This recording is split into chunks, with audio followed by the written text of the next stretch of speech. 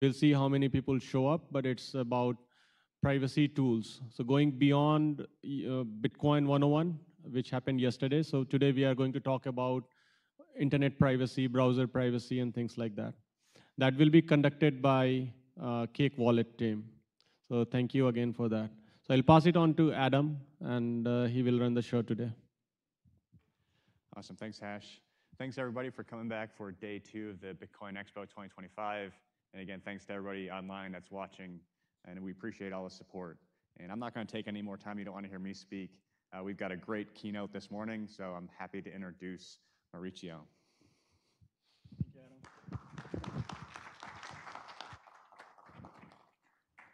Thank you, Adam. Can you hear me okay? Awesome. Well, thank you for having me here. I'm Mauricio Di Bartolomeo. I am the co-founder and chief sales officer of Ledn.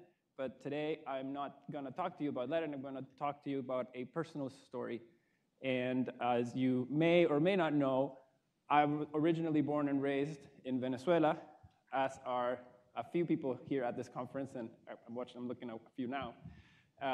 And it's a special story. Every time I get to share it, I try to put in different elements every time I tell it. And this one, I try to switch up the communist propaganda on them.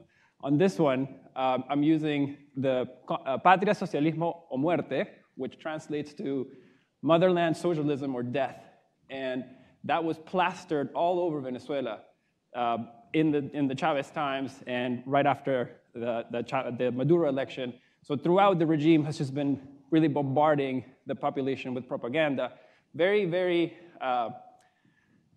it sticks with you. It sticks with you to the point that I still, look back and have visions of these and the other poster that I'm about to share. And so that poster in the top right before I get going is called The Eyes of Chavez, and was another very effective piece of propaganda that was plastered all over the country, particularly after Chavez passed away. And the idea here was to always make you feel that Chavez was always watching. And the eyes of Chavez were everywhere. When I say everywhere, I mean billboards, sidewalks, TV, print, media, everywhere. And so Chavez was always watching you. Now, why am I here? As I mentioned, I'm here today to share a very personal story. And it's a story that many of you in this room are going to find familiar, because it's a story about good people trapped under a bad government and the spirit to fight for freedom. And it also highlights, I think most importantly, the impact that Bitcoin and the work we do in this industry is having on people's lives today. It's not some abstract idea. The image on the screen is pretty self-explanatory. It's a secret service type police force parading a bunch of miners in front of them as if they are some type of bounty for some drug bust. And the headline underneath is pretty clear as well. The interesting thing, or the unique thing about this image, is that those were our ASICs. They even took our fans. That was not necessary. So how did we get here? In 2013, Venezuela's, the guy that you probably all remember as It Smells Like Sulfur, Hugo Chavez, the authoritarian leader of Venezuela dies in 2013. And this triggered an election. And this election was when all of the country, myself included, thought we were going to get democracy back. We were going to basically swing back and rebuild. A lot of us were abroad, myself included. And we saved a lot of money to fly down for this election, because we knew that the votes outside of Venezuela would never get counted. In fact, they didn't. And I remember distinctly the flight down, because a lot of us were on that boat. We flew down to vote. And everybody was wearing, at the time, we were wearing hats that had the Venezuelan flag on the hat. And everybody landed, the entire plane was wearing the hats. And when the plane lands, everybody starts chanting the Venezuelan national anthem, organically. I still get goosebumps when I think of that flight and when we landed. It was epic. I also remember voting. I remember casting my vote and walking home very happy and sitting watching the news come through, and we were leading by double digits. And around 7 p.m., everything goes dark. And I think it was around midnight that the election group, the Chavista group, comes out grinning, ear to ear, declares themselves the winner after basically violating every rule in the book. And I remember looking at my friends and my family. We were all around the table, and we all knew what that meant. It meant that we had no democracy. Democracy was gone. They took it. That was our shot. And after that election, it triggered the greatest migration crisis in the continental Americas, along with hyperinflation and a general wave of despair. And I think this is a good sidebar to make a few distinctions between inflation and hyperinflation, because oftentimes these two things get talked about as extensions of one or the other. Like hyperinflation is some type of extension of inflation or acute inflation, and I actually don't think that's right. Inflation is a logical and rational response to the increase in the money supply. If you have a fixed asset base and you increase the money supply by 30%, logically you should reprice your assets by 30%. It's logical. It happens in a stable political environment. There's typically moderate regard or strong regard for institutions, no capital controls. It's just a logical repricing transaction. Hyperinflation, on the other hand, is very different. It is an emotional response to an event. It untethers itself from economic reality.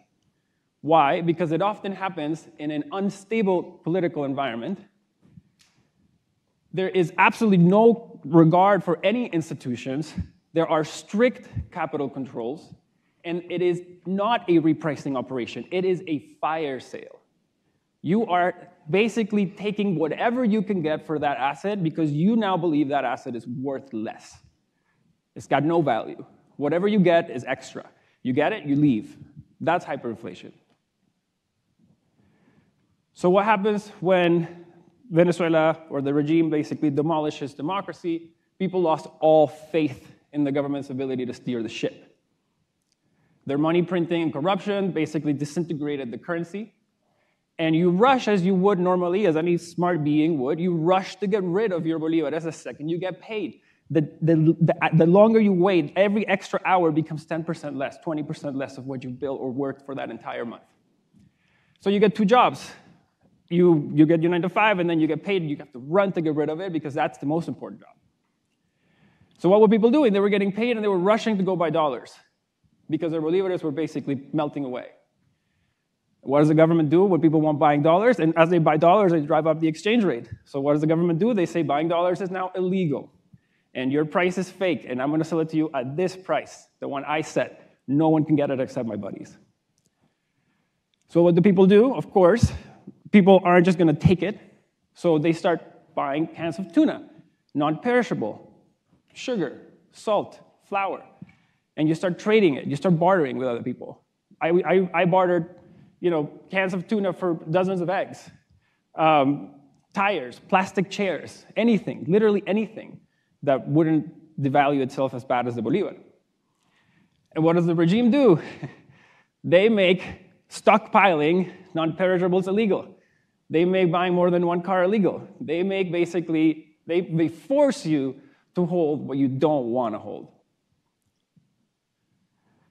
So in this context, this is 2015. The country's in despair. Everybody's leaving. My friends are basically all fire selling and looking at their passports to see where they can go work.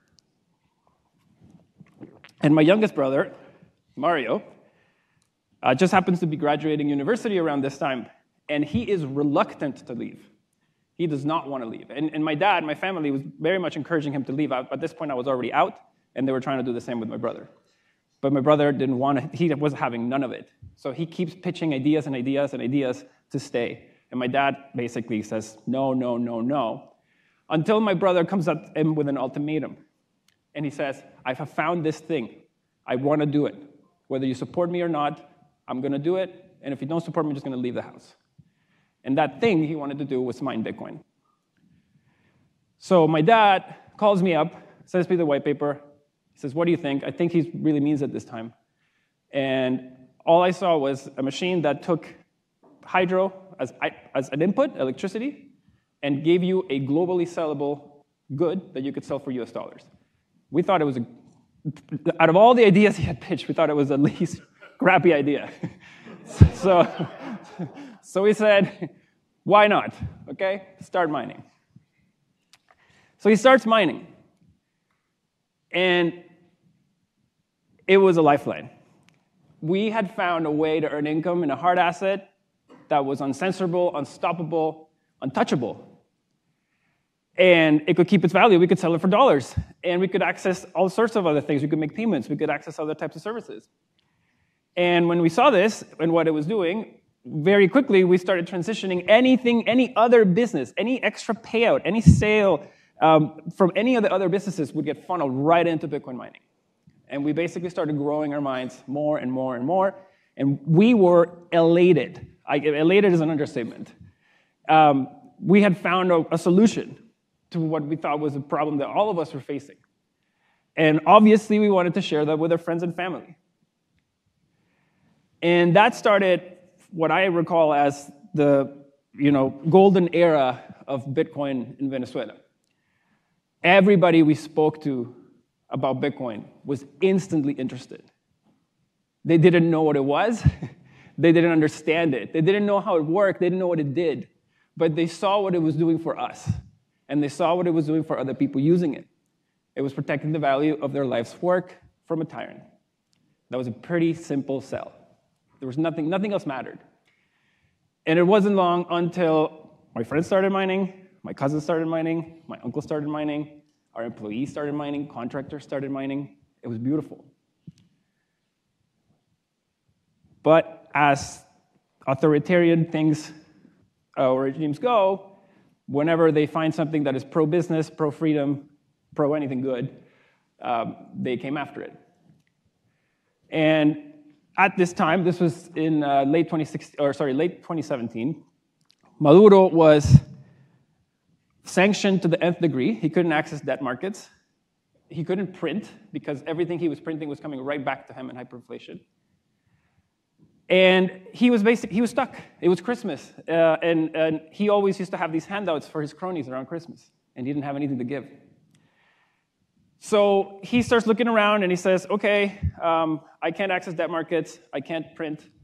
But there's this new uncensorable thing called Bitcoin. And apparently people are putting out these tokens. And some people are dumb enough to trade their Bitcoin for some of these new tokens. So see, he comes up with this great idea to launch the Petro and to try to convince people abroad to trade gold for mirrors, basically, to give them Bitcoin for this useless crap that he created. That was his first idea. His second brilliant idea was to create a registry for Bitcoin miners to come and register. The guys that were basically opting out of his entire system, he was telling them, please come. And let us work together, build the future. Clearly, he knew both of these things were going to fail. But that didn't stop him from doing a roadshow throughout the country about the Petro. And there were some really unique things about this roadshow. The Petro was a proof-of-stake algorithm. It was never meant to be mined. Yet, throughout these shows, these events, he kept parading around these ASICs and these GPU rigs. And the key thing to understand here is that the Petro, or these roadshows, had a completely separate agenda. In these shows, Maduro was showing everybody how much a miner made, what they sounded like, their heat footprint, their electricity footprint, how to connect them, how to repurpose them after you find them. He was basically giving his cronies a playbook to come after us, all of us. And shortly after these shows, we started getting these surprise visitors at our mines. And at the beginning, these guys would come dressed up as utility reps. And they were asking about the electric loads and why we asked for an upgrade here, and how come you guys have been, how come this site was dormant for so long, and then you came back with all this power consumption. And then the municipality guys would come asking, like, what is this site permitted for? What type of activity are you running here? Kind of friendly questions. But then it just turned into outright extortion. Like, then they just showed up with the guns. And then they started taking them. And the inevitable happened on December 12th, 2017. At 2:15, they came to my brother's facility. They raided his facility. Luckily, he wasn't there at the time. But they very quickly got in touch, demanding $25,000 and all of the equipment to not throw him in jail for some made-up charges, including financing terrorism and some other type of BS. They threatened his family, and this was the way they did that is they called them and they said, Daniel, we know where you live, we know where you work, we know where your kids go to school. You have until tonight to come up with the money, or we're going to come after you. And we were sitting around, it was a round table, the whole family. We were all out of the country except for Daniel, who was in the country. And around 8 p.m., he makes the decision that he's going to run for the border. He's going to bolt. And he's going to do so by basically going to a point crossing to Colombia that has very remote connectivity. And this is important because these extortionist guys were threatening that they were going to put on a warrant so that he couldn't leave because they were nervous that he was going to make a run for it. So a little context on what this looks like. At the time, Venezuela was experiencing gasoline shortages throughout the country. There was no fuel in the gas stations. There were a few hours to plan, to leave, basically to do a 9-hour drive in the most dangerous road in the country, in the most dangerous country in the world, at night. You don't know when you're going to come back. There's no gas. Luckily, we had family members that lived along the way, and we had basically set up refueling stations off the highway so that he wouldn't have to go into the towns. He could just refuel and keep going. And to fill up the 2 cars that started the journey, we had to go borrow gas from all of our friends because we were mid-gas through, and we had to basically top them up. I had a wife and 2 crying children asking what the hell's happening. There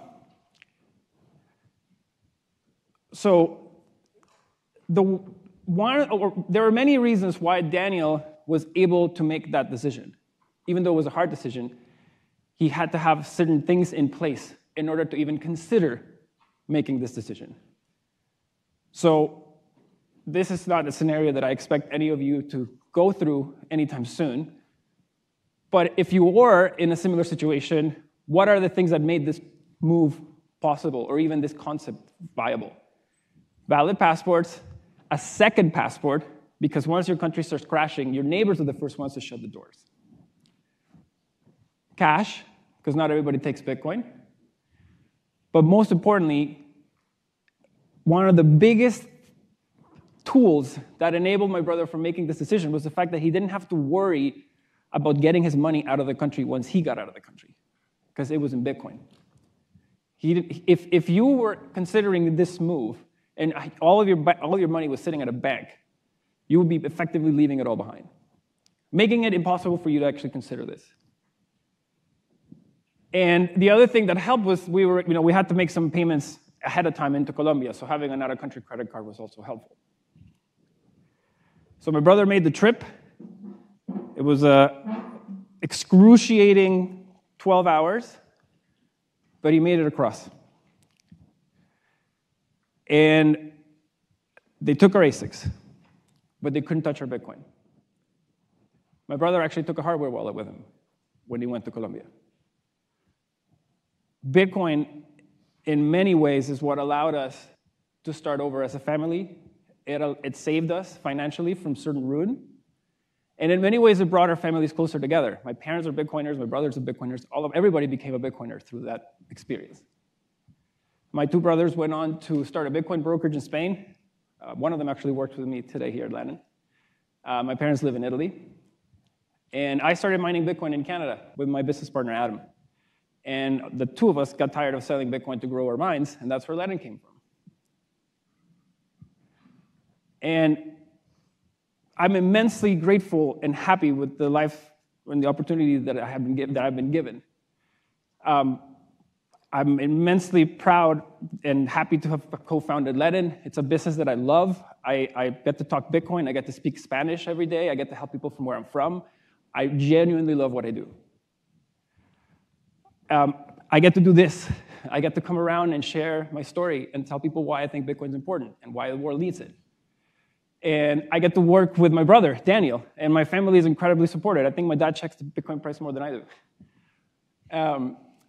And like I mentioned, I could not be more grateful for all these opportunities. But there are intangibles to leaving. In my case, I had to leave behind a lot of people I love and a lot of things I love. And that was my nonna, my aunts, my friends, the people I grew up with, the people that raised me. Most of them couldn't make it. That picture on the right is my nonna's 100th birthday. I couldn't make it. And I couldn't make a bunch of other birthdays and a bunch of other Mother's Days and Father's Days, and everything's FaceTime. My parents live thousands of miles away. My brothers live thousands of miles away. So does my wife's family. Leaving works, but it's immensely painful. And it's even more painful when you have to watch people that you left behind die waiting, some die fighting, but they just don't make it out. You see them collapse, some gradually, some suddenly. You have to write off your entire life's work to zero. My dad's life's work was written off to zero. Everything he did outside of Bitcoin was wiped. So it's okay to have a plan B. It's okay to be ready to go. It's okay to have an escape plan. But your plan A should always be to fight back so long as you're fighting with words and not with bullets. We cannot allow other people to make the rules we play by. What we have today is the result of just that. And we can sit here and tell people, buy Bitcoin, have fun staying poor, et cetera, win the mathematical money argument all day long. And we'll do great, but others won't. And what I can tell you for a fact is that nobody cares that you did well when they're broke. Nobody cares. So how do you fight back? In my view, the way you fight back is there's two main things. One, you build freedom technology, freedom tech. What we have in this room, in this conference, is a perfect example of that. Bitcoin, Tether, hardware wallets, Nostr, P2P, Ledin, all of these things that people can use and you can give them access to are freedom technology. I consider them freedom technology. By allowing good people to escape bad situations, we're going to unleash all of their creative and productive capital back into the world through this freedom tech. And the second one, even though many may like or dislike this view, is that we need to get involved politically, regardless of your views. Do not let someone else make the rules for you.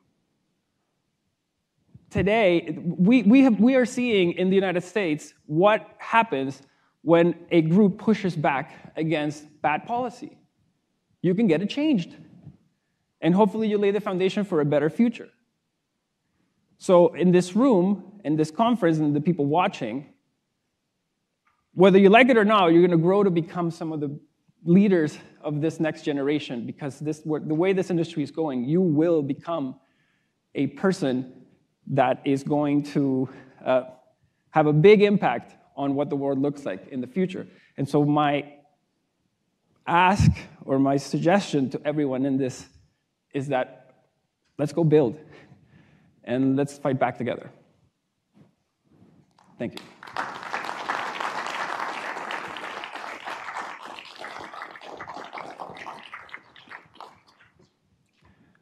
Questions? Yeah, you got called and answered a bunch of different lines. Does anybody have any questions?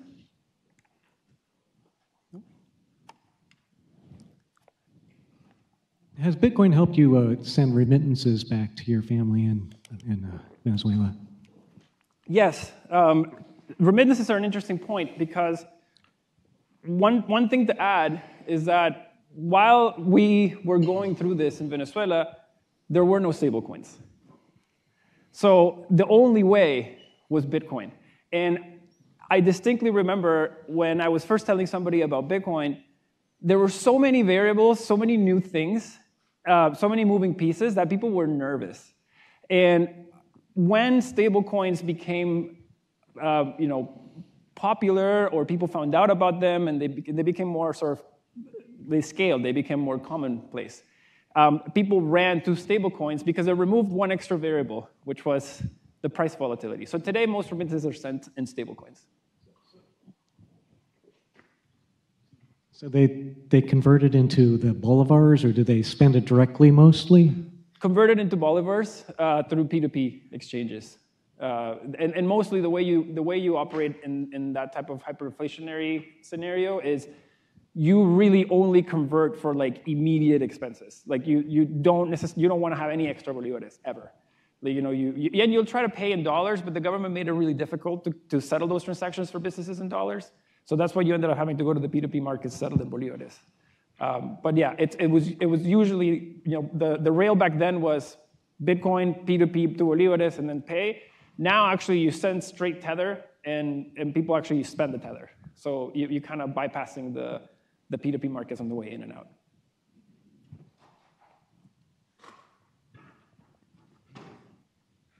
Thank you so much for speaking. I thought your story was really cool.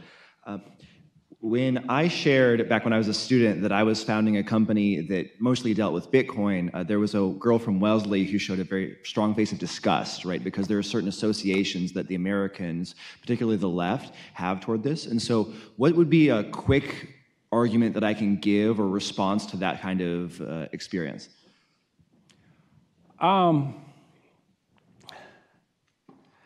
think I think you would have I would have a hard time with anyone telling me that an asset that is available to anyone in the world, regardless of their political views, regardless of their religion, race, I would tell that person that women in Afghanistan aren't able to have a bank account, and that there are people out there teaching women in Afghanistan how to use Bitcoin so they don't have to go get their husband's permission to go open a bank account. So I would tell them that Bitcoin is letting people or women in Afghanistan access financial freedom. And a plethora of other examples that are not related to politics. Bitcoin is apolitical. That's one of the beautiful things about it. And that's actually one of my fears, is that it becomes political. We can't let it. We need to fight back always whenever we hear Bitcoin getting thrown or grouped to one party or another party. It's in our best interest to disassociate it from any one party. Thank you.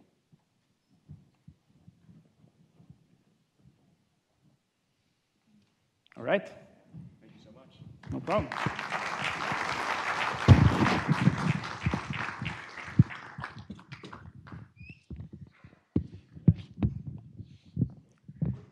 Yeah, that was a great opening to this day of the expo, so thank you, Mauricio. Appreciate it. Now, the next panel starts at 10:10, so we're a little bit ahead, but we're going to stick with the start time. So at 10:10, we'll have a panel talking about what is the future of freedom tech. We are moving the workshop to lunch time, so the cake wallet workshop will happen with lunch, so you can eat a cake and do the workshop. No, so we moved it to lunch time. So now, right now, there is no workshop happening.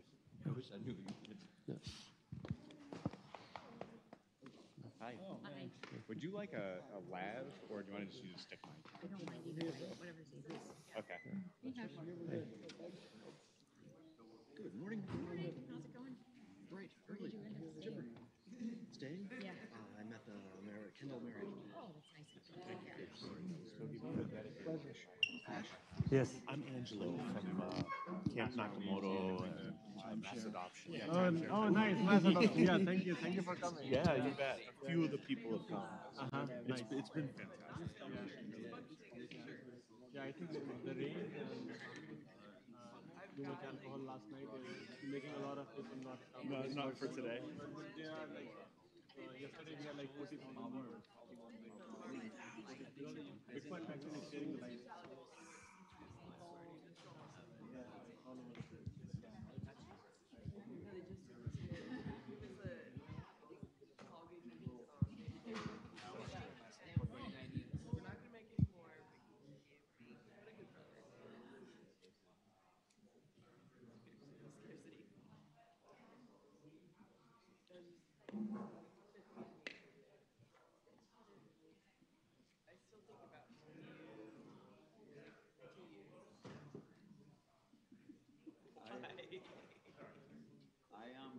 Norwegian bartender community, and we took her like $500, and they closed the law like we said that sushi ball's right. I felt so bad. Now it just like whatever. It's like all the no KYC stuff. It's like I'm looking to strike. I'm done with pushing the limit. So Anna was using Moon in her demo yesterday, which apparently I'd forgotten my password to Moon. So I have to get another phone and re-log in. But Moon's working for kind of a long time. And when the fees went up, every moon transaction was Right. So it was kind of like, well, it works when fees are low, which that was a good time. now's a great time to use Moon, but like, is that a viable wallet to onboard new people to? Probably not. No. I still think Cash App, I mean, like, yeah, KYC, but Cash App's a pretty easy onboard. Exactly. That's what we are.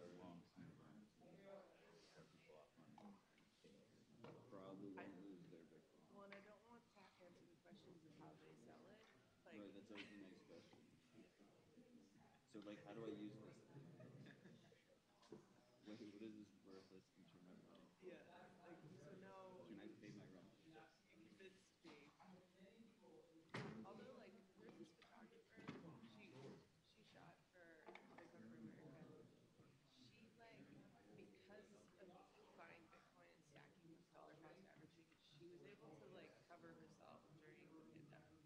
And, like, that's a pretty good human normal success story. Sometimes you gotta self-push.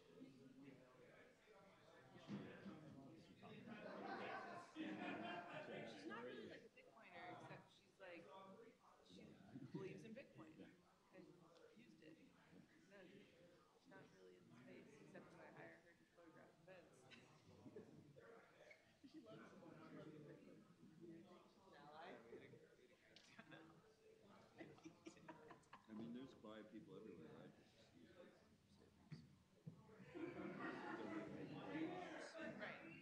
Their full personality. Did you do karaoke last night? I was supporting guys. You were an ally.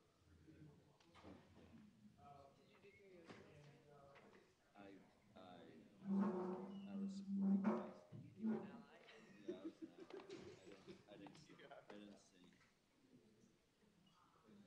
I didn't sing. I went home pretty early. It was good. Harsh brought me home.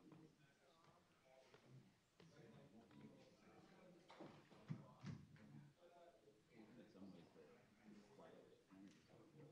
If you think I missed it, I don't know. Eventually just go off the map. Yeah. Like, get to the bottom of the rabbit hole. Oh, dark. Expect that. And there are very few public performers that last 5 minutes. And I say that as someone who's at like my 7-year mark right now. You're defying the odds. You're trying to be an outlier. Masochist. Or a humanitarian. One or the other.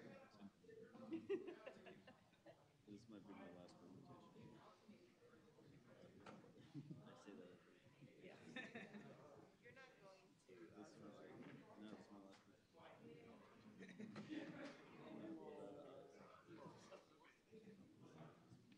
not doing babysitting. Nope. This is my last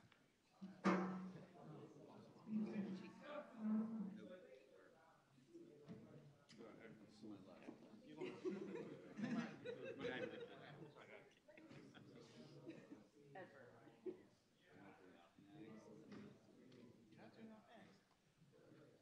Yeah, this is my last photograph. This is his retirement. Last presentation. And you were here. This is history. No. It'd be nice. It'd be nice if it was.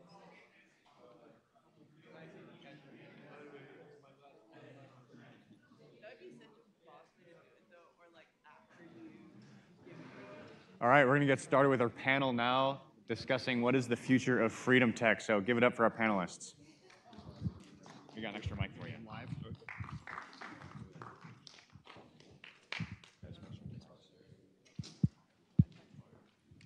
Test. Testing? Okay, great. Hey everyone. So my name is Neha Narula, and I'm the director of the Digital Currency Initiative here at the MIT Media Lab. And so thank you so much for joining us. I'm really excited about this panel. I'm just insanely excited about the theme this year and being able to bring this group of people together, to have people from around the world who are using this technology, to broaden it even out a little bit beyond Bitcoin to include things like Nostr and privacy technology. And so we're going to continue that discussion this morning. And what I have here is I have 3 individuals, 2 of whom work for nonprofits, right? So to my right is, I'm just gonna introduce you so I can do it quickly if that's okay with you. So to my right is Roger Dingledine. He is the co-founder of the Tor project and currently one of the lead developers, is that right? Yes, great. Then we have Nico Lechugo, am I saying that? Lechuga. And Nico is the founding partner at Ego Death Capital and is a venture capitalist. So we have both nonprofits and venture capitalists represented here. So we're going to get into funding models. It's going to be very interesting. And then we have Femi Longa. And Femi is the global Bitcoin lead at the Human Rights Foundation, in addition to doing a lot of other work with Bitcoin in Africa and encouraging developers and entrepreneurs.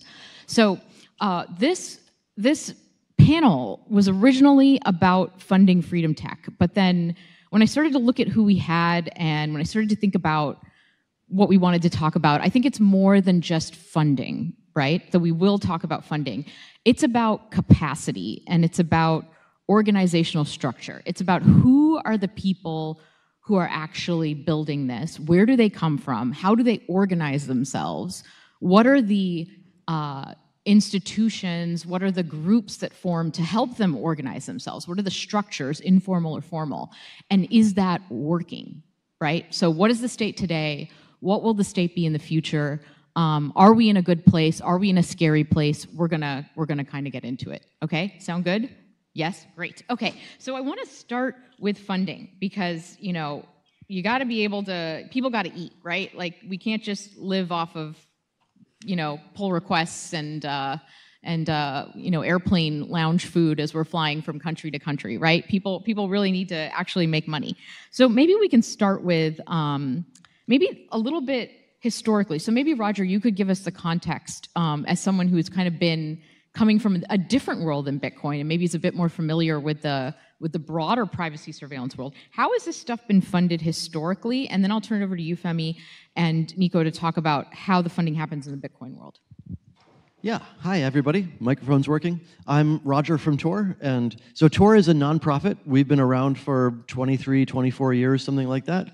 And at the beginning, our funding model was much more like the professor funding model, where I would go get a National Science Foundation grant or otherwise get government organizations who cared about privacy or security to fund more development. And so that's been a lot of Tor's funding over the years, and it transitioned maybe a decade ago more into the internet freedom world, which is the phrase for the US State Department and Open Technology Fund and other governments around the world who are trying to fund what we today are calling freedom tech, to have tools, privacy available to people around the world who are in authoritarian regimes or other dangerous situations. So there was, up until a few months ago, a lot of money from especially the US government for trying to make sure that there are tools available to help people around the world be safer. So let's contrast that with the Bitcoin world, right? So I don't know which one of you wants to go first. We can talk about nonprofit grants. We can talk about VC funding. Maybe let's start with the nonprofit. So, you know, kind of circling around. You know, Roger just mentioned a lot of government funding. Is that how things work in Bitcoin? I think Not really, right? Yep. I think in Bitcoin, we've relied, a lot of funding has come from individuals. A lot of it, individuals who got into Bitcoin early, who made a lot of Bitcoin and decided to be philanthropic. That said, even that group is small. So there is heavy concentration of the funding that's going in the space to a few key individuals in the space, which in the spirit of decentralization of Bitcoin is also a risk factor. Because human being dies, a huge chunk of funding to the space disappears. So we do need more funding from people who have made fortunes in this space, supporting the work that happens in the space. There's a lot of money that's in right now through a few, particularly for developer funding, through a few key organizations. So the Human Rights Foundation's Bitcoin Development Fund, ICODEL up there, OpenSats Foundation, Brink, Spiral, but they're few. They're only a handful. B-Trust, they're only a handful. So we need more.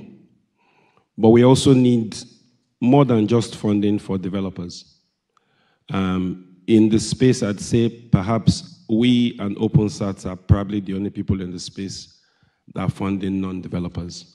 I'm talking user experience designers. We have the Bitcoin Design Foundation, but they need support from other organizations, Bitcoin educators, people who are translating Bitcoin into other languages, application developers. Bitcoin Core is important. Lightning Network Protocol development is important. But for Bitcoin to truly scale, it needs to get into the hands of real human beings. And people building the applications that solve the problems of real human beings with the technology need the funding too. Because the business models are not clear, you probably only have to rely on, again, a handful of Bitcoin VCs or VCs who are familiar with the technology. But majority of people in that space do not understand why a product has to be limited to just Bitcoin. And so very quickly, they want to pull you to every other thing in the space, which is a risk factor. So you've spoken a little bit about, the philanthropic space and how, you're really relying on donors. There's this network of nonprofits, many important ones were mentioned, and some for-profit companies that have decided to dedicate a portion of what they're doing towards Bitcoin. But let's lead us more in that for-profit direction, right, Nico? Because that's the goal. The goal is that, this technology makes a difference in people's lives. It actually creates value. People are willing to pay for that value. There's a flywheel of sustainability. Venture capital is an important part of that. So talk a little bit about what you guys are doing and how you see it. I think Femi makes a really, really important point in that there are a number of donor organizations that fund open source devs within the space, and that is crucial. And historically, there's been a bifurcation between the open source projects that are nonprofit organizations and those developers and the for-profit companies. What is less talked about is that those for-profit companies really rely on the open source development protocols. And if projects do not have open source support from the developers, then they struggle to get that flywheel. One of the other things that Femi and I were talking about beforehand is that he's largely representative of the Global South. And one of the things that we see within the space that I think is tough from a developed market standpoint is that developers in developed markets are not utilizing the feedback that they can potentially have for the market demand signals from people in the Global South. So they're designing products with a solution in mind without talking to the end user first. What we really sit is the intersection of all of this. So you're looking for true market demand signals, something that a product is actually necessary, either in a developed or developing market, hopefully because it's a Bitcoin project, it has global applications. But on top of that, that someone is willing to pay for some component of that. Unfortunately, the products in this space, we need them to make money. Now, you can do that through creating a circular economy. You can do that through offering a better service. But it's things that we're looking for all the time. Now, the two different worlds have to intersect, again, of having the open source devs external to the for-profit company working in tandem with that for-profit company. So, Roger, I know you and I spoke a little bit about capitalism versus altruism, right? And I think in the Bitcoin space, there are a lot of capitalists, and there's a lot of firm believers in capitalism. Is that how you see it in Tor and in the privacy tech space as well? Do you focus on creating, kind of meeting the market where it is, or is Tor and privacy tech kind of a different thing? Or do you have like a spectrum of approaches? Like maybe there's some projects that are really focused on just having the strongest possible privacy, maybe just a very small user base, but super important, you know, activists, journalists in China, versus Signal that's more mass market at the other end of the spectrum. Just how do you see this, and how does capitalism versus altruism fit in? Yeah, so that's a big topic. In terms of the users, if you're trying to build a privacy tool that's only for a few people, you're probably not going to help them very much. You need to have a lot of different types of people using the same system. Big anonymity set. Yes, so not just a large anonymity set, but different types of users. So you need your US military also using Tor. You need your, so that the Egyptian activists can be safe while they're using Tor. If it's just a tool for a small set of people who especially need privacy, then they're not going to get it by themselves. But the other fun, so you were talking about the venture capital, how do you gather money side of things. In the Tor world, we have 8 million daily users or something, and a lot of them are in places where they can't and shouldn't try to give us money. So a lot of the interesting part from the Tor side is a lot of our money comes from donations from individuals or funding from foundations and governments and so on to help us be able to provide tools for free, Libra and gratis, to the people around the world who need them most. So it's tough to turn something like Tor into a traditional company where you collect money from users and use that to keep building the system. So yeah, the altruism capitalism side of things, I'll talk a little bit more about that in the talk this afternoon, but basically, what sort of community do you want to build? Do you want to build a community where the building block is altruism, where it's organically growing and you have people who are doing it because they want to help other people? Or do you build a community where everybody's individual goal is maximizing their revenue, maximizing their money, and you get different outcomes depending on what building blocks you start with? And in the Tor world, I'm a fan of the organic growth, not the everybody for themselves maximize their money. Do you have for-profit businesses around Tor? Yeah, DuckDuckGo is an example. They sell privacy tools, and we use them as the default search engine in Tor browser because they're pretty good at privacy and they don't try to block our users like Google does, for example. So that's an example where they make a lot of money because they're near the Tor ecosystem and they donate some of it back. But we don't charge them for sending traffic towards them. There's not the usual corporate interaction. It's more we're in civil society and you rely on us, so it's in your interest to keep us going. And that works pretty well. They donate, you feel comfortable with the amount they're donating, it feels like a good relationship, or has there been issues? There haven't been issues, but they give us way less than their revenue. So there's I could imagine a world where that worked more smoothly for us. Okay. Any comments from either of you about that? Roger makes this great point of a lot of the foundational building blocks, in our opinion as a fund, in Bitcoin should not be for-profit companies because it changes the incentive structure for those organizations. And I think we're just now starting to get into a place where you're starting to see some companies that may be for-profit companies or were founded for for-profit companies now in the space, and you're looking at them and they should probably be nonprofit organizations. I think this is fascinating. And then you can build on top of those by utilizing the protocols that those for-profit companies have built and build other businesses on them, like you're seeing in the DuckDuckGo model. Go ahead. Sorry. That said, if I'll speak from the front lines and people who are building the final tools that get in the hands of the people who are more likely to be developers in the global south.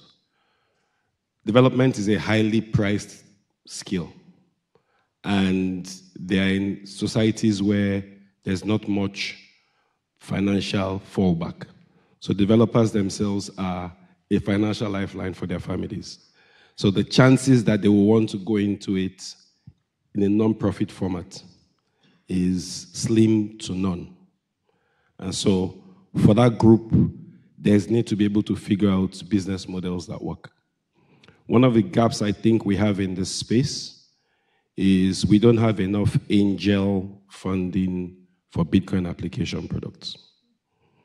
I worked in the startup space before, pre-Bitcoin. You have lots of companies getting funded by angels.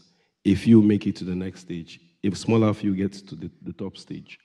We have Bitcoin VCs in the space who are looking for businesses at the top end of the funnel, but not enough putting in the capital at the bottom end of the funnel.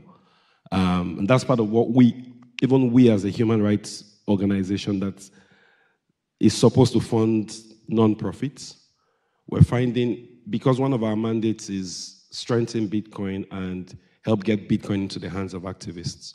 So we need to fund those application companies in the global south or global majority countries.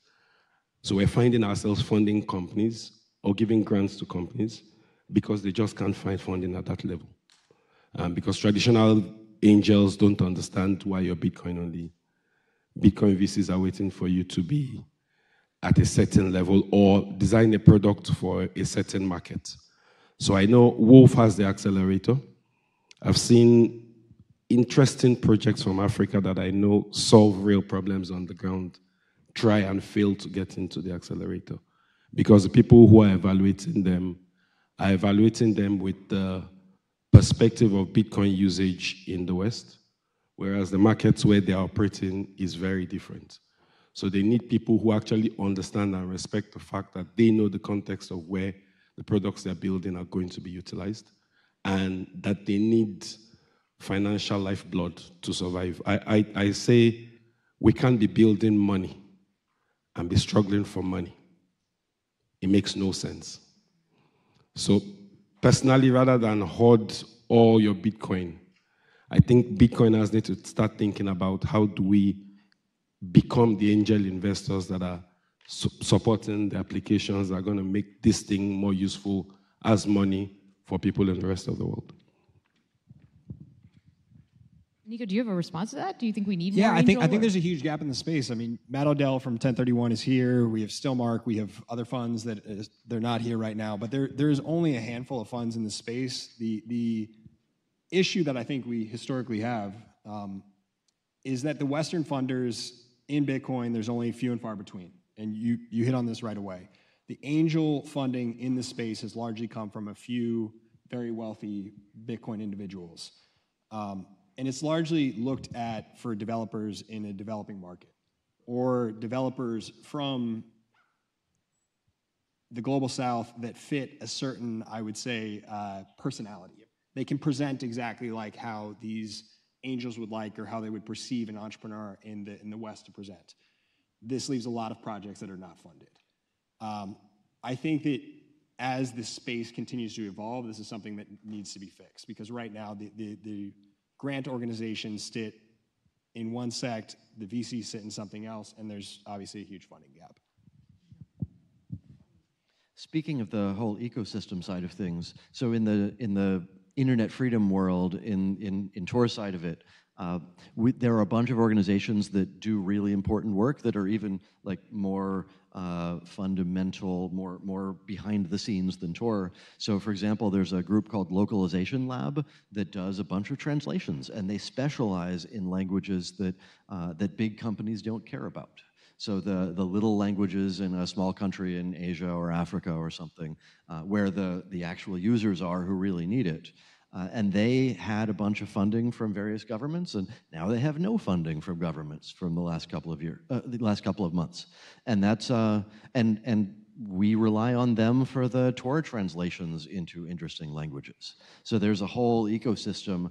It's not just the big names that you've heard of. It's a bunch of other nonprofits in civil society around us that are all interconnected. Yeah, maybe talk a little bit more about that, because I think this might be something new for folks in Bitcoin. We seem to be a bit disconnected from this, the whole civil society, civic tech world. And I don't know if that's a good thing or not. So maybe talk a little bit about that, you know? I mean, should we be trying to work with the localization lab? Should we be, talking to these foundations that are concerned about the aggregation of power and platforms and monopolies and tech monopolies? Is there an opportunity there to work together? And if not, why not? Yeah, I would say definitely there's an opportunity, and it makes a lot of sense because a lot of the values and principles overlap between the various communities. There is definitely a pattern where cryptocurrency people come to internet freedom people and they're like, you got a pretty good tool, but you know what you need? You need a cryptocurrency in that tool. And that interaction doesn't quite succeed the way they expected it to. So I think there's a lot of overlap in values, and there should be ways to collaborate more.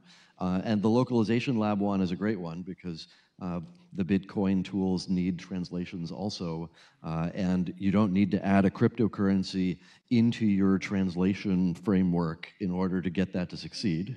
Though I'm sure there's somebody right now who's thinking, oh gosh, I could incentivize new translations with. But yeah, I think there should be more overlap than there is, and a lot of it comes from not focusing on where the values do overlap, but instead trying to pitch people on cryptocurrencies when that's not the way to approach them. I think just really quickly, I listened to the pitches yesterday from the MIT Harvard cohort 2. I think a lot of this, like this is phenomenal. We're having this conference at MIT. This is one of the most prestigious universities in the world. When I'm listening to the pitches yesterday, all of the problems that they're talking about solving are Western problems. Or there's something where they're saying, I can make this financial transaction more efficient, and therefore I can toll that. I think like us as a community, one of the things that we've been trying to do is make the youth at these prestigious universities aware of the problems throughout the rest of the world. And that they have another option. Instead of going and working for McKinsey or a bulge bracket bank, they could solve a problem for the global south, we could advance development, and then you have that profit-seeking organization. But I think creating a stronger brain trust with the youth is paramount. So I'll speak to Roger's point, and I think, and I have to give shout out to Alex Gladstein, my boss, because I think he has done more than I think than anybody in this space in drawing that connection between Bitcoin and the needs of human rights activists. And even though the fund I manage is the Bitcoin Development Fund, we actually fund across Freedom Tech. So Monday we announced a grant to NetBlocks that does a lot around monitoring internet shutdowns. We have been having conversations with localization labs because we realize that there is fundamental, I agree with you completely, there's fundamental alignment in our values, in what we want to see and the technologies that we have. There's work that can be done to help them understand the space too. Because I think part of the unfortunate cultification of Bitcoin is that we turn away people who should be our allies because they don't want to come into this thing from that place that seems like you have to suspend thought. And I think there's a lot that we can do to actually engage those groups from a rational place.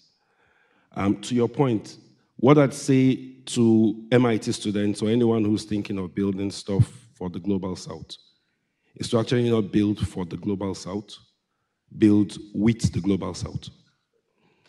We are a part of the world where everybody believes they can come and experiment their ideas that they got in their shower on us. Because if we're so poor, we must be so dumb to be so poor. I think we need to understand that no one understands the nuances of the reality of a person than the person. So the intention can't be, I'm going to sow my wild oats and go save the poor people in Africa. That kind of approach always leads to failure, always leads to coming to forced solutions that don't work in the space. But if it comes from a place of humility and trying to understand the context and working with the people and valuing their thoughts and their ideas and their perspectives, their contributions, then the kind of solutions that come up can be great. I think what this year is trying to do in terms of expanding and connecting to universities across the world is a great way to actually put students of MIT in contact with students from other places, potentially to co-create interesting new projects that leverage the academic rigor, the technology excellence of this place, with the knowledge of the context of the problems in those places. I think we can see very interesting solutions coming out of those kind of collaborations. Yeah, and thanks for bringing that up, Femi. I think this is so important, and that's why I'm so excited that the theme this year is Freedom Tech, because financial inclusion is so important to us. It's part of why I work in this space, is to try to increase access to financial tools so that people can flourish. And as I started to get into this, I started to look around and see, okay, who are the people doing the most work in financial inclusion? And I found all these really large organizations, and like the UN has these like goals, and there's these massive foundations, and there are these huge efforts. And I realized that they thought financial inclusion meant bank accounts. And they didn't realize that actually it was these financial institutions that were causing some of the most harms to people and didn't want to give people bank accounts. It wasn't that they had no interest in giving this part of the population bank accounts because it wasn't going to be very profitable. And so you realize financial inclusion doesn't have to mean bank accounts, but that's what it's come to mean. It means onboarding in a legible digital way. And really what these people need is they need tools that let them figure out for themselves how they want to manage their finances, manage their value, do what they need to do to have autonomy over that, to have control over that, rather than just signing people up for fintech or bank accounts. And so when I saw that disconnect, I realized there was a lot of work to do, and that we couldn't just rely on all of the existing institutions out there that were trying to help with financial inclusion. We kind of had to go in there and try to figure it out a little bit for ourselves. But like you said, you have to build with. You cannot sit in Cambridge, Massachusetts and try to figure out what's going to work for someone in Lagos or in Buenos Aires. And I think that's what you were seeing with the, students are amazing, students are wonderful, but they need to be exposed to different communities. They need to really understand. They need to really bake and soak in all of that for a long time.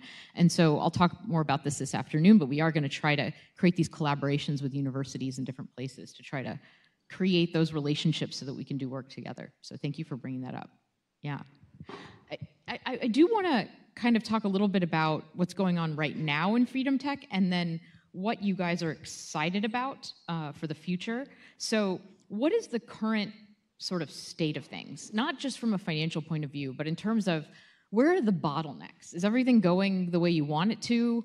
Is it a capacity thing? Is it a communication thing? Is it a narrative thing? What are the bottlenecks that need to be alleviated? What do you wish people knew? What do you wish you could change?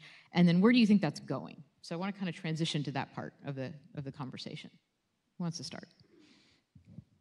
I can talk the bottlenecks where we sit. I think there's a huge issue right now in the space of just the lack of understanding from the Bitcoin funders to people that are external to Bitcoin. So, and that's why is that a big problem? You can get a seed stage, pre-seed stage, Series A stage company invested in by a number of funding sources, but beyond that, it really becomes tough because there is not that external large capital base that understands where we sit within the space. I think in order for the space to continue to develop, you're going to have generalist funds. You're going to have strategic investors that are outside of Bitcoin, and it doesn't fit their funding model their mental model of what other projects should look like, why a project doesn't have a token, why it just has Bitcoin, what the problem is solving on the ground. And I think the biggest issue right now for us is as we engage with those other funds or the other funding sources for more growth stage companies, it's an education issue. And it's reorienting their mental model into what does a Bitcoin company look like? What is the process of funding that company? How does it have this longer time frame to really solve the problem? There's not going to be a token pop that comes off. Why is that a great thing? We're building for tomorrow, and I think that's a big thing. Yeah. So one of the topics that we think a lot about in the Tor funding world and the Tor sustainability world is maintenance. maintaining software. Because you go to governments and you try to do a grant proposal and you say, my thing is it already exists, it's already in use, it already has interesting people in interesting places of the world, it's got activists and advocates in those places who understand why it's important there, and I want to keep it going. And the funder is like, well, that's not shiny. I can't brag to my funder upstairs that I built a new feature or I made a new software product or something like that. So figuring out how to frame maintenance in a way that that the funders care about, in the way that, I mean, even from an individual donation perspective, fortunately, we have a lot of people around the world who understand why Tor is important and want us to keep going. But everybody wants, I gave money for this new version 4 of the protocol. Nobody wants, there's a new iteration of Firefox, so we have to make a new Tor browser that updates to that new version and fix all the privacy issues that Mozilla accidentally added in. So all the just keeping things going and making them being safe is maybe in part it comes down to the communication that you were talking about in terms of how these projects work, because there are slick people out there selling a new thing every time they want to raise more money, and they do better at raising money, but we do better at making secure software. So how do you communicate to the world how software development works and why maintenance is so important? So I don't know if it's still going to be around, but I think you're actually succeeding at this because there was an NSF grant for open source maintenance. We applied for it. I don't know if it's still there, but there are now grants just from the NSF to just fund open source communities that need to do maintenance. Yeah, so there are recurring themes where somebody in government manages to convince the department of whatever to do a maintenance funding thing, and typically by the time you actually put in the proposals and so on, the person at the top has realized that that's not something they can sell to their funders, so not shiny enough. So they end up going through the whole process of collecting proposals, and then they fund approximately 0 of them, or they reject a bunch saying not shiny enough when the description said this is for maintenance. So we've been through that rodeo several times. Okay, maybe we won't apply for those anymore. Femi, do you have something to add there? So one of the things that is both exciting and for me I'm seeing as an area of need that we need more of is actually people who help to help us figure out what the problems are that activists, that people at the front lines are having with the tools that they have currently. And so it feels to me, and I know we complain that we don't have enough funding in the Bitcoin space, but it still feels like most of that funding is going towards developers and not enough towards user experience researchers and user experience designers. And for me, they are a critical piece in the puzzle that have not gotten their respect. And we can see in the kind of products that people are building that their expertise is lacking. I always say we don't need another wallet because it feels like the first thing that comes to a developer's mind when they think about Bitcoin is, oh, I'm going to create a wallet. There are more problems that people face in this space. Where we support Nostar actively because we realize communication is a big challenge for the activists we deal with. Earlier in the year, we ran a workshop with Mo from the Bitcoin Design Foundation, just to even understand the different communication context of activists. And we realized they're either communicating with family or communicating with colleagues or communicating with the public or communicating with the press. There are tools they're using for each of these things that are broken. Rather than the next Nostar client being another Twitter clone or another Substack clone, how do we figure out what is the gap that they have and build something that specifically targets that gap, leveraging the technology? So I see the future being the kind of products that come out of that insight from deeply speaking with the end users. So it's not just technologists thinking, wouldn't it be cool if we did X, Y, Z? But it's actually what are people struggling with right now with existing tech they're using, and how do we use the tools that we have to build something better? Thank you. And so I want to open it up to the audience now. So if you've got questions, come up to the mics or raise your hand and they'll run a mic to you. But this is a great opportunity to ask questions of our panelists or make a comment. Well, a very practical question for Mr. Dingledine.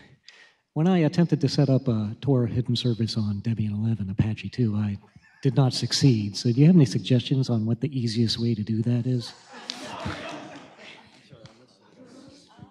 I think he had trouble setting up a Tor hidden service. Is that accurate? Yes, I attempted and I could not get it to work. So do you have any suggestions on what's the easiest way to do it? Yeah, talk to me afterwards and I'll see what I can do. I guess the other side of that is last night I was talking to a Bitcoin node operator, and he was talking about how he had set up his Bitcoin node as an Onion service. And actually, the majority of Bitcoin nodes are available only as Onion services. So we are the critical infrastructure underneath the Bitcoin network. So find yourself a Bitcoin node operator and ask how they did it and do what they did it.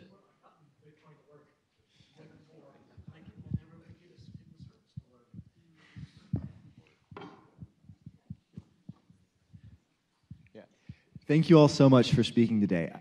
I feel like a lot of the narrative in cryptocurrency has become very corporatized because of the ETFs and especially all the things that happened last year. And so I really love the reclaiming of the values that you're putting forward. And so how would you recommend that we can promote these values at our workplaces?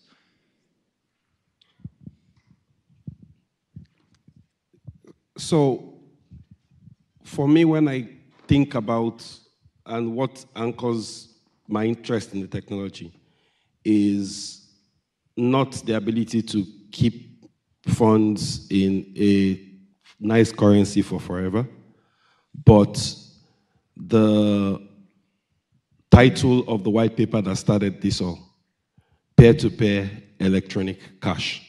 And cash moves. And cash is used by people to improve their quality of life. So as you see all the conversations around ETFs and buy and hoard and all, always come back to it's about improving people's quality of life by being able to access the goods and services that improve their quality of life and keep their value that they're generating from their efforts in a format that doesn't get eroded.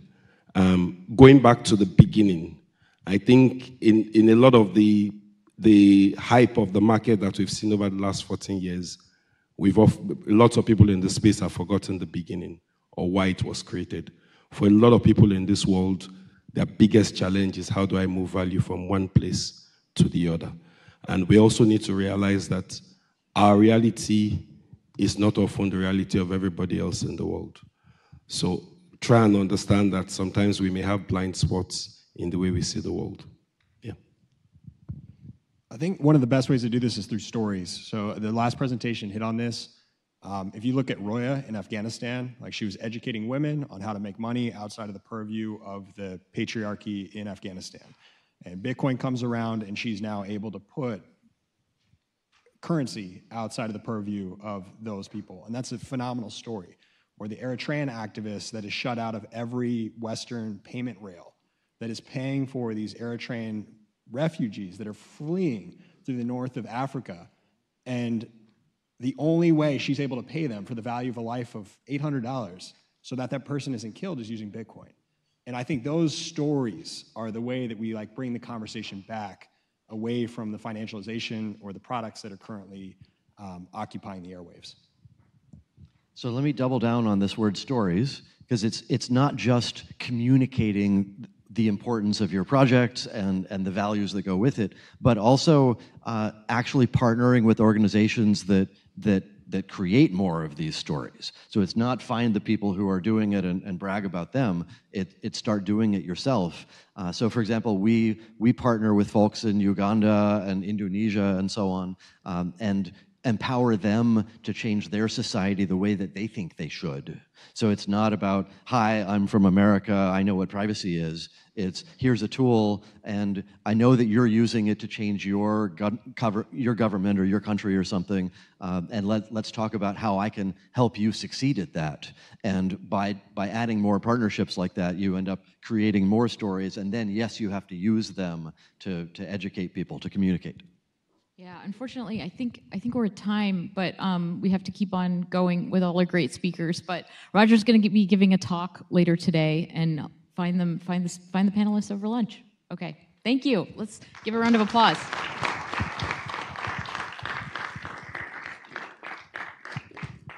Yeah, I'm going to use this one. Thanks. Great panel.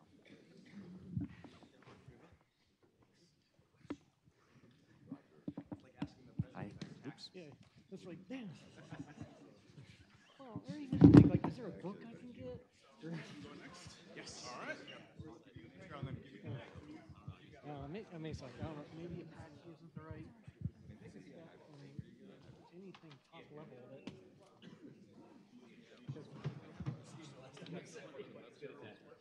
Yeah, the web server worked fine. You go and you make the web server, it's like, okay. Or you have to go like, curly brace JSON family, you put the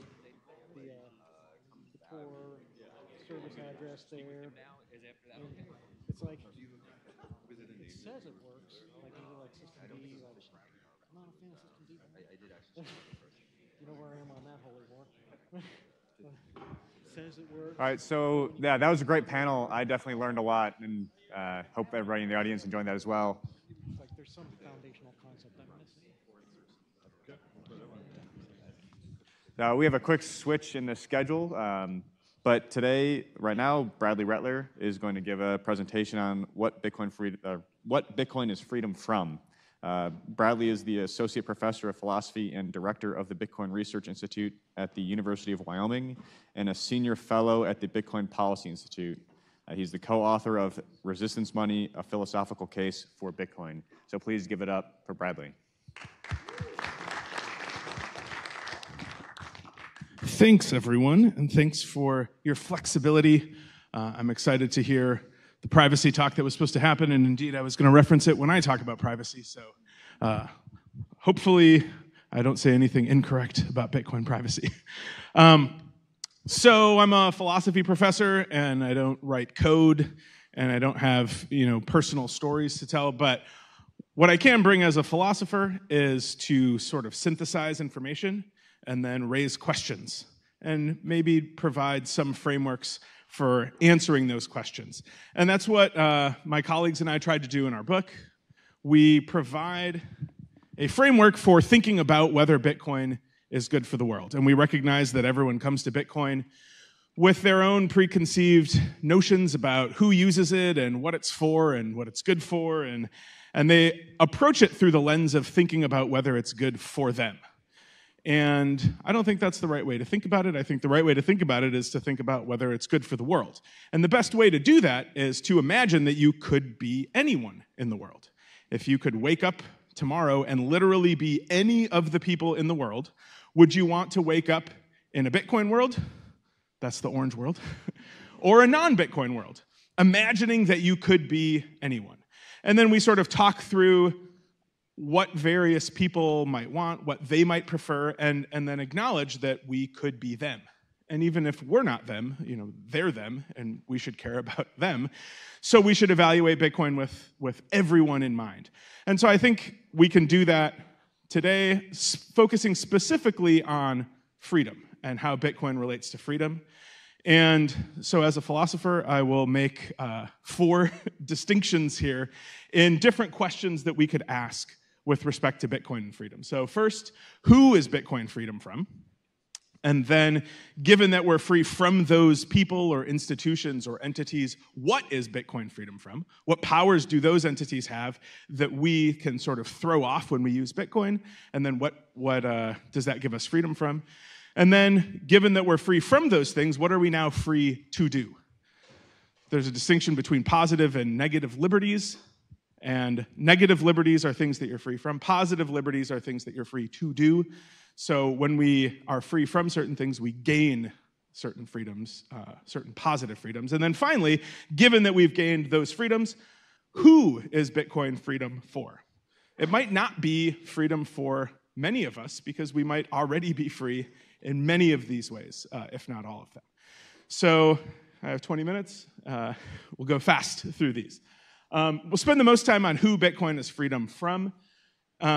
Basically, Bitcoin is freedom from trusted parties. What are trusted parties? We're thinking about trusted parties in the monetary system. So those come in three forms. Trusted parties are the makers of money, the managers of money, and the mediators of money. Not every currency has all of these things. Right? If you take a dollar bill out of your wallet or your pocket or something, that doesn't have a manager other than you. And if you give it to me and I give you coffee, there's no mediator. That's a peer-to-peer transaction. But physical cash still has makers. Digital cash has all these things, right? You open your banking app, you look at a number, someone made that money, someone manages that money for you, you just get a number. And then if you want to send it, you can't send it directly. There's some infrastructure that you have to go through. There are some mediators there. Bitcoin has none of these. Or if it does, it has a rotating caste who can't really exert much authority over their decisions in this role. Okay, so we'll start with makers. Bitcoin is freedom from makers. That means that Bitcoin is free from monetary policies, and it's free from monetary institutions. So what does that mean? People who make money have discretion over how much money they make and how they distribute it, and the end result of those policies is what you see above. That there are at least 69 economies with confirmed double-digit inflation as of 2022. This is what money makers have led to. Those countries are represented in orange on this map. So every Bitcoiner's favorite economist, here are some examples of currencies that have lost purchasing power. This is just compared to the US dollar, which was itself inflating from January to August 2024. So things are even slightly worse than they look up here. And as we know, every Bitcoiner's favorite economist, John Maynard Keynes, has said there's no subtler, surer means, thank you for those who got that joke, of overturning the existing basis of society than to debauch the currency. And this is what is happening worldwide in many countries where people are in charge of the monetary policies because they control the monetary institutions. At its best, we get money with a price guarantee. The US Federal Reserve is tasked with controlling prices, also tasked with keeping unemployment low. At their very best, monetary institutions can offer us a price guarantee. But in doing that, they can't offer us a quantity guarantee. Bad money gives us neither of these. Bitcoin is a money machine. It replaces rulers with rules. Bitcoin's monetary policies are written in code, and Bitcoin's monetary institutions, if there are any, just enforce that code. It can't be changed at the whims of any particular person. I think Yvonne yesterday morning said that the Bank of Nigeria was doing whatever it wanted, whenever it wanted. That is the opposite of Bitcoin. You can't do anything except what Bitcoin allows you to do, which is to compete with other people who are also trying to enforce the exact same rules. So Bitcoin has a rule of law rather than a rule of rulers. And those laws are transparent. You can look in the code and see that they're being followed. They're general. They don't privilege any particular person or group. And they're predictable. You can know exactly what they will be at any point in the future. You can know how much Bitcoin there will be, roughly, at any date in the future that you choose. There's a trade-off. There's no price guarantee, as we've seen with Bitcoin. In fact, most of the time people hear about Bitcoin, it's precisely because there's no price guarantee, and the price has either gone way up or the price has gone way down. And I wrote an article about this, how actually I think this volatility is important for Bitcoin adoption because it gathers interest and gets people involved. So decent money had a price guarantee with no quantity guarantee. Bad money had neither of those. Bitcoin, resistance money, has a quantity guarantee without a price guarantee. So you get to choose. Some people will be born into a monetary regime with decent money. They'll get roughly a price guarantee. Not everyone. So Bitcoin is an exit option. If you think that Bitcoin is better than the money that you are born into, the monetary regime that you're born into, you can choose it. And if you think it's not, you can not choose it. It's up to you. But you know exactly what you're getting into because this rule of law is transparent and predictable. Okay, so that was the money makers. Bitcoin is freedom from makers. Bitcoin is also freedom from mediators. What's the problem with mediators? Mediators can and do censor. So Operation Choke Point, for example, was a situation in which the government put pressure on banks and payment processors to exclude, to censor the transactions of people who were involved in industries that they considered risky. So here are some examples of such industries up there. And then we've recently been hearing about Operation Choke Point 2.0, which targeted Bitcoin and crypto, and put pressures on banks not to do business with Bitcoin companies or with crypto companies. If you are using a monetary system that relies on mediators and those mediators are told, or they just choose not to process transactions for you, then you're out of luck. Bitcoin is free from mediators. It's also free from managers. You can hold your own private keys, you can transact, you can audit the supply that you have running your own node. As Taj told us yesterday, that's the only way to know exactly how much Bitcoin you have. If you are using a manager for your money, the manager tells you how much you have. And if you disagree with the manager, they win. If you have a different number in your checkbook than your bank account says on your app, unless you can convince them, you lose. Managers can and do exclude people. They also spy on people, and they also fail. Here's an illustration of exclusion. This is the percentage of adults with bank accounts. This is 11 years ago. Things have gotten a lot better since then, but they're still pretty bad if you look at the percentage of adults in these areas that have bank accounts. People are excluded from the monetary financial banking system. They spy on you. Your data, it's pretty obvious, is a valuable commodity. It's worth selling.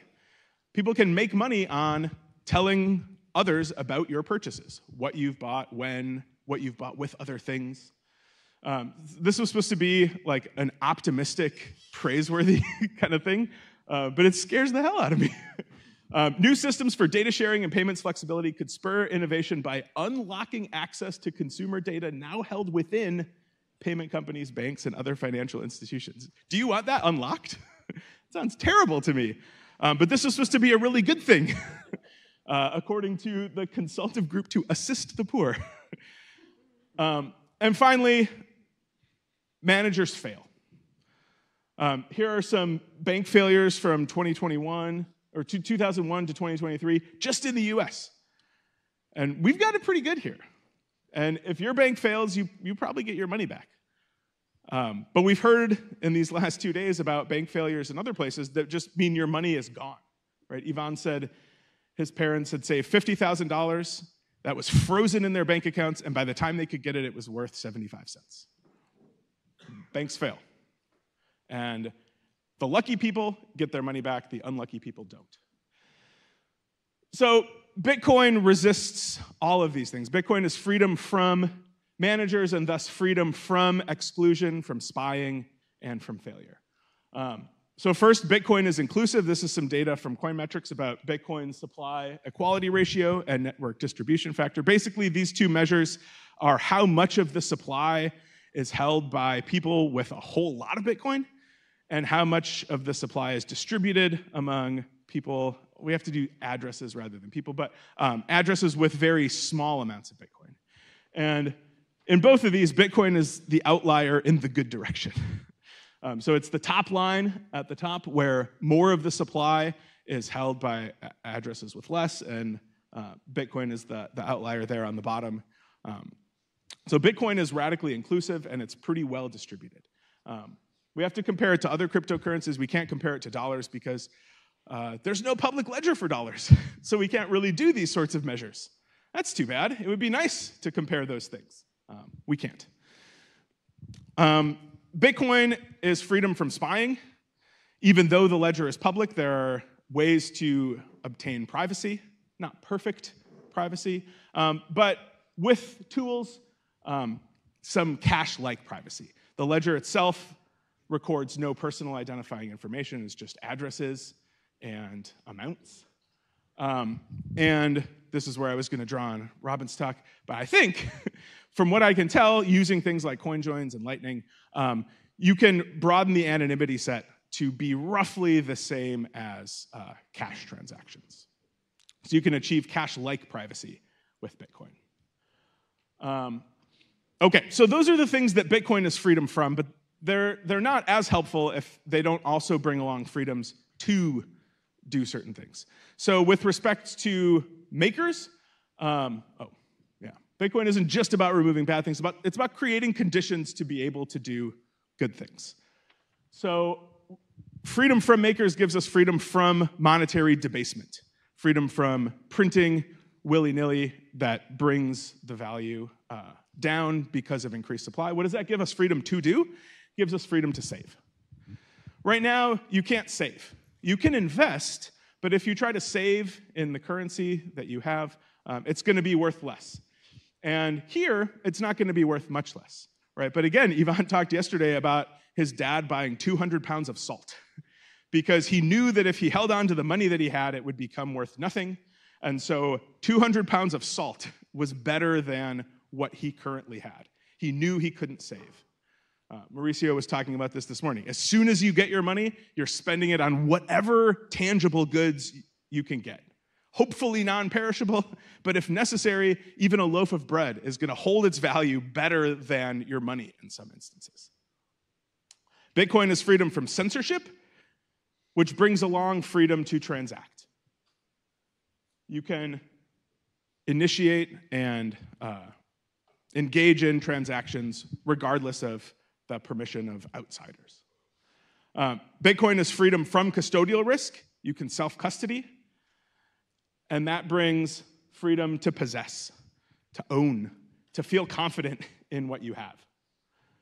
Bitcoin is freedom from exclusion, and therefore freedom to access.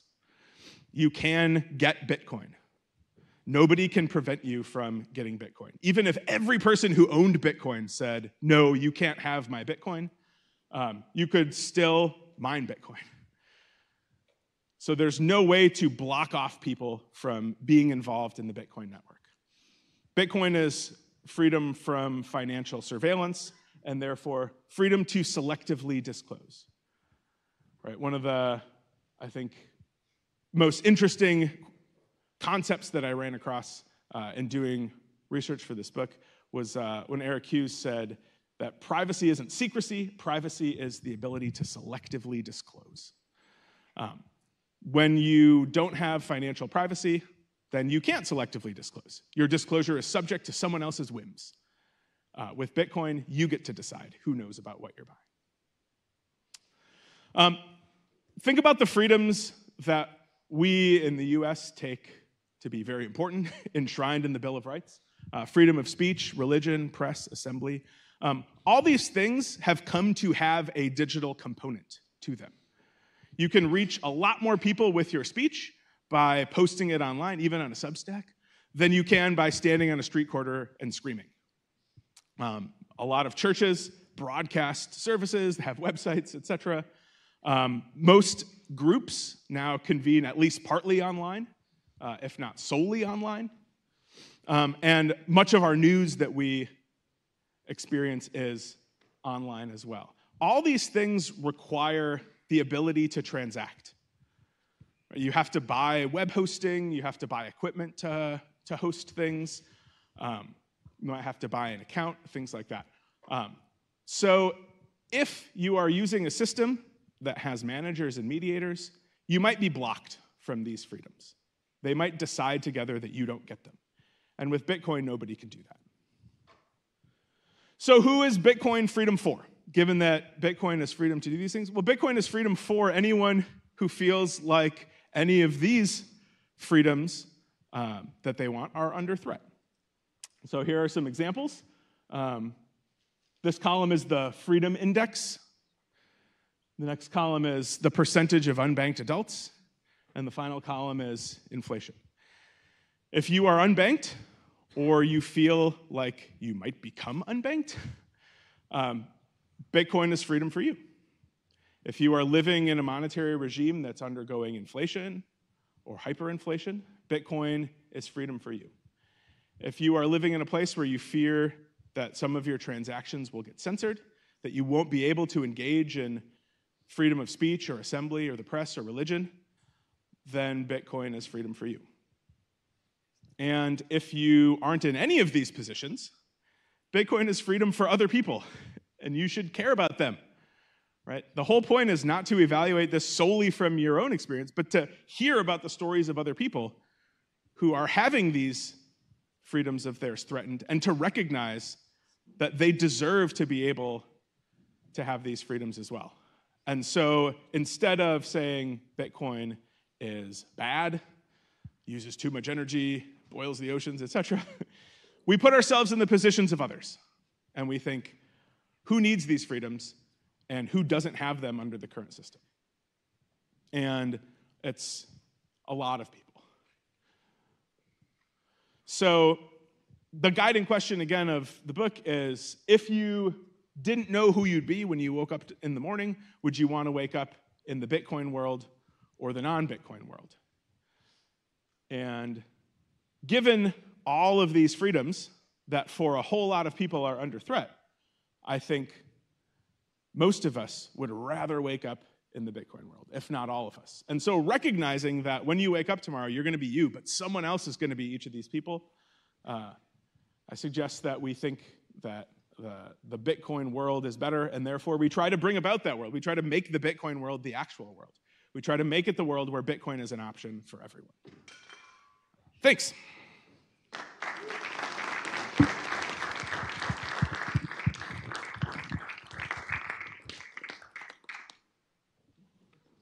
Questions?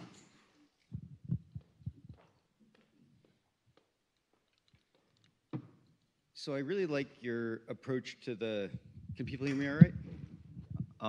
I really like your approach to the question of the morality of Bitcoin based on sort of not knowing where you will wake up tomorrow. But it almost seems like it could be extended to like protocol design in general. And so I'm curious, based on your perspective of all these like needs in the world, if you could wake up tomorrow and you don't know who you would wake up as, which like what protocol change to Bitcoin would be the world in which you would wake up, assuming that one of those options is no protocol change to Bitcoin? If you could wake up tomorrow in an Opsy TV world, or oh man, I don't know. So one of the things I think is really important for evaluating this question is, right, I don't have from the inside knowledge of all of the lives that other people are living and just how people are using Bitcoin to bring about freedom. So I have to listen to them. They have to tell me, first of all, what their life is like, and then second of all, how Bitcoin would make it better, or in some cases, how Bitcoin would make it worse. We certainly have people that say Bitcoin is making their life worse. There's a mine next door to me, and it's really loud, things like that. So we need to take all of these into account. So similarly, people should talk about how certain protocol changes will make their life better or make their life worse. And then we do this calculation in the end. Is it going to benefit more people than it harms? Or are the harms small and the benefits big? Things like that. So again, as a philosopher, I don't like to answer questions, but I'll provide you with another framework for how to think through this excellent question that you've asked, which is take seriously what people are telling you, find out who you value. You know, some people will care more about lifting up the people who are at the bottom. Others will want to make everything equal, but you know, figure out where you stand and then listen and then decide. Yeah, thank you, Bradley, for the talk. Maybe related to the previous question, but I will try to rephrase as I understood it. You kind of point at Bitcoin as a perfect technology. And I was curious to see what flaws do you see from your perspective on all those freedoms that you described here? I definitely don't want to say that Bitcoin is perfect. I just want to say that a world with it is better than a world without it. And there are definitely trade-offs that come along with Bitcoin. I think those trade-offs are worth the cost, but there are things like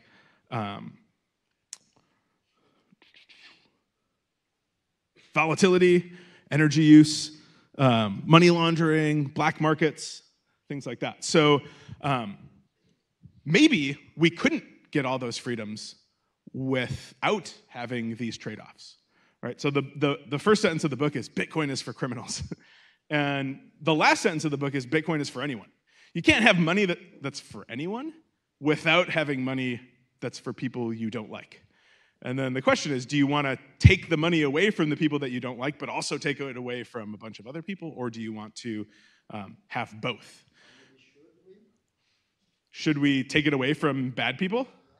I don't think so. I don't think I get to decide who's bad, right? So I can maybe appreciate punishing people who use Bitcoin to do bad things, but I don't think we should take Bitcoin away from them preemptively or even afterwards.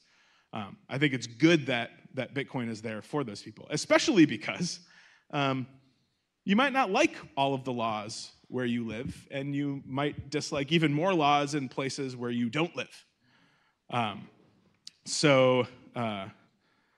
Martin Luther King Jr. said, injustice anywhere is a threat to justice everywhere. And Dr. King was jailed for parading without a permit. A ridiculous law enforced selectively because of the sorts of things he wanted to do while parading. And so, yeah, I think it's good that there's a money out there that we can't control or do these sorts of things, because I think a lot of times laws are used in ways that limit people's freedoms. The thing that drew me most towards Bitcoin is I kind of viewed it as like the codification of consent, you know, back to like individuals. Like there wasn't much I could imagine in the Bitcoin sphere that didn't like require consent of like the nobody. I've kind of heard you on podcasts and your philosophical kind of viewpoints of Bitcoin. Are there any pockets, you know, in Bitcoin or how Bitcoin can be applied that you've seen that like, you know, don't abide by like consent of little guy? Like, have you seen any examples or theoretical examples of Bitcoin used without consent? Yeah. Are there any pockets, like, you've obviously done some deep thinking about how Bitcoin can be used kind of in every corner, every aspect. I haven't, you know, yet, but I was just kind of curious if you know, where, against somebody's permission, you know, Bitcoin can be leveraged in a way that acts against like their will. Yeah, so I guess there are, what we learned is a Bitcoin transaction only requires the consent of one person. Jameson was talking yesterday about even transactions that the person who is receiving the transaction wouldn't consent to, right? Because this is the address dusting attack where people send from an address that looks like yours to your address in an effort to try to confuse you, right? None of us would want to accept that kind of transaction. And yet we don't have a choice. Bitcoin is often taken from wallets or addresses or companies, things like that. And there's no way to get it back. So this is a good thing, but also not a good thing. So it's, again, another trade-off where we have to decide, do we want a money that can't be seized, that can't be taken back once it's been spent, or do we want a money where someone could decide to do that? And then who do we want to vest with that power? And I think most of us here probably think nobody. It's better to have to endure the costs of transaction finality than to give any group the ability to roll back the chain.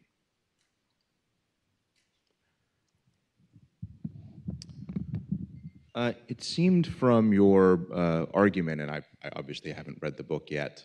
You should. It's great. I'm planning to. The philosophy of this sort of stuff is one of the reasons why I got into this space over a decade ago. And it seems you're making a lot of argument that monetary policy, at least with Bitcoin, is monetary policy for individuals on wide global scale, for everyone, if you will.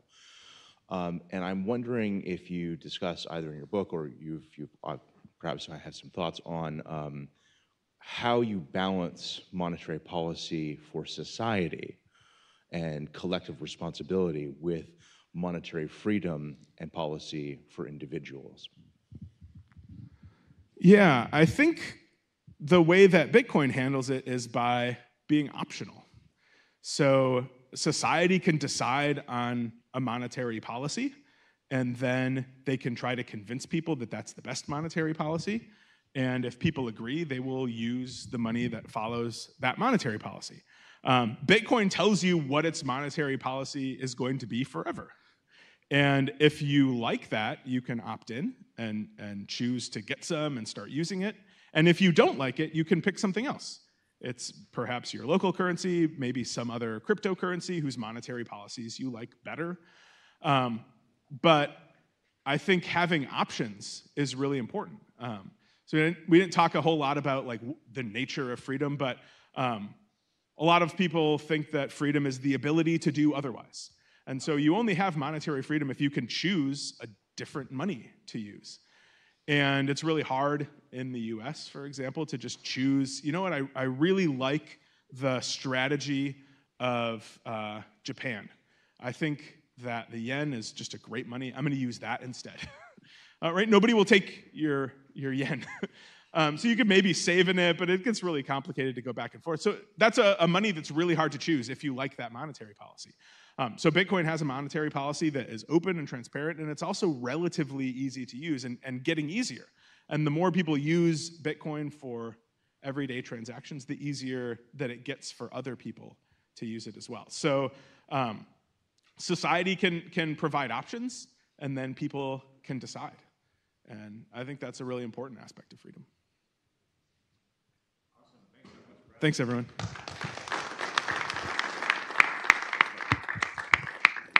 All right, so we have a 10-minute break, or about an 8-minute break at 11:30. Matt Odell will be giving a keynote speech to us, so please be back in the room by 11:30. Thanks.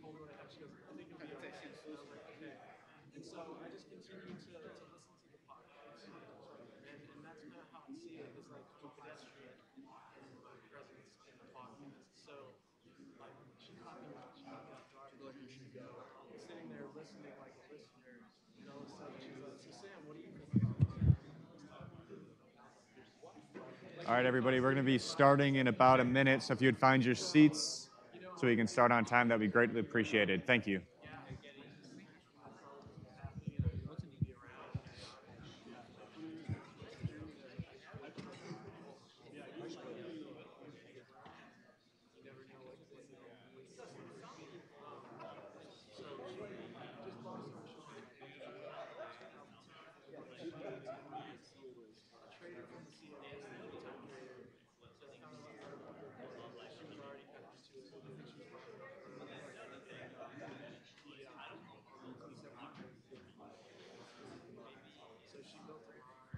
All right, everybody, we're going to get started. So our next speaker is Matt Odell. He is the managing partner at 1031, a leading Bitcoin technology investment firm and co-founder of OpenSats, which is a global charity that provides over $1 million worth of Bitcoin to open source contributors every month. So that's incredible, especially given the past talks we've had. So without any further ado, here's Matt. Thank you, sir. Please sit. So what's up, guys? Speaking at MIT, kind of unreal. Feel a little bit of imposter syndrome right now. My name is Matt Odell. I've been focused on Bitcoin for about 10 years now. I think it's easy to think of these things as tech projects because that's exactly what they are. They're software. But ultimately, Bitcoin is a movement of individuals. It requires people to do things, and it requires people to step up, and it requires people to support each other along this movement. So about 5 years ago, I came to the conclusion that I needed to do more, and I didn't really know what was the best role for me in the movement, where I could provide the most value. And I basically came up with 3 general target areas. And those areas were money, education, and policy. On the money side, I have 2 focuses. I have OpenSats, which I'm one of the co-founders of, which is a 501c3 charity providing support to open source contributors. And I'm a partner at 1031, which is one of the larger venture funds. And we're a capital allocator to Bitcoin, so we do more than just venture now, focused on for-profit businesses. I also launched Bitcoin Park in Nashville, Tennessee, one of the growing Bitcoin capitals of the country. We just expanded to Austin as well. And I'm one of the founding board members of Bitcoin Policy Institute. We're the largest think tank in DC focused on freedom-focused Bitcoin usage, self-custody, privacy, running your own node. Today, I'm going to focus on the money portion. The money portion is incredibly important. And the reason is we see a massive disconnect. What has been happening over the last decade is most of the money in the greater crypto ecosystem goes to shitcoin projects, even though Bitcoin by far dominates the industry. If you measure any KPI, whether that's market cap, users, value, Bitcoin wins. But if you measure how much money is going into the space, Bitcoin loses. So there's a bunch of people around the world that want to work on Bitcoin, but they don't have the money to do it. We're going to start with OpenSats. So OpenSats, like I said, is a 501c3 nonprofit focused on open source contributors. Not just Bitcoin, but we run on a Bitcoin standard. So we accept Bitcoin donations, we accept dollar donations, and we automatically convert the dollar donations into Bitcoin. We hold our entire treasury in Bitcoin, in multi-sig, so not a single person can rug it. We're not relying on banks, and we're able to pay all of our grants out globally in Bitcoin. OpenSats literally could not exist without Bitcoin. So this is the structure of our organization. It's quite unique. Obviously, we're an organization, so organizations are inherently centralized. But we wanted to mitigate the centralization risk as much as possible. So at the top level of OpenSats, we have a 9-person board, complete volunteers. Every grant decision has to come down to a majority of that board, so it's hard to corrupt. You effectively have to corrupt 5 of 9 board members in order to corrupt it. Then underneath that board, we have a variety of committees focused on subject matter, smaller niches. And those committees are also volunteers. So they review first, the applications come in, anyone can submit an application, and we have grant recipients in 40+ countries, 200 grant recipients right now. The application comes in, it goes into our private GitHub repo. We do reviews all in line, committee does reviews first, board does committee reviews second. And it's basic ACK or NAC across committee and board. Those aren't public, but given any specific situation, they can be made public after the fact. We effectively have a full audit trail of every single decision that happens in the organization. Then once that happens, we send out Bitcoin monthly. Most of our grants are denominated in dollars or euros on a yearly basis, and then they're paid out monthly in Bitcoin.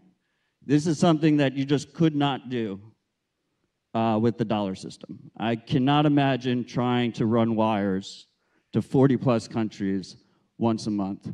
This chart is actually from last year. We're now sending out $1 million roughly every month.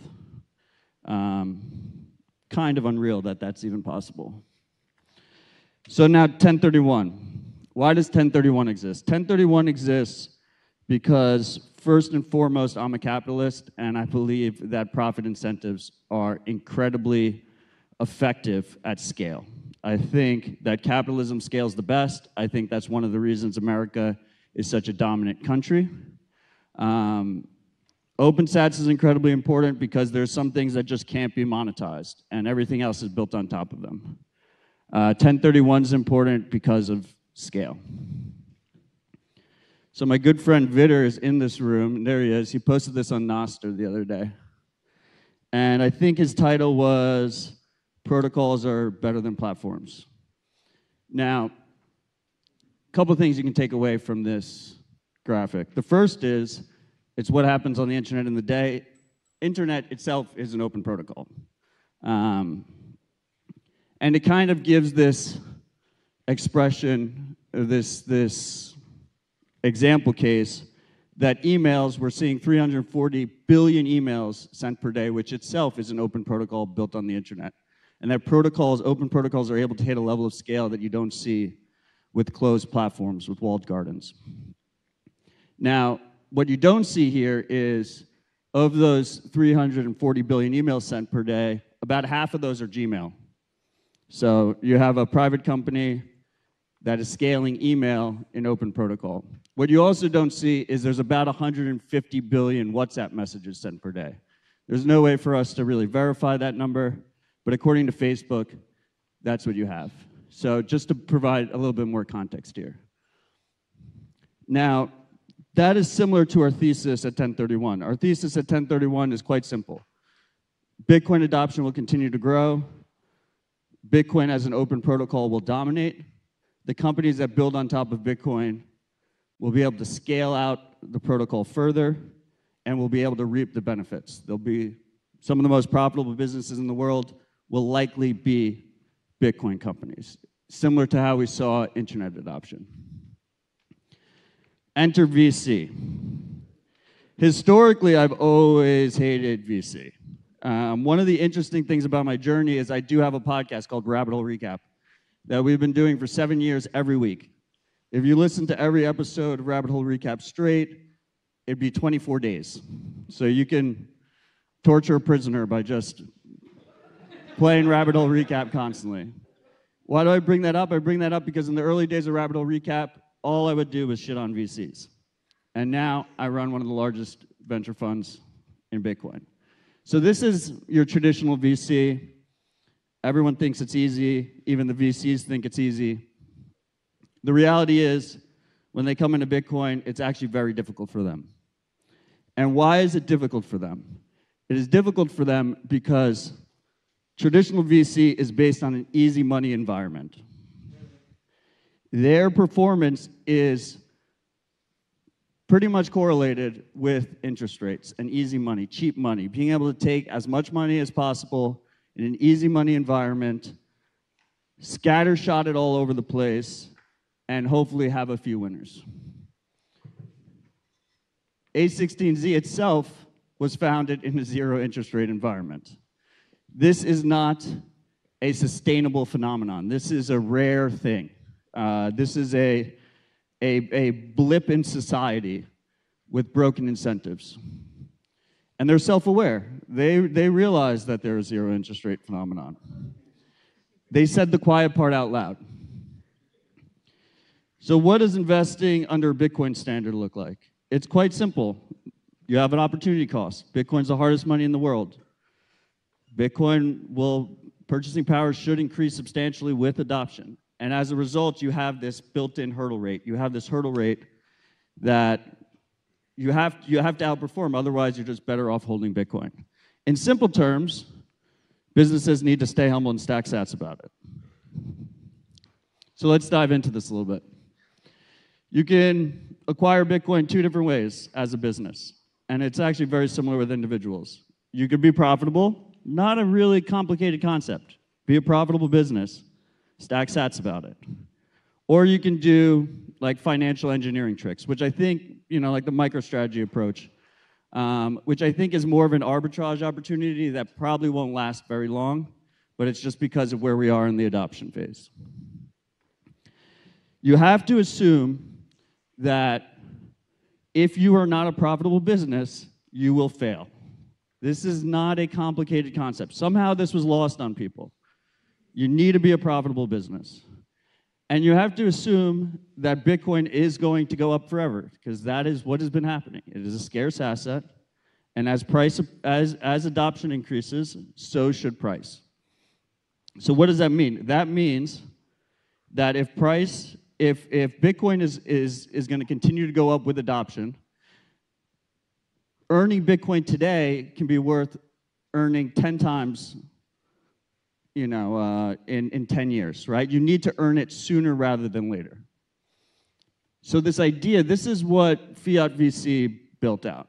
This idea of grow at all costs, lose a ton of money, maybe not be profitable for 20 plus years, and then eventually turn on the profit drivers. That doesn't work under a Bitcoin standard. You need to make money as quickly as possible. You need to be as sustainable as possible, as quickly as possible. So in a Bitcoin world, this might be what a successful business looks like. Only loses money very little in the beginning, and then in Bitcoin terms, that's denominated in Bitcoin. In Bitcoin terms, they might actually look flat. Like their revenue, their profits, they might actually look flat. But because Bitcoin's increasing in purchasing power, that's actually a successful growing business on the right-hand side. Now, that's the hard part about building a Bitcoin business.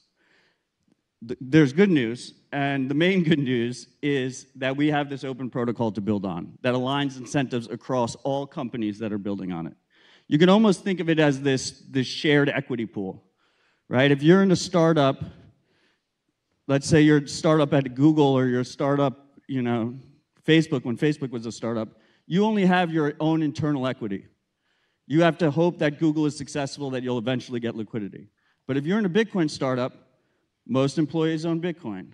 Most successful Bitcoin businesses own Bitcoin. They have this shared equity. They have this shared alignment. And because it's an open protocol, there are many areas for partnerships. The collaboration we see between the many successful Bitcoin companies in the world is absolutely beautiful to watch. And it's just very interconnected. Like everyone at the end of the day is using this open protocol together. This is just a quick snapshot of some of the companies that we've supported across the entire ecosystem. And what's interesting here is, what fascinates me the most is this idea of companies that maintain and build open source software and then have a separate profit model attached to it. And the reason that this is nice is because it's sustainable. So you have open source software that is able to get built out and maintained without relying on donors, without going and begging for government grants. That is massively powerful, and as a result, should pay big dividends in terms of freedom. With all that said, I think I did pretty well on time. If anyone has questions, I enjoy Q&A the best, so thank you.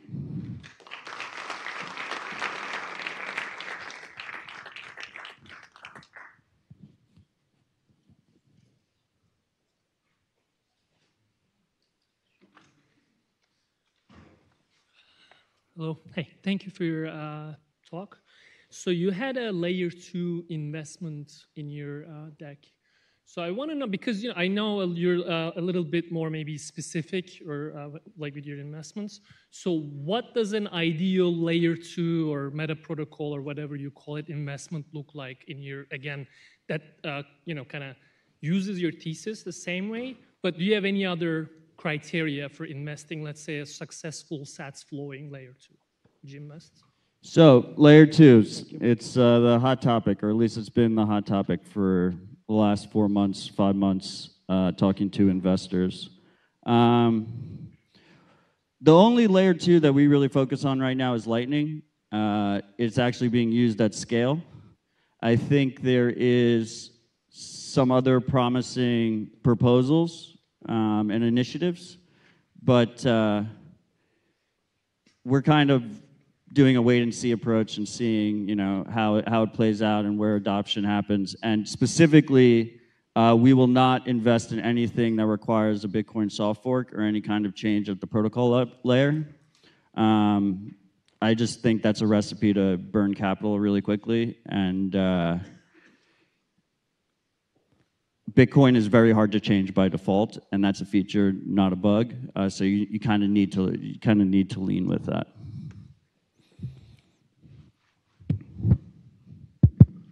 Thank you. That was awesome. One of your graphs showed how in a Bitcoin world the company looks successful even though it's flat because of the increasing purchasing power of Bitcoin over time. Yeah, traditional finance is so used to talking about yield. And I'm just wondering what your thoughts are in a hyper-Bitcoinized world. How do we wrap our heads around value and growing value? Is there something better than just thinking about increasing purchasing power? Yield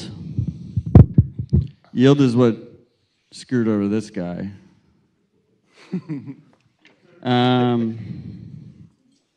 First off, I forgot to mention, just for a comparison's sake on OpenSats and 1031, there's a lot more capital flowing into for-profit businesses as well. So it's like maybe $40 million has been raised into OpenSats, while $150 million has been raised into 1031, just to give you a little bit of context there, and why both are incredibly important. The question is yield on Bitcoin or thinking about saving on Bitcoin and a Bitcoin standard.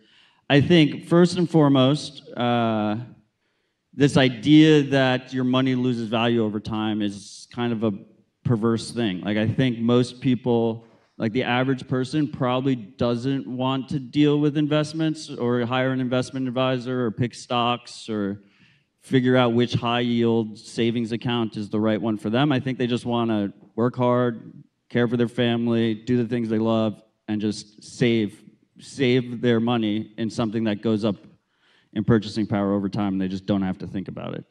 But on the investor side, we hear a lot of people wanting yield, and now what they say is they say safe yield, because everyone got wrecked last cycle chasing yield. I think one of the interesting models, I see we have Rob here in the audience. He's one of the founders of AnchorWatch,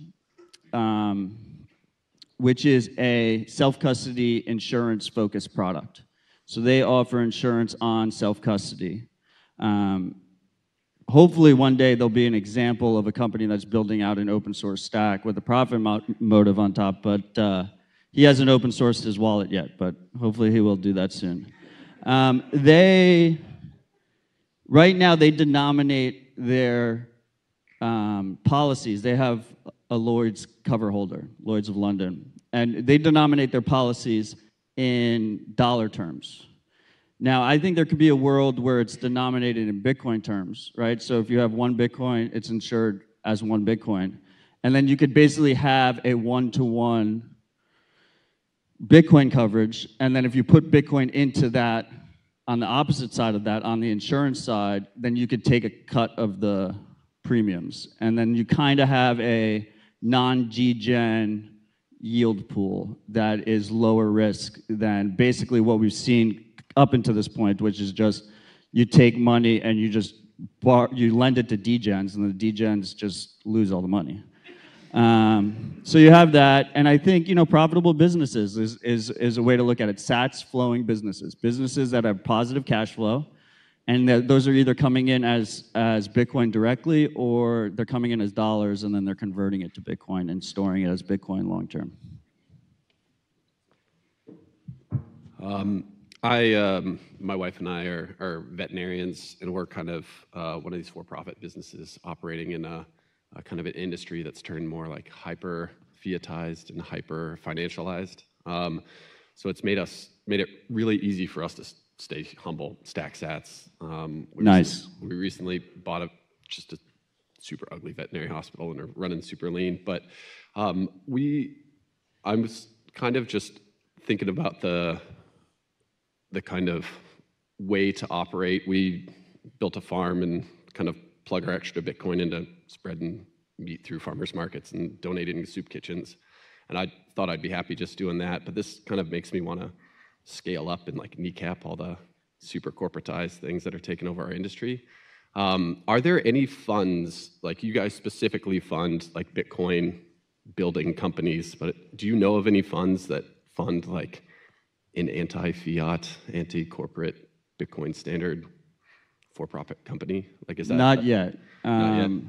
It's something that interests me a lot. It almost like it's almost more of like a private equity strategy, but like a non-predatory one. Of like the idea of like like investing in just profitable small businesses that run on a Bitcoin standard. I think there's a lot of opportunity there. I think what people don't realize, like everyone loves Saylor, but I think like the Bitcoin treasury strategy actually benefits small businesses the most. So like if you're just running like a profitable dentistry office and you just keep your profits in Bitcoin, you're probably going to be one of the most valuable dentist offices in like 10 years. Next question. Howdy. Funding software maintenance has been a theme of today and yesterday. Does OpenSat support core devs, or what? How do you contribute to that? Yeah, so we've approved about 230 grants in total. We've rejected about 1,200 grants, just to give you an idea of scale, which is pretty crazy. And those grant recipients cross the gamut. So there's some are like very small projects and very small grants that are external to core. We probably are funding, depending on what you count as core or not, like 10 to 20-ish core adjacent people. I have here 20 long-term support grants. So that's one of our newer initiatives that we're trying to scale up, which is this idea of a 2-year term rather than a 1-year term. Give some of the really fundamental contributors that are doing a lot of the maintenance and a lot of the review a little bit more security in terms of what they can expect. And that also comes with an easier like review and renewal process. So all of our grant recipients, they submit quarterly reports to us as well. So we have like 200 outstanding grants right now. That means we have 800 reports coming in every year. And we do all of this, I don't know if I mentioned it or not, but we're 100% pass-through. So we have a separate operations budget where people can donate just to operations. So our operations is incredibly lean. It's a couple salaries, basically, is the majority of our operations. So we're trying to scale that up in the most lean way possible, and there's been some growing pains. But yeah, we love funding maintenance. We had Roger up here earlier. Like, we provided some funding to Tor that was for that focus. But yeah, maintenance is incredibly important. I thought Adam did a really good job yesterday, where people just don't realize, like, it's like a small town fire department, and you just need, these people need support, and the burnout's real as well, and it's easy to get disenfranchised, and so we have a lot of focus there. So you've got these two funding orgs that are kind of separate concerns between VC and open source. What do you think is the relationship between Bitcoin businesses and open source projects that a lot of times they rely on? And how can some of the value that the businesses create kind of accrue back to open source, even not just monetarily, but like technical contributions and other things? Well, I think there's two pieces here, right? The first thing is, unfortunately, we haven't really seen broad ecosystem support for open source contributors from the for-profit businesses.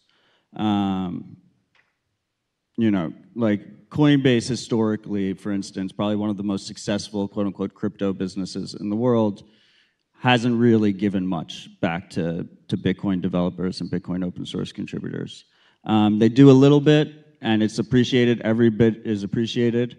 But in general, this idea of providing sustainable funding and sustainable support for the people that are actually building out the protocol has been less than desired. So first of all, what I'm hoping is we do have this new breed of Bitcoin businesses that have only been launched in the last 3 or 4 years. As they start to become more profitable, hopefully they will start this trend of really contributing in size.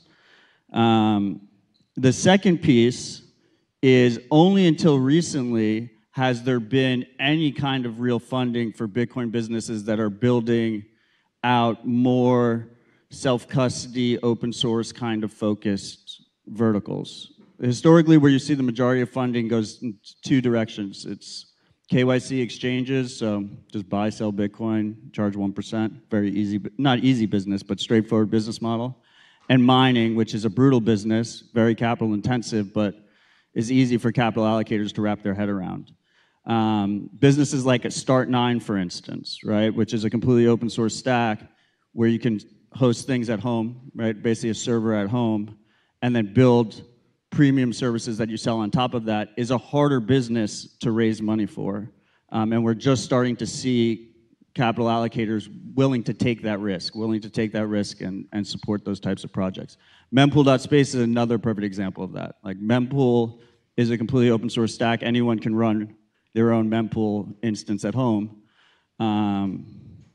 Convincing investors that that could actually be a profitable SaaS flowing business is much harder hurdle than convincing them that Strike can be incredibly profitable, for instance. I think I have time for one more question, otherwise we'll wrap. Good morning. Thanks for the talk. Just curious, how do you think about your funding priorities, themes, etc.? On which side? On 1031? Either or. Yeah. OpenSats is kind of beautiful because we hold our treasury in Bitcoin and we're not beholden to anybody else. I mean, raising money for it has been a slog, and fortunately, there's like one or two players that provide the overwhelming majority of funding into the ecosystem, and we need to broaden that donation pool. But the nice thing about OpenSats is it's just open application, so we don't really have to think that closely about what we necessarily want to see. We see what applications come in, we review them, and then we decide if we're going to pay or if we're going to approve the grant or reject the grant. On the 1031 side, I mean, I want to see more businesses that are focused on self-custody and freedom-focused Bitcoin usage, that are focused on trust minimization in terms of third parties, and that can still have a sustainable business model. I think we saw the early days of that with the two main CoinJoin wallets, with Wasabi Wallet and Samurai Wallet. They were open source stacks that had a sustainable Sats flow model. Now, they ran into legal trouble, which is one of the issues with centralization, is that you have a central party that you can prosecute and put in jail. But the general premise of an open source stack that because of Bitcoin, you're actually able to monetize directly in a sustainable, ethical way is relatively new. So I want to see more of those things happen. And we have been allocating to those types of projects like mempool.space, projects like Primal, projects like Start9. Anyway, guys, thank you. My time is up. Appreciate you all.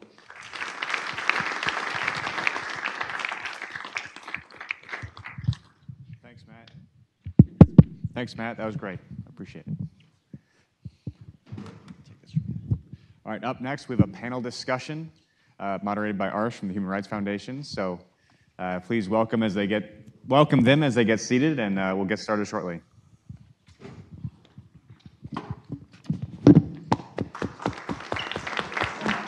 Only 2 hands.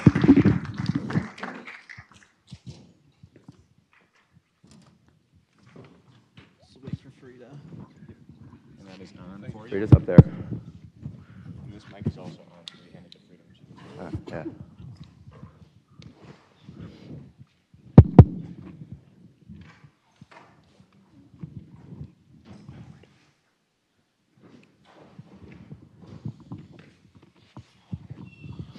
Awesome. Well, good afternoon, everyone. Thanks for joining us. I have the honor of hosting a very geographically diverse panel. Over the past day, we've seen the theme of freedom tech, and it's truly a global phenomenon. And before we start, I want to highlight that this panel truly came from afar to be with us today. These panelists flew in from Ghana, Canada, Lithuania, and Belgium. So before we start, can we get a round of applause?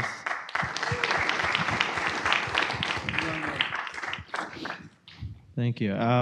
So before we sort of get into the theme of Bitcoin, because the panel's name is Bitcoin Authoritarian Countries, I want to start with the problem of money and how that looks like.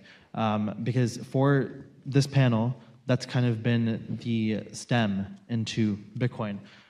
So starting with Frida, the problem with money today in your home country of Togo and West Africa and generally, can you talk more about the CIFA system and how the current landscape is of that? Thank you very much, Ash, for the question. I come from Togo. It is a country located in West Africa. And it is among the 14 African nations that use a single monetary system called CFA. And originally, CFA meant in French colonie, franc des colonies françaises d'Afrique, which means the currency of French colonies in Africa. It was created in 1946, sorry, right after World War II, when the French were about to enter the International Monetary Fund system during the Bretton Woods institution. They modeled it on the exact same monetary system that the Nazi regime modeled when they were occupying France. They had all the gold reserves of their colonies placed in the Bank of France, and they pegged the currency on the French currency in order to give more weight to the French franc. It was a requirement that 85% of our reserve be kept in the Bank of France, and then we don't have any authority over how we decide on our monetary policies. So the first president of my country, which led our independence struggle, Sylvanus Olympio, in 1962, he introduced a bill in the parliament to create the Togolese franc because he was very much pushing for monetary sovereignty. He believed that we can't be independent and continue using a colonial currency. On December 12, 1962, the Parliament of Togo passed a law to establish the creation of Togolese franc. And exactly 1 month later, in the night of January 12, 1963, he was assassinated by members of the French colonial army, who eventually seized power and have been ruling Togo ever since. So my country is now ruled by the oldest military regime in sub-Saharan Africa, a regime that has been fully backed by the French government. And Togo was not the only case that faced this situation. Many other countries, such as Mali, Guinea, and other nations on the continent went through series of coups, removals of governments that were anti the French monetary colonial system. They saw those countries have authoritarian rules imposed onto them. So for us, the issue of money is at the core and the foundational base of our struggle for freedom, political freedom, economic freedom, and everything else. Yeah, and so that's 14 countries about, right? That's right. Okay, cool. Can you also introduce yourself before you answer the questions? Sure. I am Farida Nabrema, and I am political activist from Togo. Awesome. Roger, please introduce yourself, and the same question to you on how money is a key factor to the play today. Yeah, hey, I'm Roger. I was born in China, grew up in Canada, have been writing about Bitcoin since 2014, have also written a bunch about China, Hong Kong since 2018. The question of money in a Chinese context I think is really interesting because I find in North America we live in a bubble that the rest of the world has surpassed. And what I mean by that really specifically is that in China, China went from a society that had the most cash usage, one of the most highest cash usages in the world, to now one of the least. And digital mobile payments are now kind of the default for a lot of people outside of this infrastructure of card and card-driven economies that we kind of take for granted in North America. This has had a really dramatic effect on what money means, I think, for Chinese people who are now used to using either WeChat Pay or Alipay as kind of like a default in their lives. This is also supplemented by the Chinese party state actually advancing the world's most advanced central bank digital currency as of late, called the ECNY, or otherwise sometimes known as the digital yuan. And I think a lot of the problems that stem from this monetary model are things that you're not going to see just confined to China. So for example, in India, there's a lot of development of mobile payments. There's also CBDC, the digital rupee that's being advanced. In Brazil and other countries, they're kind of trying to follow this model more than the kind of card-driven economics that you see here. So that causes a lot of problems beyond some of the efficiencies that you see. So one of the things I do is I talk to a lot of different people who are in China or who kind of come in and out of China. And almost one of the first things they invariably say to me is like when they go to North America, they're like, wow, this place is like so behind. Like I can't order anything. Like There's nothing that comes in on time, and like the digital payment options suck. I think there's kind of like two things to clear up there a little bit. Like one is that we don't even realize how behind our own financial infrastructure is, and I say we as North Americans, but also that all these payments being on digital rails has a lot of insidious consequences that you only realize if you think about it. So for example, yeah, we're conducting all of our payments in digital payments now. We're trying to avoid cash. Well, what does that really mean? Well, that means, for example, that the government can expire your funds, as they did in trials of the CBDC. It might mean that you are surveilled. It might mean that you have privacy or access controls. So I'm going to hand it over to Anna right after, but I kind of want to end off on like one story that's kind of like a thinker that I always think about, which is I knew someone who actually DM'd someone about Bitcoin in WeChat, and they were banned from WeChat, or suspended at least for a little while.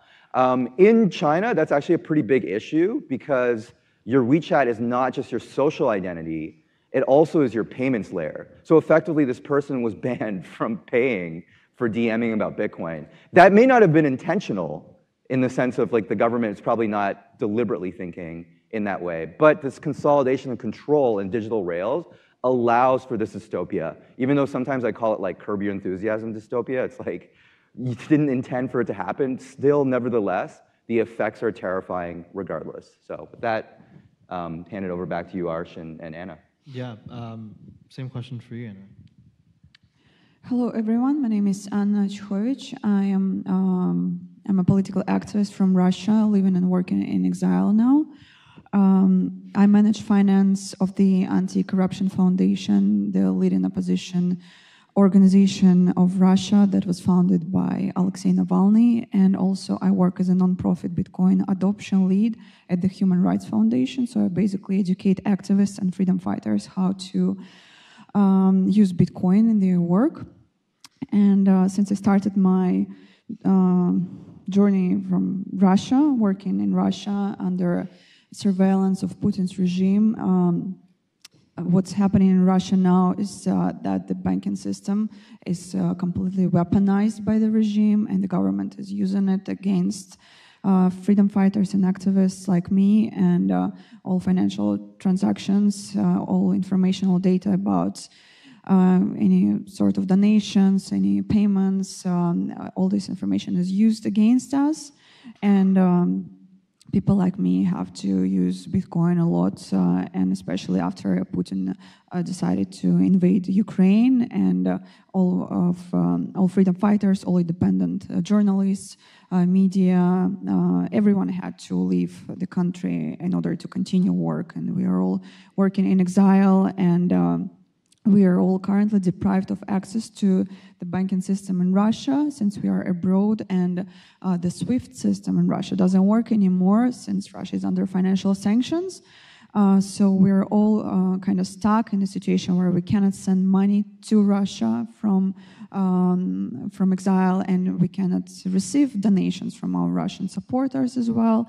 And we use Bitcoin in such cases, and now everyone is in a great danger inside the country. Those who keep using fiat, who keep using regular money, people face imprisonment for supporting opposition organizations. So this is the current financial environment inside the country. Yeah, and we'll come back to the exact usage on Bitcoin as well. Yeah, but the same question for you, Jorge, is what's sort of the economic landscape right now in Venezuela? For maybe those who have been following, there was the recent election last year, and we're now going on 25 years of tyranny in Venezuela. So kind of unpack the financial situation for us.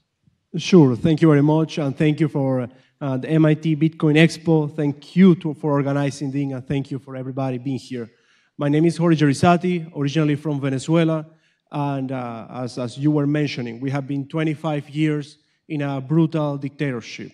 I divide my work into the things I do here in the US and the things that I do in Venezuela. I have an organization called Economic Inclusion Group. And the main thing that we're trying to address, because we believe is the most important thing that we can address here in the US and internationally, are all these problems related to debanking, financial exclusion, weaponization of finance. Because this is what I saw was the weakest point or the enabler of dictatorship in Venezuela. And I believe actually solving these issues in the US is the way that we have to protect our democracy and to protect also economic growth and the opportunity to have businesses. In the previous, for example, presentation from our friend Odell, he mentioned about the way that businesses are being built. It takes years to build a business, but it can be actually broken away and totally destroyed in a minute, in a day, through all these mechanisms. So in Venezuela, what I saw is that through financial regulation, through currency control, export controls, through production quotas, price regulation, all these were the mechanisms used to establish a dictatorship. They were the most effective mechanisms to establish a dictatorship.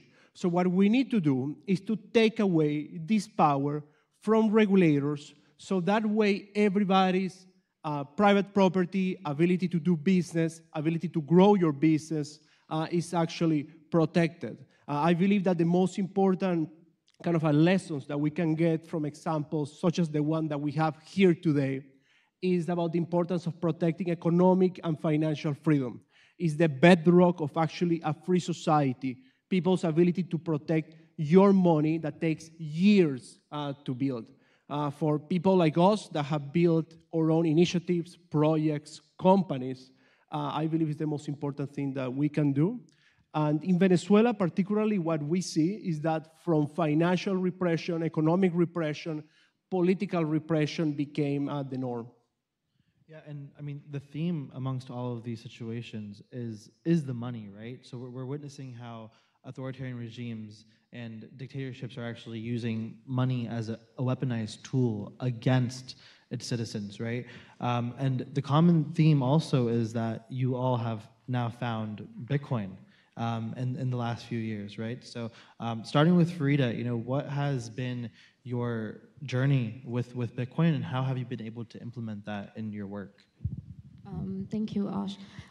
It hasn't been a pretty linear journey, but initially it started with the need for us to find ways to send money without government control and surveillance.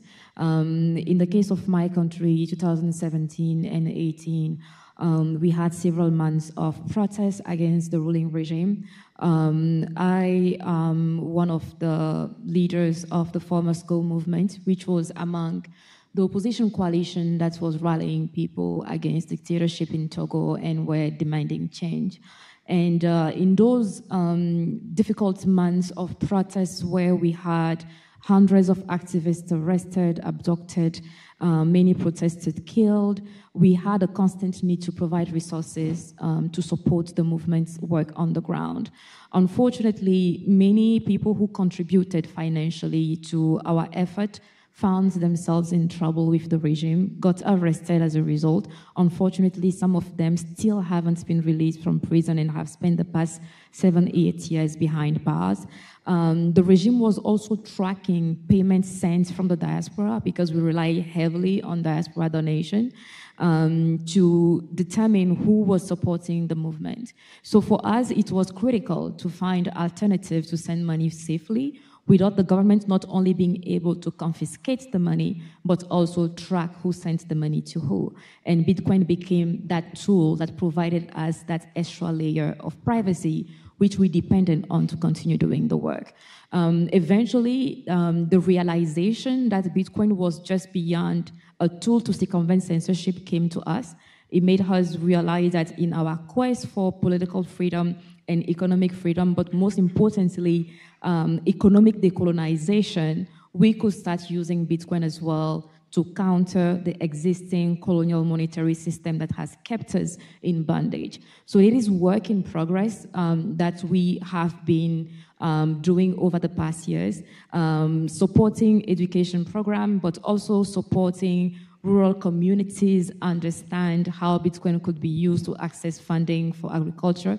Has been among some of the initiatives you have taken, but also organizing convenings. For example, on a yearly basis, I host the Africa Bitcoin Conference in Africa, trying to get as many African developers, policymakers, creators, activists together to understand how Bitcoin can offer alternative for us to achieve our political and economic freedom. And it has been a pretty successful venture, and I believe in the coming years we should be able to see more results. Yeah, and just a quick shell on the Africa Bitcoin Conference. It's one of my favorites. When and where is it this year for anyone that may be interested? This year is going to be in Mauritius, an East African island. It's going to be in December, I believe, from the 3rd to the 5th. Sweet. Now, Roger, coming back to China, right? This is especially an interesting one because, as many people know, China has banned Bitcoin, a dozen times, and every time it comes back even stronger, right? So, how have you seen that in your journey of reporting on Bitcoin throughout the past year? Yeah, let me actually zoom out a little bit and kind of answer some of Farida's question. And so, like, I found Bitcoin, I think, partially driven by just interactions with like the Chinese party state, I guess. This is like way earlier. And I found that Bitcoin has resonated in different corners. And specifically, directly to your question, Arsh, like China has some of the most extensive capital controls in the world, which anybody in the Chinese diaspora has bumped them to, right? You only can buy $50,000 USD per person per year in terms of foreign currency. That's administered by SAFE, which is a sub-department of the Chinese Central Bank. So this restriction is basically the antithesis of what Jorge was talking about, right? Like, yes, in China now, we live in an age where Chinese people can earn money, but they cannot choose really to meaningfully bring that money outside of the Chinese system, right? And so where I think Bitcoin, what I've seen interface between the two, so I'll kind of give two stories, because I think they tie together kind of like two elements of Bitcoin meeting China. So the first that's actually, I think, really interesting is, a lot of people ask me, I don't know if it's just like a favorite thing on podcasts, and I guess I'm gonna just comment on it again here, but people tend to ask me, like, do you think the CCP will fall, or do you think, like, Xi Jinping's power reign is over, et cetera? By the way, I'm way underqualified to be able to comment on that. But I think what's interesting about that is there's this kind of subtle invocation of like, and people usually add to that question sometimes. They're like, well, does Bitcoin cause this, or can Bitcoin cause this? And you would think the direct link, so I went to Hong Kong during the protests, because I actually was one of those people that was like, well, let me see if like Bitcoin can, it's like, people are using Bitcoin in certain ways. And there were threads of that. So for example, the Hong Kong activists, they realized that their subway cards were getting tracked by the Hong Kong police. They realized their digital activity was getting tracked on a very granular real-time basis.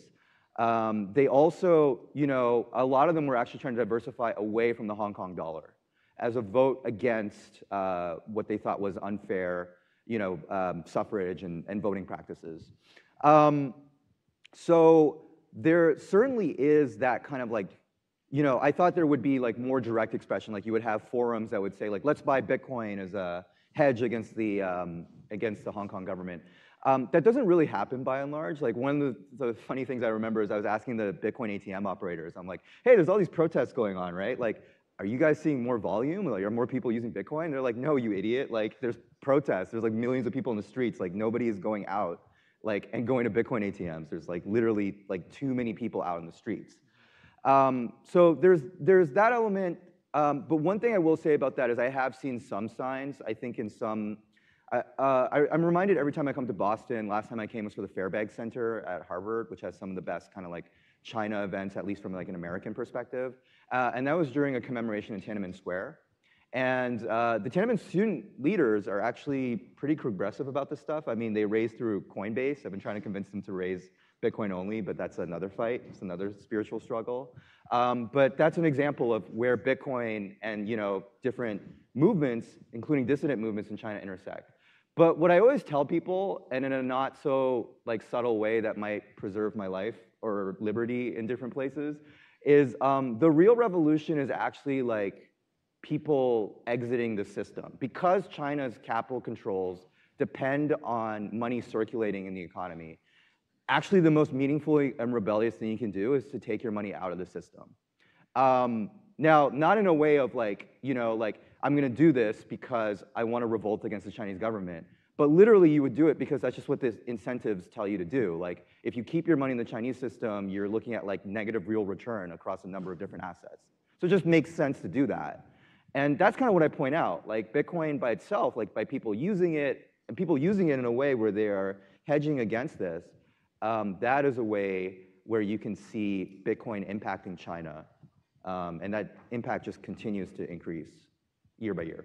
Yeah, and Anna, you touched briefly on the Anti-Corruption Foundation, Navalny's organization's use on Bitcoin.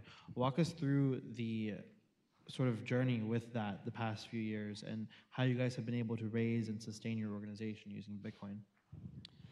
Yeah, so I joined the Anti-Corruption Foundation in 2017 when Alexei Navalny decided to run for president of Russia, and he wanted to challenge Putin's regime, and we began our big political campaign and crowdfunding campaign because we're an NGO and we rely on donations only. And during that campaign, we decided to collect donations not only in fiat but also in Bitcoin.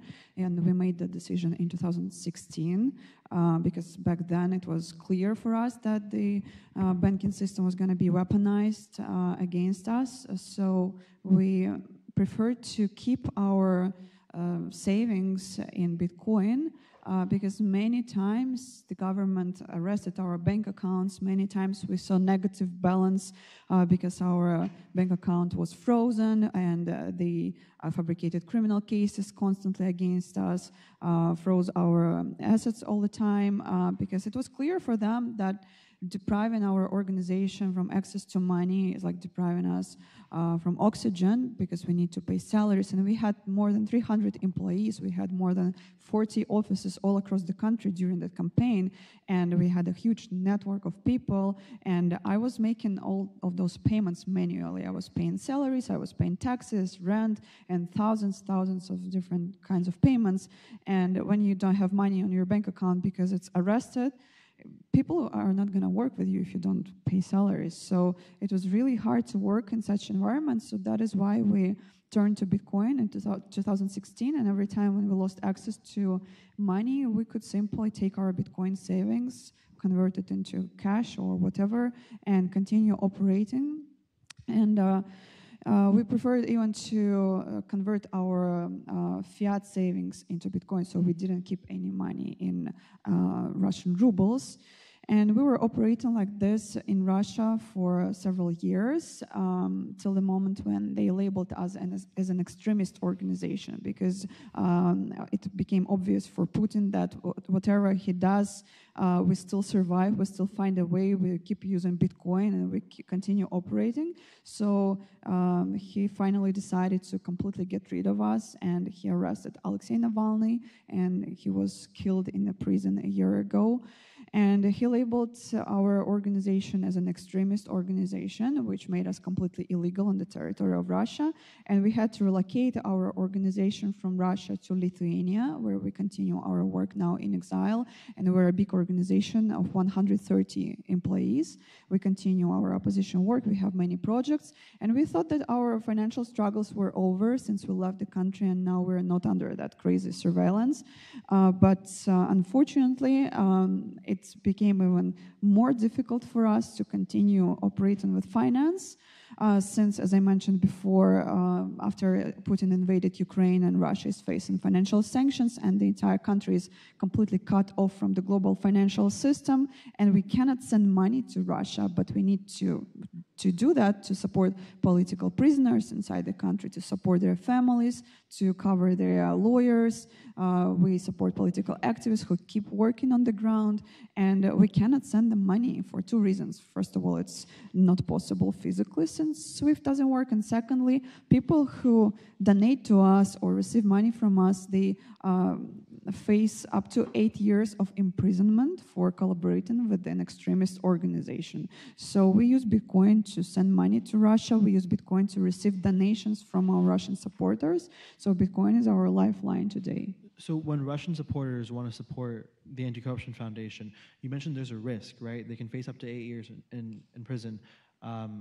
You guys have actually implemented a lot of privacy tools into the way you accept Bitcoin. So it's not, not just accepting Bitcoin, but accepting Bitcoin the right way in a private manner. So what are some of the tools that you guys have implemented? Yeah, it's a very important topic since donating to us is super risky. As you said, it can result in 8 years of imprisonment, and we need to be very careful when we encourage people to donate to us. And simply donating Bitcoin could be also dangerous because we don't know how deep Putin's government can dig when searching for our donors. And we cannot control how the donors use Bitcoin, what kind of platforms they use when they donate to us, if they use custodial platforms, if they provide their personal data, their donations can still be tracked. So on our side, as a recipient of donations, we try to provide safety for our donors. So we use tools such as CoinJoin to provide an extra layer of safety for donations. And for each donation we accept, each Bitcoin donation we accept to new Bitcoin address each time. And also we use CoinJoin tool to provide extra safety. And this is something very important for people like us, for freedom fighters, and this is something I educate activists as well. Yeah, and Jorge, more recently, in the protest that went viral all over social media about 6 months ago or so now, how was Bitcoin implemented in that, and how, as the leader of your organization, how did you look at implementing Bitcoin, but not only doing that, but getting the tools and the access for people on the ground? Yes, exactly. As Arsha was mentioning, in Venezuela, there was big presidential elections by the end of July of last year. Presidential elections that, of course, the opposition, we won. We have the majority of people. People want change. But the reality is that the regime found its way to declare themselves as winners of the election. Because of this, then you have this massive wave of protests. Protests led by young people, mostly, spontaneously, people that want a better future. The result of that was incarceration of over 2,000 people. 2,000 people went to jail, 2,000 people that were just protesting peacefully. And the biggest development or the biggest innovation I saw compared to previous cases of big protests was actually the use of tech. The use of tech from the side of activists, but the use of tech also from the side of the regime. So when it comes to activists, the biggest tech development was the use of, for example, Bitcoin. Bitcoin as a source of financial inclusion, Bitcoin as a way to receive donations, and Bitcoin as a way to support people on the ground. From the side of Maduro, of course, greater attempts towards surveillance, using specific tools to track people's movements. So because of that, then we saw this tech element taking place in Venezuela. Right now, when it comes to your questions about how to bring money or how to bring financial instruments to people, not only in Venezuela, but in countries all over Latin America, Africa, the Middle East, we have two challenges, right? The first challenge is that the governments from these countries have certain levels of hostility against these, of course, financial instruments. In the case of Venezuela, for example, you have total control over the financial sector, currency controls, etc. But to a certain degree, in almost all countries, you have these kind of barriers. At the same time, another challenge that we face are the barriers or the regulations created inside developed democracies. So all the regulations that are created, for example, here in the US, that makes more and more difficult to do transactions or to move money to other jurisdictions, not only like Venezuela, which is sanctioned territory, but also jurisdictions that are, I don't know, Colombia, Argentina, Ecuador in Latin America, because more and more you have all these regulations that ask companies or people to have greater levels of compliance, of customer due diligence, and in general of paperwork and very expensive regulation. So it's a very dangerous situation, because what you are creating is that you are further isolating people from the rest of the world, and you are breaking commercial ties, financial ties from people in democracies, people in middle and people in low-income countries. Yeah, and sort of, one of the last questions for the panel is the actual access, right? Because we're talking about your countries being able to use Bitcoin, your organizations being able to use Bitcoin. A lot of the companies and a lot of the apps built on Bitcoin, many of them are open source, some are not. What's the best way to access that? I mean, we're starting with Jorge. The best way to access, what can you specify? Your question. So if you want to download a Bitcoin wallet, right? Some of them are permissioned, some of them are not. You can't simply just open an exchange, right? There's billions of people that do not have bank accounts. So commenting on the peer-to-peer end of Bitcoin, how is that used in a practical situation? I mean, the practical situation, the only way that you can actually rely on any kind of financial instrument when you are in an authoritarian regime is the very basic, very kind of peer-to-peer transaction, a wallet. You cannot use any exchange for different reasons. One is the security constraints or the security risk that you face of your financial data to be weaponized or to used against you, because exchanges have to comply with anti-money laundering regulations from the US. So your financial data can be easily exploited or gave away. So that's, of course, one challenge that people have. And of course, the other one is about the level of lack of level of wealth in the countries that we come from. So from a very practical perspective, right now, the financial inclusion element is extremely problematic. It's extremely difficult for both people that want to create solutions, freedom tech solutions. In countries like mine, they face tremendous regulatory pressure in the US, tremendous cost. It is simply not profitable. That's the problem. And that's why we need to really rely on these non-profit solutions to most of the work. It's not profitable. That's the problem. So we need to find ways to also deregulate markets here in the US.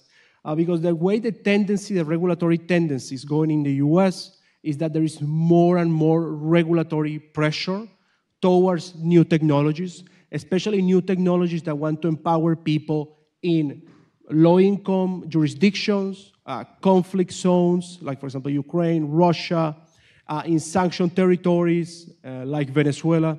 More and more regulation is making not viable, not possible, not feasible to do any kind of solution for these people. That at the end, these people are the ones who need it the most. And if your governments really want to find ways to promote, to enhance freedom in countries like mine, the most effective way is not through aid. The most effective way is not through top-down approach to any kind of political work.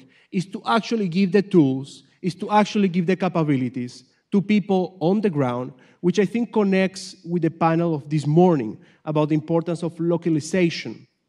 People on the ground know what tools they need. People on the ground know what they actually need to enhance their activities. Look, even from my own perspective, when I joined this whole advocacy, activism, policy work, I didn't know to the extent in which financial repression was an issue. The way I actually became aware of this was by people telling me. People not only in autocracies, but also people who are political refugees. In the US, for example, that cannot have a bank account. People that have non-profits in the US, and they cannot have a bank account. So that's the way, actually.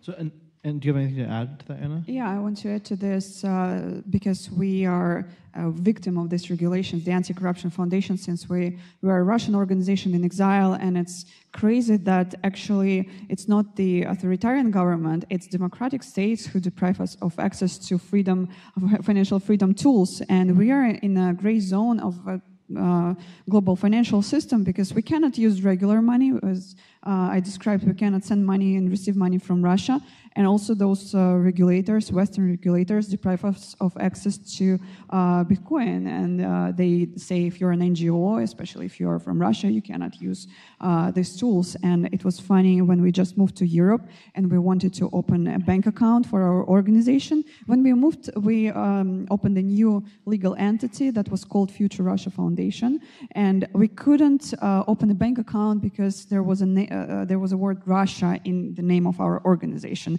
and all banks just declined our request. So it's crazy that regulators do not allow us access to Bitcoin. And quickly before we get to questions, I want to, give a chance for Farida and Roger to add. You're talking to a room full of builders right now. Do you have sort of like a call to action, or what's the best way for builders to understand the needs of people on the ground? I believe Femi mentioned that earlier today on his panel, when he said it is not about building for the Global South, but building with the Global South. People's lived experiences are often very much different from those who are approaching it in silo from a withdrawn perspective. At the end of the day, there are a lot of solutions that are available and that are being used to make money accessible in the West today, especially in North America. But then when you send that technology or those resources on the ground in a remote village, for example, somewhere in Togo, you realize that the hurdles are much more deeper than what you will think, because you do have the political aspect, but you also have the infrastructural aspects that you have to take into consideration.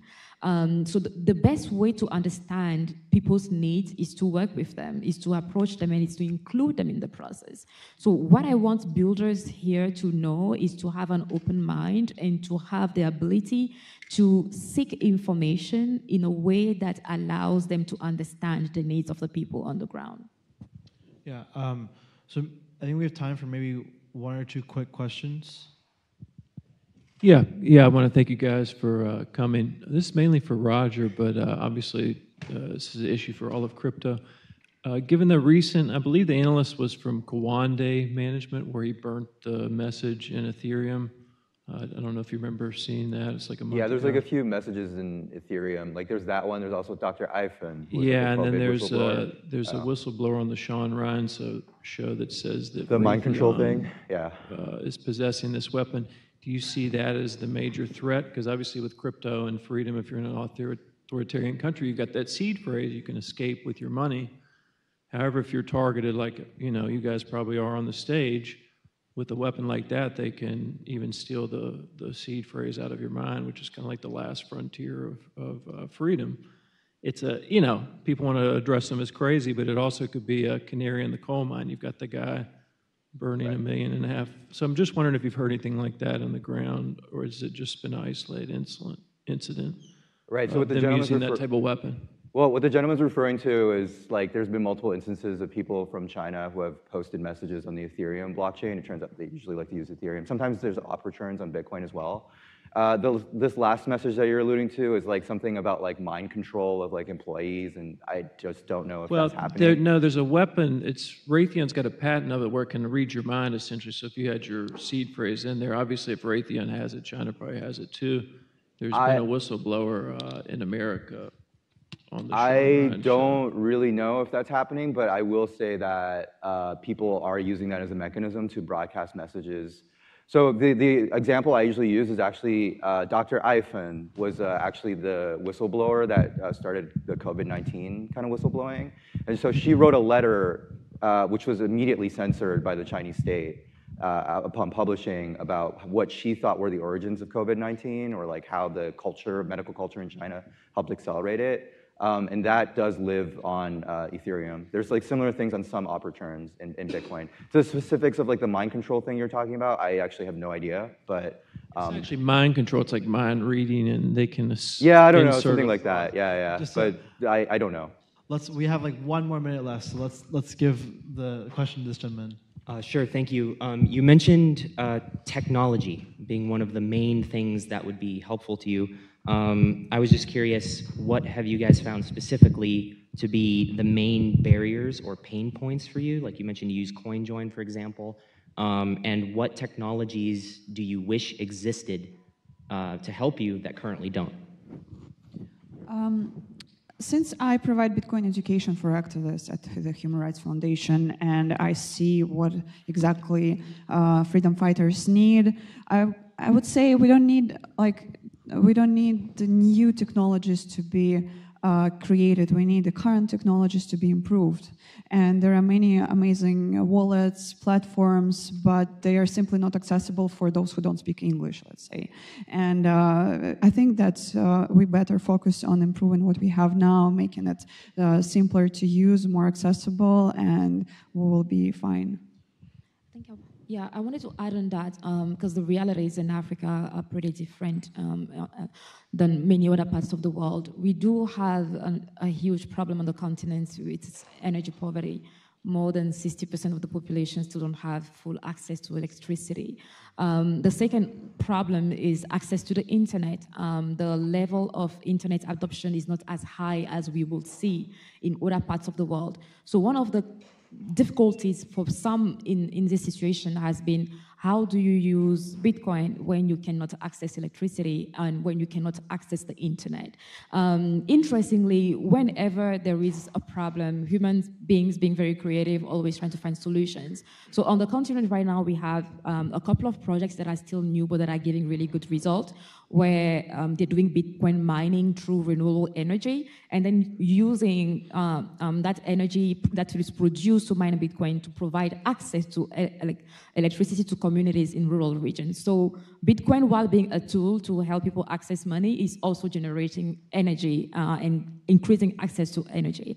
The other aspect in regards to using Bitcoin without the internet, there's also a project that was launched in South Africa and now is pretty popular in sub-Saharan Africa called Merchant Kura, which allows people to buy and spend Bitcoin via USSD. So those who don't have access to the internet can also do that. But they are still at the very early stage, and they need more support in terms of improving that resource. But if we can really build solutions that will lower the cost for people that are already extremely impoverished, energy costs and also internet costs, then we can make things better for everyone. I was going to add something, but yeah, like just really quick, like one thing I think that's really important is to interface with different languages and not just like in terms of translating. There's a huge demand for technical resources in Mandarin. Someone recently translated the Bitcoin handbook, I think, and a couple of other things, but huge demand for that. But I would just talk to different users. Like I talked to a bunch of Chinese Nostr users, and they're on Nostr, and they love using it because it doesn't require a phone number for identification. In China, that's tied to a real-world ID, and you don't necessarily need to use VPN to access it. But it's more of a speed convenience thing. I think if people just talk to different people who are using these tools, that'd be helpful. Yeah. So we're out of time, but the good thing is our panelists will be available to chat during the next break. Thank you again to everyone. Let's get a round of applause. Thank you.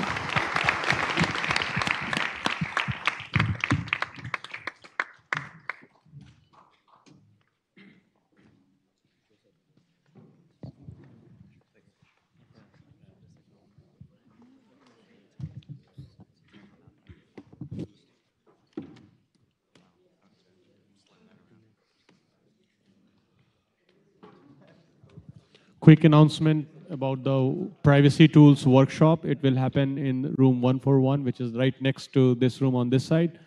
It's not happening right now. It will happen after this talk when we begin the lunch. So you are supposed to pick up your lunch and then move to that room for the talk. Thank you. Back to Robin. Thanks. All right. Hi, everyone. Maybe I give you another minute to settle.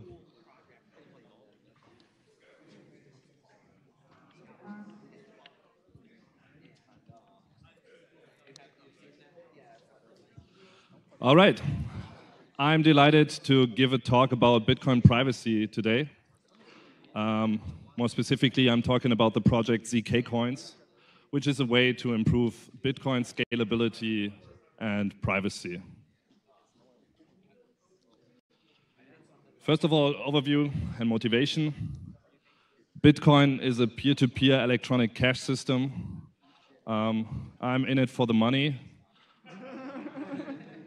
I want Bitcoin to be used as a currency.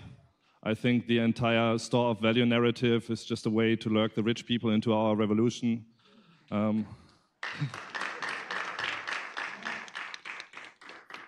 Just as the title of this conference, it's freedom tech, freedom money, that's what it's about. And we have to make Bitcoin better to be used as a money. And the high-level goal of ZK Coins is to help with that. More specifically, ZK Coins is a token protocol on top of Bitcoin with strong privacy and efficient scalability. Token, I know some people are allergic against that word. So right up front, the tokens that I want to use it for is Bitcoin privacy tokens. I want Bitcoin tokens.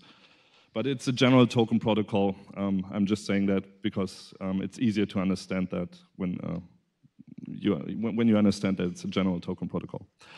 The key features, first of all, it improves the throughput. We can increase the throughput by roughly 10x and have a bit more than 100 transactions per second on the base layer.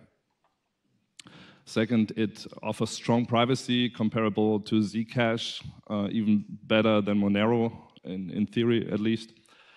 It's also very cheap to verify on the base layer. That's also a very nice feature. Usually, privacy protocols are more expensive to verify. This privacy protocol is much cheaper to verify than Bitcoin is. Like a block full of ZK Coins transaction would be way cheaper to verify than a block full of Bitcoin transaction. No soft fork is required, so this works as soon as we have completed the implementation. Another cool thing is that you can pay fees directly in tokens. So if I send you privacy Bitcoin, you don't need regular Bitcoin first to be able to spend your privacy Bitcoin. Or if I send you Tether or whatever stable coin, you don't need BTC first. You can just pay fees in Tether. That's an important improvement. And also you can have reusable addresses. So you have just one single payment identifier and you can publish it, I don't know, on your Twitter profile or something, and nobody can relate that identifier to your transaction history at all. You don't leak anything by revealing that address to your, by linking that address to your identity. Now, I talk a bit about the history of embedded consensus protocols on Bitcoin, because ZK Coins is like the most recent step in that history, I would say. Already, I think since 2011, 2012 or so, we had colored coins. We had OmniLayer on top of Bitcoin. We also had Counterparty. And they later evolved into client-side validation protocols. Maybe you've heard of RGB or Taproot Assets by Lightning Labs. And they then evolved into ZK-CSV, which is client-side validation combined with zero-knowledge proofs. And I came up in 2000, I didn't really came up with it because Peter Todd already talked about client-side validation and also combining client-side validation with zero-knowledge proofs back in 2014, I think. However, in 2014, there were not any ZK proof systems that were actually practical. So it was just merely a theoretical idea back then. And I kind of like, dug out this idea back in 2022 and combined it with like modern developments on Bitcoin. And did like a small write-up on ZK Coins, which was also kind of like hand-wavy. It was like not a fully spec'd out protocol. And that write-up then inspired Jonas Nick and Liam Egan to start working on a protocol called shielded CSV, and then I joined them, and then we wrote a nice paper about that that you can check out on shieldedcsv.org. If you're interested in all the nitty-gritty, how it works under the hood, check that out. My talk today will be more like high level, because I think the broader audience here is more interested in like understanding it on a high level than like all of the details from the cryptographic point of view. So how does it work? The key idea behind that is use the chain for what the chain is good for, which is an immutable ordering of commitments to prevent double spending. That is really, really important. Andrew Polstra mentioned that in a talk in 2017, I think, in a very different context, but this rang in my ears, and I thought about it for years, and I think this is really how we should build blockchains. We don't need the blockchain to verify all of the consensus rules. We don't need them to verify all of the transactions. What we really need the blockchain for is an immutable ordering of commitments. Nothing else is required on the global level. We only need a consensus about an ordering of commitments. That's everything. And everything else can be validated on the client side, and everything else can be sent from the sender to the recipient off-chain. And since on-chain validation is so expensive and block space is so expensive, we should really build blockchains this way. We should reduce it to an immutable ordering of commitments and keep everything else off-chain. And that is the key idea behind client-side validation combined with zero-knowledge proofs. And how does that work? Here in general, this is how client-side validation works. So Alice wants to pay some coins to Bob. And what she does is she sends the coin history, including the latest transaction, to Bob. So I'm the recipient, want to send him some coins. So I send him the coin, including the coin history of all the previous transactions, which make the coin that I want to send to him actually valid. And you, as the recipient, you verify that entire history, step by step, back to the genesis of all the coins, all the ancestor coins. And this way, you can convince yourself that the coin you received actually carries value. Does that make sense? Okay. Because that's the key idea. You, as a recipient, you are incentivized to check the coin history of the coins that you receive. And it's not necessary to check that history on the global layer. However, Alice also has to commit to a transaction history on-chain. That is critical because the transaction history, that can prove to you that the history followed all the rules except for the double spending. I could have spent the same coin to someone else. I could have sent it to him, for example, and you wouldn't know that from the history itself. To check that I actually sent only to you and to nobody else, we need some global consensus about the uniqueness of the history. And that's what we need the blockchain for. So Alice has to send a commitment to that transaction into the global blockchain. And then Bob, he receives the coin history, he verifies the entire coin history, and he verifies all the commitments on chain, and this way he can prove to himself that the entire history is correct and that no double spending occurred. So this is, in general, how client-side validation transactions work. However, this is extremely inefficient because you, as the recipient, you have that huge coin history, and imagine that coin has been out there for 10 years or something, and now there is like 2 gigabytes of coin history, and I'm sending you like 2 gigabytes on my phone, and then you have to verify these 2 gigabytes of transaction data. That is like quite weird. Like, why don't you sync the blockchain in the first place? Why don't you just use a blockchain? It's so much data, and it's so much work to verify that. Why? And this is exactly the historical problem with client-side validation protocols. The transaction history grows quite quickly, and it becomes quite inefficient. But there is hardly any problem in the life of a cryptographer that you cannot solve with a zero-knowledge proof. Except for global consensus. That's impossible. That's what we need the blockchain for. But everything else in the life of a cryptographer almost can be solved with a zero-knowledge proof. And first of all, they make the history very compact. Zero-knowledge proofs have that great compression capabilities, and they can compress the entire coin history into like a negligible size. And even if the actual history is like gigabytes of data, the resulting coin proof will be just a couple hundred kilobytes definitely less than a megabyte. Depending on what proof system you're using, it can be even just a couple hundred bytes. And you can extend the history successively. So you have a coin that is already 10 years old, and there have been like thousands of transactions in your history. Then you want to do the next transaction. You don't have to reprove the entire history. You just take the previous proof and append your transaction, and then verify the previous proof and verify your transaction, and then you have the next proof. So you can successively prove the history and do that very efficiently. You don't have to reprove the entire history all the time. And kind of like as a byproduct, you get privacy for free. Because these zero-knowledge proof, they don't just compress, they also essentially obfuscate all of the input data, all of the history, so you can perfectly obfuscate both the transaction graphs and the values. And yeah, that gives you super strong privacy. It essentially leaks nothing about the coin itself. How do these on-chain commitments work? Well, first of all, as I've mentioned, their only purpose is to prevent double spending, and they are essentially just a Schnorr signature. It's just a simple Schnorr signature on chain where you commit to a particular transaction, and that's it. You don't need more. And that can be compressed down to roughly 64 bytes per transaction.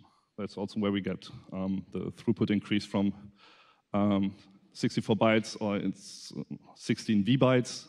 That is, just to give you a rough order of magnitude, 10 times more compact than a regular Bitcoin transaction. And what's also cool here, this is constant size no matter how many inputs or outputs you have. So in theory, you could create a transaction that sends coins to 1 billion people, and you would still have like 64 bytes on chain for that, no matter how many outputs you have. And we have some additional role here. We have so-called publishers, and these publishers, they batch these 64-byte commitments into like large batches of like 1,000 commitments or so from 1,000 users, and then they inscribe it into the blockchain, similar to like how inscription in ordinals work or something. So to the regular network, it's just arbitrary data that doesn't really have to get verified at all. It's just hashes, or like the network just has to hash that data, and everything else doesn't really matter. It's just auxiliary data that the network doesn't have to care about at all. It just has to be available for people who care about it. So now like a bit of just an intuition how that works. So the sender, he sends a coin proof to the recipient. The recipient verifies the coin proof, and that proves the history, but it doesn't prove double spending. For the double spending, the sender has to send that commitment to that publisher. The publisher batches many commitments of many senders and sends a so-called batch transaction to a miner. That miner puts these transactions into a block and puts it into the blockchain. And then the recipient reads that commitment from the blockchain, and this is how he convinces himself that no double spending occurred. So this is roughly the flow of how this works. Now, probably one of the most important slides. If you think this is too good to be true, there are many limitations that we have to talk about. First of all, it requires interactivity. This is an issue. Regular Bitcoin transactions, I just have to know your address, and then I send you some money, and then at some point you just sync the chain, and then you receive your coins. Here, it doesn't work like that. I have to send you that coin proof somehow. And we need a channel, ideally a private channel, of course, because otherwise everybody would know that I sent you something. However, we can just use Signal or Telegram or something like that. It's in eCash, it pretty much works the same. So this is not that big of an issue. It is an issue, but it's not that big of an issue. We have more severe things to talk about. The next thing, this is super critical, backups are critical. If you lose your backup, if you lose your coin history, or like your account history, then your funds are burned. There is no way to recover them. Usually you're used to the fact that you just need your seed, and your seed is always enough to recover your funds. Here it's not the case. Here you always need your account history, and you have to back up it very well, because if you lose your account history, your funds are gone. And that is, of course, a big issue, and it's very important that actual wallet implementations solve this in a nice way such that the user doesn't have to care about it. And then initially I mentioned this is a token protocol, and what we are not shitcoiners, we're Bitcoiners. We want to have Bitcoin on top of this protocol. However, that requires some kind of bridge. We have to bridge Bitcoin into that token protocol. BitVM bridges are one solution to that, but there could be many other solutions. Of course, there's like the trivial solution, which is just a multi-sig. Of course, that comes with trust trade-offs, and they are not quite nice. Another way could be that you just burn BTC to mint some kind of private Bitcoin. That is, of course, a one-way peg. You could never peg out again. But the good thing is it's very simple. There are a couple of other ideas. For example, you could time lock Bitcoin to mint some private Bitcoin. Of course, it's not a real Bitcoin then, and it all comes with trade-offs. But long story short, what we need is some kind of bridge to bridge BTC into there. Ideally, in the long run, we will have more sophisticated opcodes, and then bridges become easier to build, and then we will have more or less a trustless bridge to bridge BTC into ZK Coins protocols. The next thing is we have to prove the history, and proving isn't cheap. If you can prove your transactions on a phone is questionable. I think right now it's not quite doable. However, on the other hand, phones become better all the time, they become faster all the time, and also proof systems become faster all the time. So I think in the long run, it will be totally feasible to prove your transactions on a phone. Another thing is, okay, yeah, ZK proofs are complex. This is extremely complex in comparison to the simple cryptography that Bitcoin uses on the base layer. And another thing is that inherently to every privacy protocol, there is that problem that inflation bugs are pretty much undetectable. So if some kind of inflation bug happens, it's very hard to figure out if that happened or if it didn't happen. And yeah, there is no global state, so if you wanted to have like some smart contracts, like an automated market maker or something like that, it's not quite possible in this protocol because there is just no global state. You could hack around that maybe, but in like the base protocol, it's not the case. Future work, a couple of things that we have to solve is time locks, and in particular we need time locks to make this protocol compatible with Lightning, because Lightning gives us this nice instant finality. Here we are still like bound to Bitcoin's block time of 10 minutes, so if you want to make a payment at the supermarket or something, you would ideally have instant finality, and that's why we would like to make this protocol compatible with Lightning, also to be like compatible with the broader ecosystem. And another big thing is light clients. Currently, everybody has to sync the entire blockchain, the Bitcoin blockchain, and scan the entire Bitcoin blockchain to participate trustlessly. And ideally, we would have some light clients to make that faster. Takeaways and outlook. First of all, ZK Coins is a protocol that offers strong privacy. I guess that's the most important point. Also, it's very efficient. It increases the throughput to roughly 100 transactions per second, and it's very cheap to verify on the base layer. No soft fork is required. We just have to complete the implementation. The main limitations are mostly UX things. It requires interactivity. Backups are super critical, and the proving performance is a bit of an issue. And yeah, outlook. ZeroSync, my team at ZeroSync, we implemented a prototype. It's not yet public, but we want to launch it on testnet within the next month. And hopefully we will have a quote-unquote reckless mainnet version by the end of 2025. And if you're reckless, then you can test it out.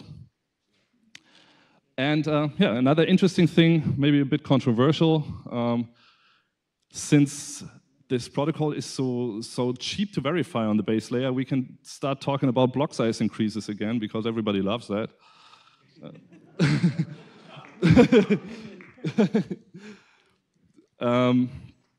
Yeah, the idea is, since we just need auxiliary data here that doesn't have to get verified on the base layer, and also this protocol doesn't bloat the UTXO set at all, it would be nice to just have more like data availability space in the blockchain.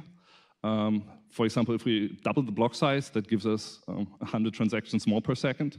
So that could be a trade-off that is worth making. Of course, you still have the bottleneck of sending it, like sending the data around. People have to download it, but at least verification will become a non-issue here. And I think historically that has been one of the main arguments against block size increases. And yeah, we could here increase the block size without increasing the cost of verification. Okay, that's it. Do you have any questions?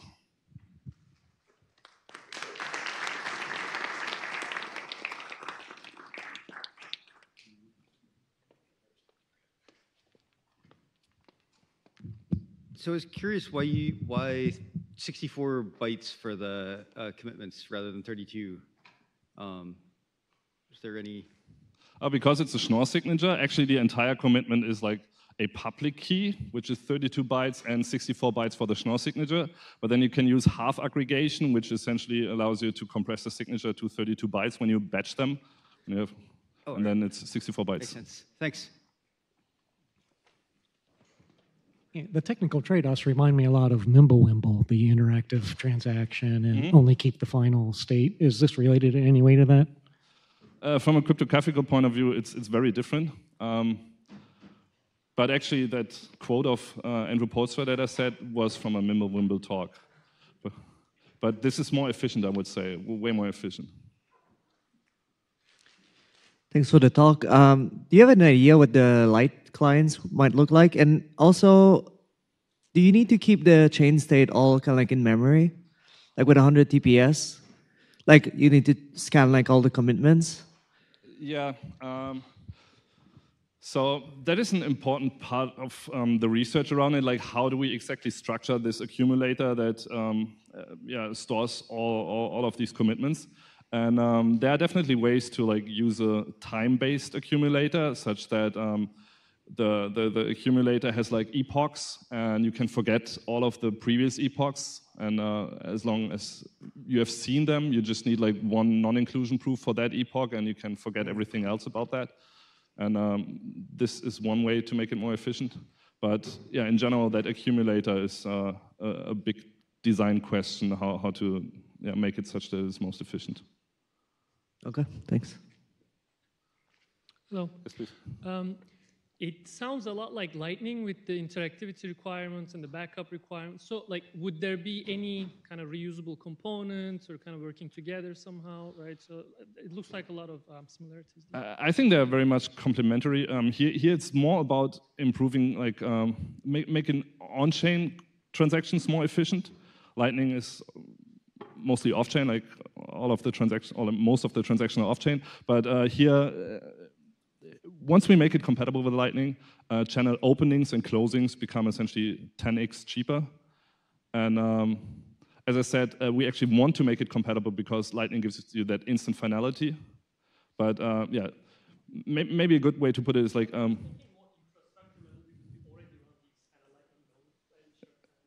yeah. I mean, what these kind of nodes do is quite different than what Lightning nodes do, so I'm not sure if you can reuse that. But I think on a high level, like Lightning scales payments once you have established ownership, but this scales ownership. One more question. Could you maybe just quickly hit on the role of the publisher? Like, are there trust assumptions that come into that, or yeah, good question. The publishers are pretty trustless. Like everybody can be a publisher. It's just a particular kind of transaction. If you fit that format, then it's a publisher transaction, and it doesn't matter who you are. If all publishers would censor you, as long as the Bitcoin network is live, then you can make your own publisher transaction. It would be a bit more expensive probably if you have to make your own publisher transaction for a single commitment. But in general, it's completely trustless, completely permissionless. Good question, thank you. Okay, cool, thank you.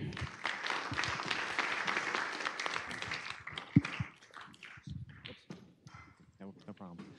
Thanks, Robin. All right, so we are now on lunch for the next hour. The next talk is at 2:10, and I would like to remind everybody we are having a privacy tools workshop going on during lunch in room 141, so make sure to check that out once you grab your food. See everybody at 2:10. Timmy, I'm gonna head out. Yeah. Tuesday. Yes. I'm leaving today. Oh, okay. Then I'll see You've you in checked out? Oslo. No, I'm checking out tomorrow. Yes. Yes. Thank Sis. you.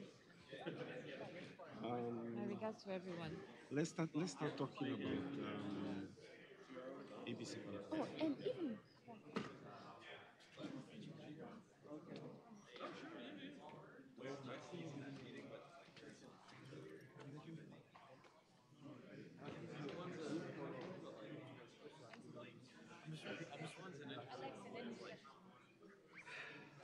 Let me speak. Tomorrow day after. Because we wanted to give you. Actually, supposed to give you. And I sort of hit it like when I was like, dude, just do space. And he's like, So we're going to reach out this week. Asking for you. Other people work on this. How much did we give last? Gonna listen.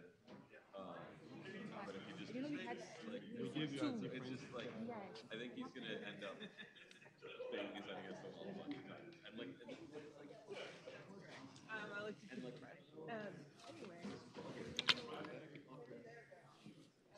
Oh, okay. There's Sidley, there's like law firm, and then someone's law firm, but not insurance. And like somehow we got into it because they written down. Like, okay, so I go. I think it's really cool. John, you can eavesdrop on lunch. And once we do the EDM, and they're like, how come it's on computers and stuff and Bitcoin? Oh yeah, I know. Like people don't want to talk about it. Yeah.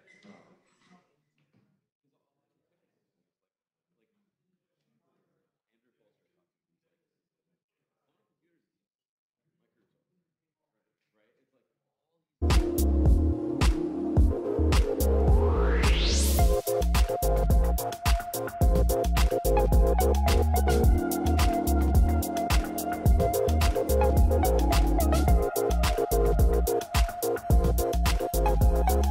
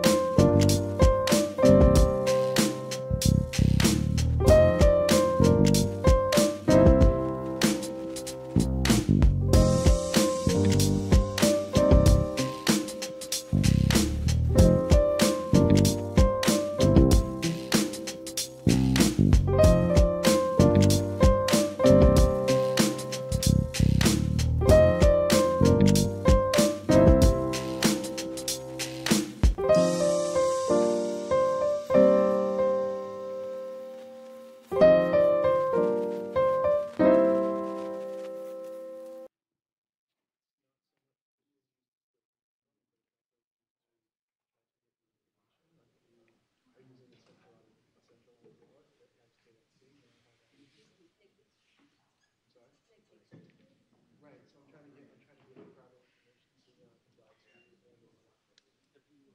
that's like the worst case scenario. So here I'll show you in just a second. So I looked at a wallet that I have transaction. The thought of transaction is 124,000. I'm not talking that loudly, so. Flipped over. If it's on the other side, you're checking. Yeah, but I know I'm gonna face like I'm gonna look at the thing. So, oh wait, it's pretty good. Testing, testing. Okay.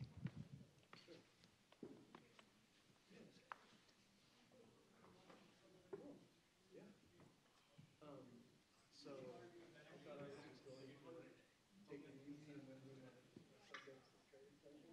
That's because also I'm going to clean up that wallet, using a new wallet that I have a new big one. Went from being like, I'm going to relax and recover from my week and get ready for the next week to being really stressed out and freaked out. So one of the reasons I'm here is because I'm on a podcast. Do you know the schedule? Have you ever heard schedule? So she learned 101. She's my friend. So, so I hackers contacted her. So I contacted her, and she was like, I can check her. She goes like,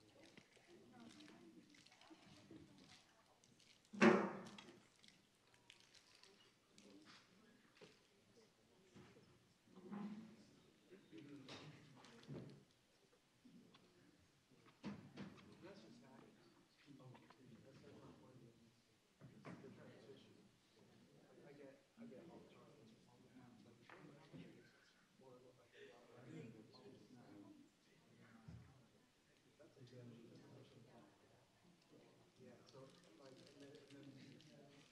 and then there's no telling, it might not be. Yeah, like I used to send all of our 2 weeks ago, and that training group after my live stream, he came in and told us where he told us. It makes no sense. He Google for everything.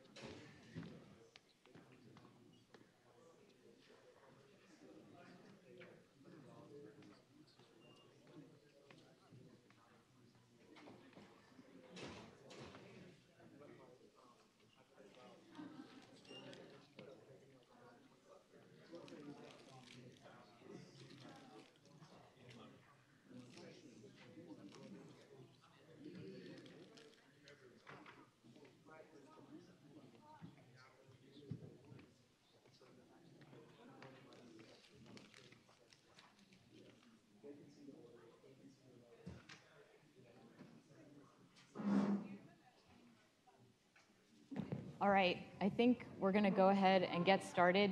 So thank you so much for being on time. My name is Neha Narula, and I lead the Digital Currency Initiative, which is based here at the Media Lab at MIT. I'm also an alum. I went here for grad school.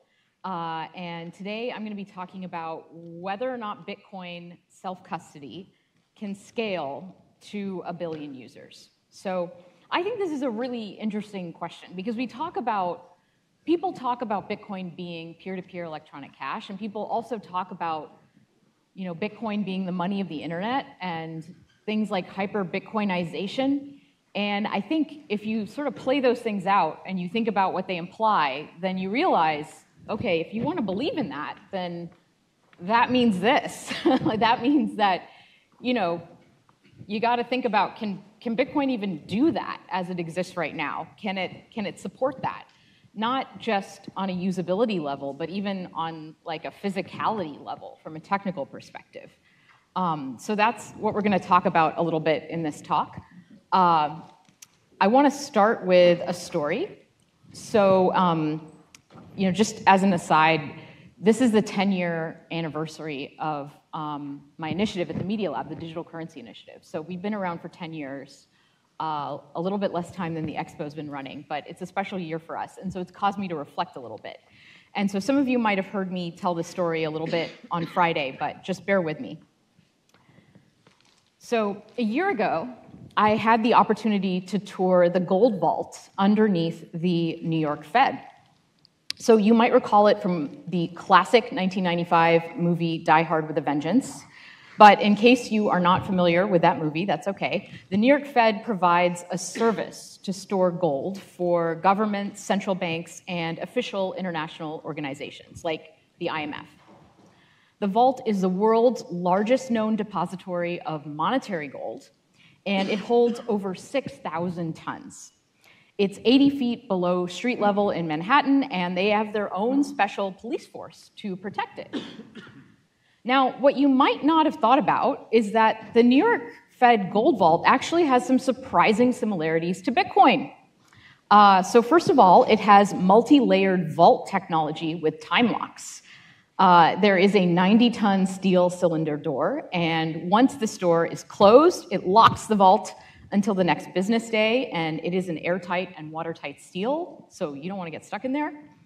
They use multi-sig, so gold is kept in various compartments, and each compartment is secured by a padlock, 2 combination locks, and an auditor seal. They use pseudonymity. Compartments are only identified by numbers, not names. And it has a transaction fee paradigm, so you only pay to move gold bars in and out or between compartments. You don't pay for storage. This makes me very worried about the economic long-term sustainability of the New York Gold Vault. But hodlers get to free ride, much as in Bitcoin. So the first thing I thought when I was down there was, wow, gold is so shiny. It is like glare in your face shiny. You see these gold bars and you feel like you're in a pirate movie or something, just like, what is this? And the second thing I thought was, wow, gold is surprisingly heavy. So each bar is 28 pounds, and they let you hold one sometimes, but they make you wear these metal shoe covers when you do it, just so you don't drop a gold bar on your foot and break your toes. But the third thing I thought is, whoa, so this is what the global monetary system rests on. Like, this is it. And this is just so antiquated. So I think we can do better. We are trying to do better. But I think sometimes we get distracted along the way. We get distracted by CEOs of $10 trillion asset managers saying Bitcoin on CNBC, or other billionaires taking on debt to hoard a bunch of Bitcoin, or nation-state strategic reserves. We think that that means progress, but that is not progress. Those are second-order effects of progress. First-order progress is, and always was, users, providing real value to real people. All the financialization, all the follow-on by institutions, it's a side effect. It's not the real goal. Okay, so you're here at this conference. Hopefully you have some agreement that users are the real goal. So how do we get users? Well, we have to be able to support the users. So I think that self-custody and wide usage are an incredibly important part of Bitcoin's value proposition. And there's two reasons for this. So one is kind of benevolent. You've been here already for a day and a half. We want to provide permissionless digital money to as many people as possible. We want everyone to be able to partake in this. That's part of the value. We think it's a good thing. We want people to be able to use it. The other reason is actually a little bit selfish, but I think just as important. Nation states and large financial institutions are coming. And what happens when they hold the vast majority of the economic value on the Bitcoin network? Bitcoin security requires sufficient diversity to resist co-option. Any holder should care about sufficient diversity. And so you can think about this as a form of long-tail dynamics. The fatter the head, the larger the holders at the top end of the distribution, the more of the tail we need to counterbalance that influence. And look, I understand, mempool fees are at an all-time low, blocks are not full. You might say there's not enough demand for non-custodial uses of Bitcoin, but to that I say it's still too hard. We are building for the far out future. We don't even know what the demand curve looks like yet.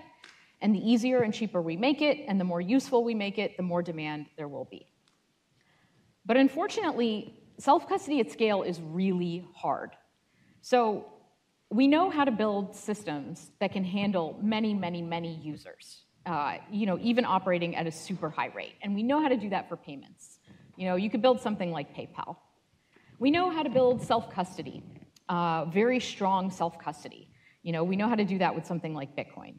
But the intersection of these two things is where the real challenge lies, trying to do both these things together. I'm going to talk about the technical challenges. Now, in order to do that, first we have to talk about what we even mean by self-custody. So oftentimes, when you think about custody, you might think, okay, there's Bitcoin, there's holding on-chain Bitcoin, and then there's centralized exchanges, right? And the common terminology we use for these is trustless, Bitcoin is trustless, centralized exchanges are trusted.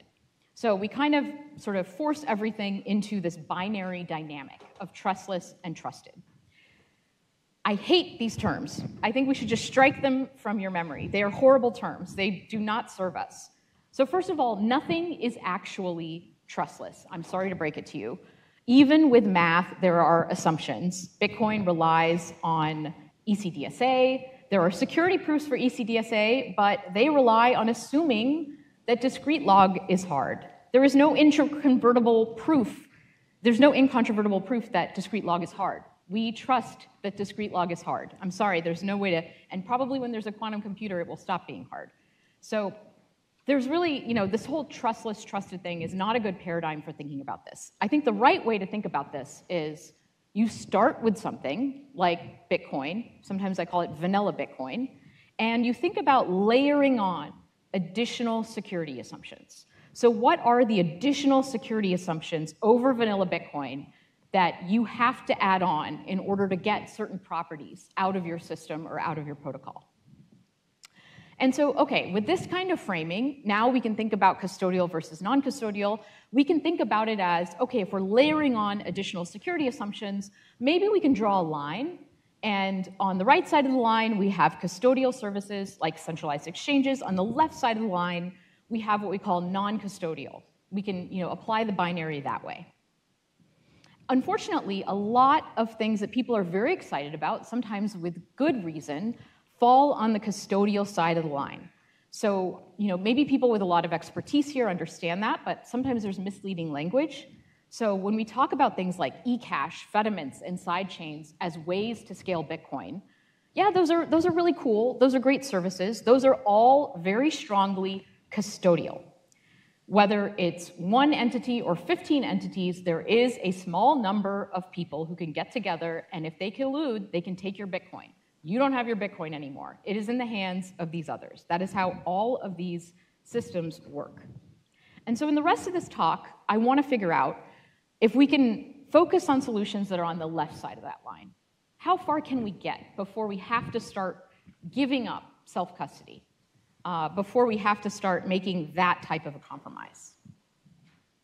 Now, before I get into a little bit of that, I want to give some of the intuition behind the technical challenges with scaling. Why is this so hard?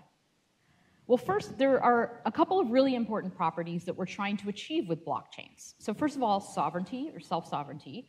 And I'm going to call this the property of being able to validate myself. I can look at the blockchain, I can confirm myself how many Bitcoin have been issued, I can confirm myself I have the Bitcoin according to the rules that I've agreed to. I can do all of this myself with my own hardware on my machine. Another important property is censorship resistance and free entry, what we call decentralization. Now, this property is really important because it's what gives these systems their permissionlessness and keep them from being monopolistic.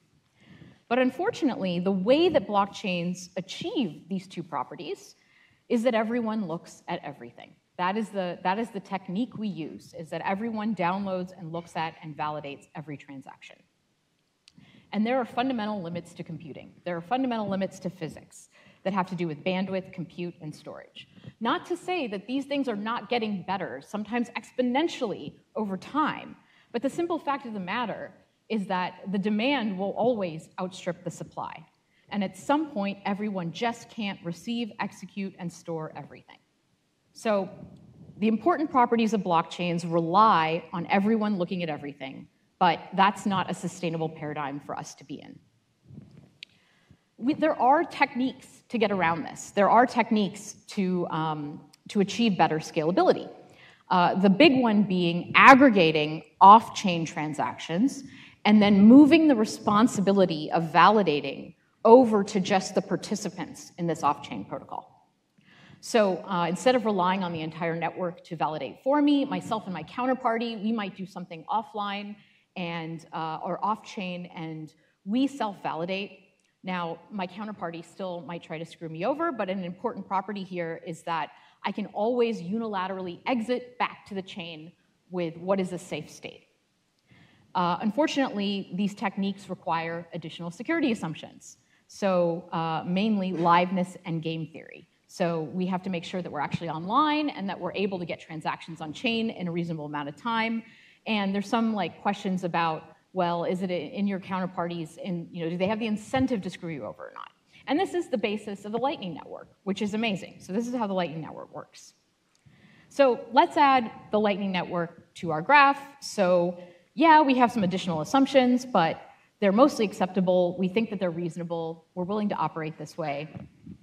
Now, unfortunately, Lightning as is just, I don't think, gets us to billions of users. Now, there's some controversy around this. You can read a lot of people on the internet who have done a lot of different sort of formulas. I don't have the time here in this talk to really go into all of those formulas.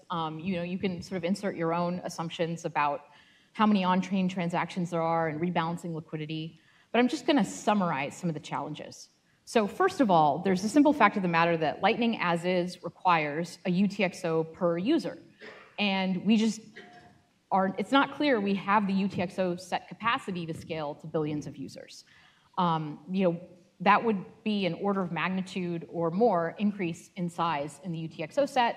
Parts of Bitcoin Core would probably get very unwieldy, might break. And it's just a big thing to do. It's going to make running a node a lot more expensive. But it's not just that challenge. There's also the challenge of liquidity. Even these are all orthogonal challenges.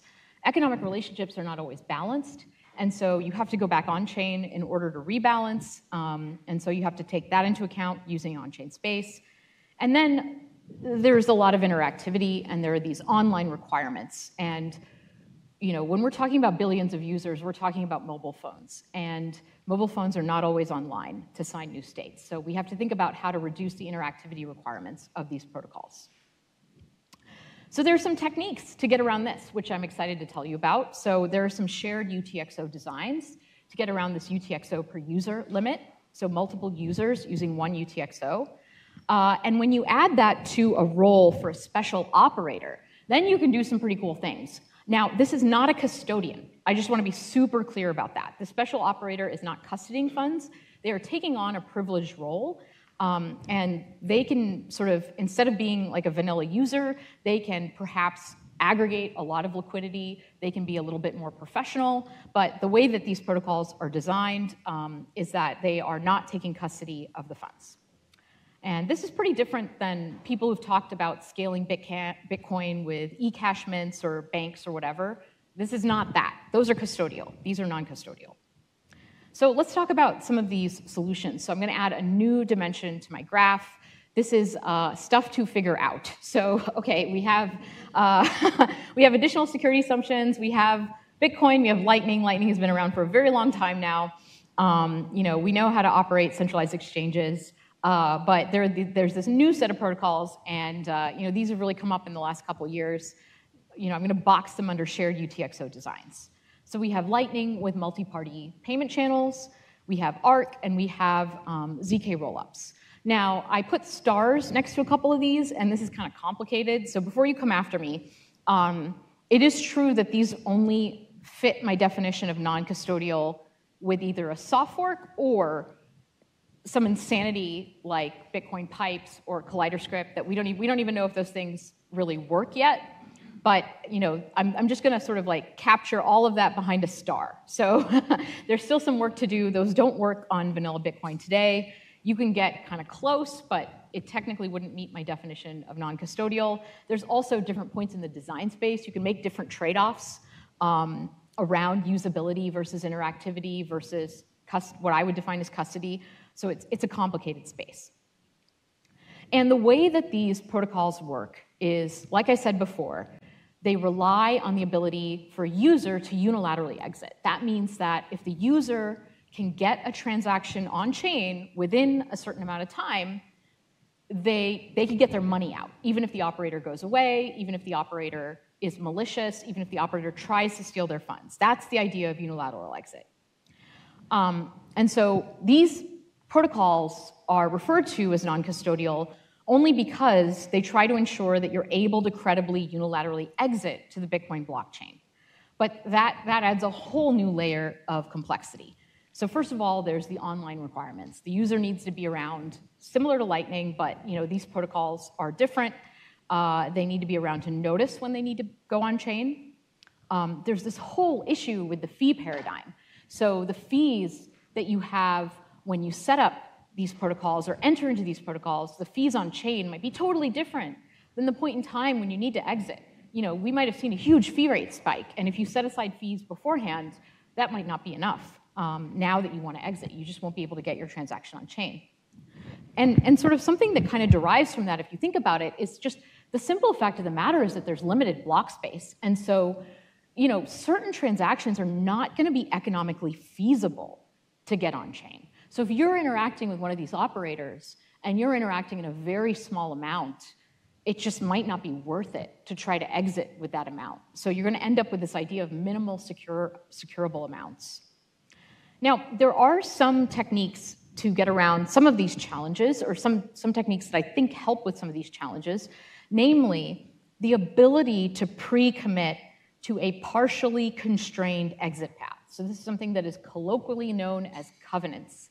And like looking into the language of covenants and recursive covenants or like enumerable covenants or all these different kinds of covenants.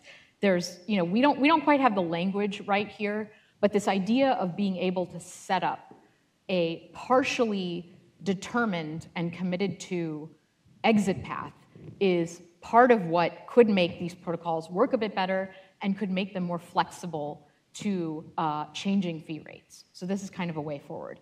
But the simple fact of the matter is that just given our constraints with block space and given some uncertainty about what the fee rate's going to be, there is going to be some minimal securable wallet size, and that might be the thing that really keeps us from being able to scale to billions of users.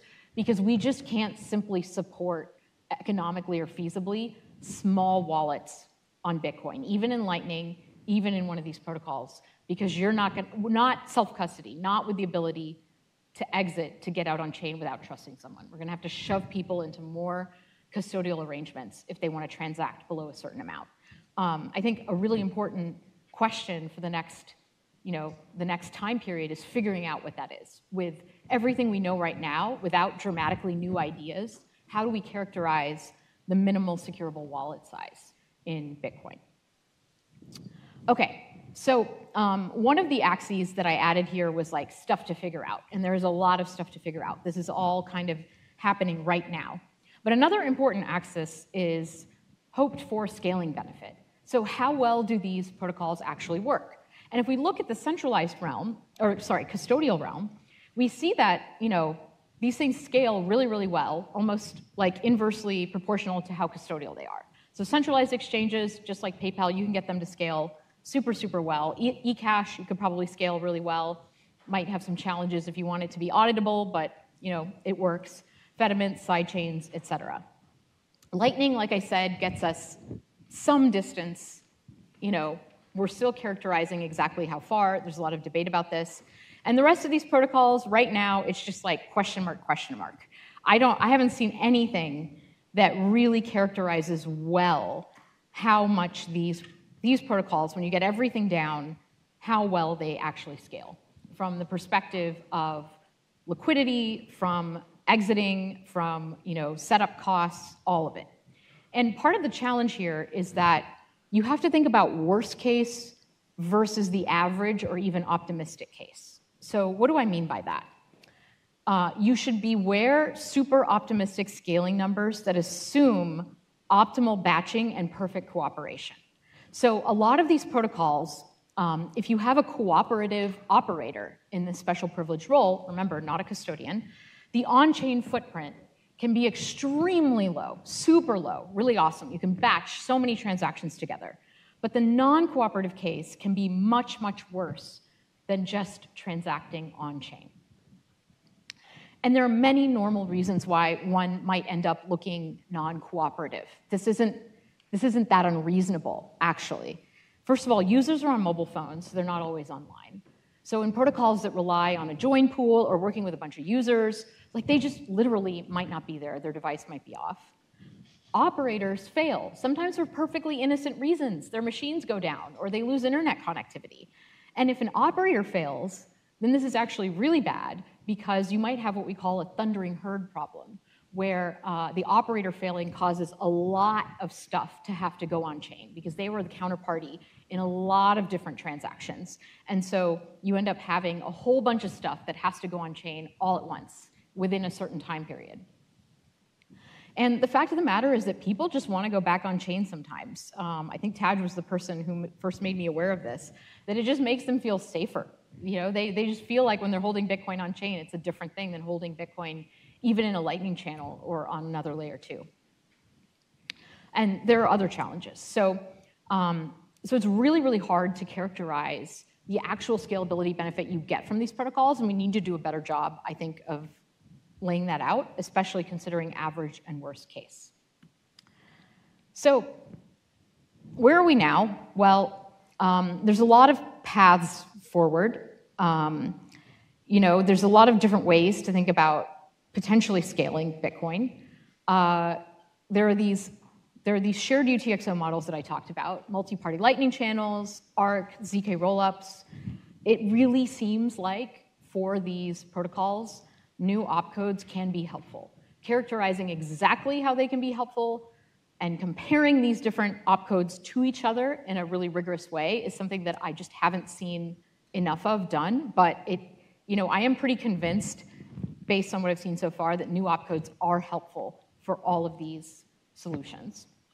Another option is to just increase the UTXO set and the block size. That's not something that gets true scalability, but it will get us further. And honestly, is probably going to be part of a path going forward.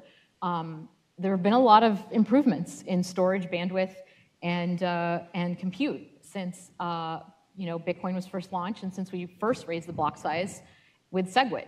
So maybe it's time. Maybe it's time for another block size increase.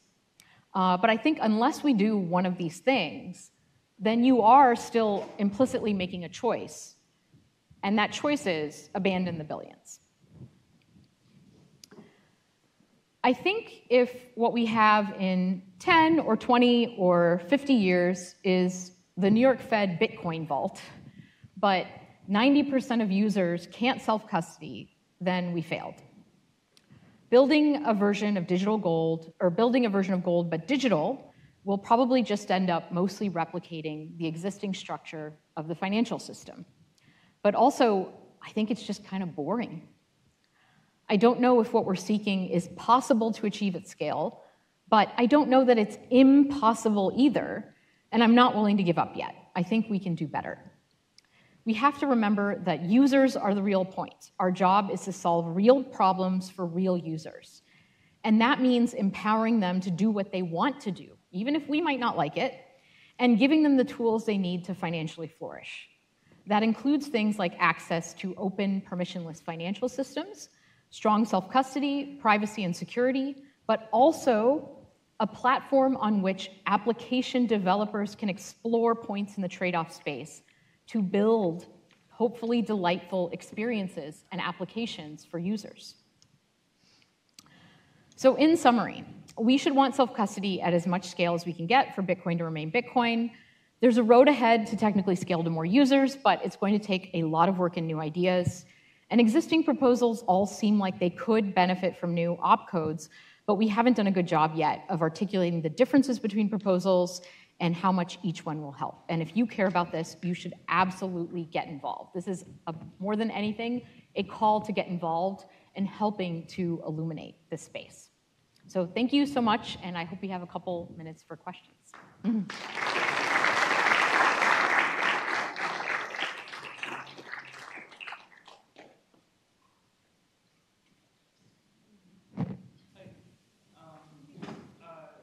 So what do you think of a potential proposal that was very recently put on the mailing list by one of the members here in the audience, actually? What do you think of the proposal for, say, miners potentially aggregating transactions using Stark proofs, especially if they're post-quantum transactions using Stark proofs? Like, would that be a potential way to solve, like, to square that circle? You mean the guy next to you who put that thing in the mail? Yeah. So this is Ethan's proposal. I think it's a super cool idea. I think it's very, very early. I think, so, you know, one thing I would love to be able to do is to give a talk that's like, this is the way forward. Here is the soft fork that we should deploy. And part of the reason I'm giving this talk is because I don't know. I'm trying to figure it out, and I don't have enough information. And it's really hard to figure it out. I think there's people probably in this very room who have a lot of really interesting ideas in their head and have done a lot of exploration and a lot of building of a lot of different types of applications. And I am not sure that they've done the best job of communicating what the trade-offs are that they're making, where their proposal works really well, where it doesn't work as well, and just what I really want to see is everything put in a framework, in a structure, where we can take CTV and CFSFS and any pre-vout and, you know, OpCat and all of these different proposals, and we can analyze them and compare them against each other and for a wide set of applications. And we can really actually like discern, you know, what each one is good at versus the other. That is what I'm really missing right now. And it's what keeps me from feeling, just me personally, from feeling the confidence necessary to say, this is the way forward. So more information and more research is needed. Yes, and I love the proposal that was put on the mailing list, but that is like nowhere near a deployable proposal, sorry, Ethan. Yeah. Fair enough, thank you. Do you have any specific ideas about what kind of framework you would like to see for that? Like I'm thinking in my head, I'm like, okay, well, what if we had some kind of like fork situation where we could test all these opcodes against one another, like what would be, in your opinion, like the appropriate way to test these opcodes against each other? Yeah, so I think it's actually things on two ends of a spectrum.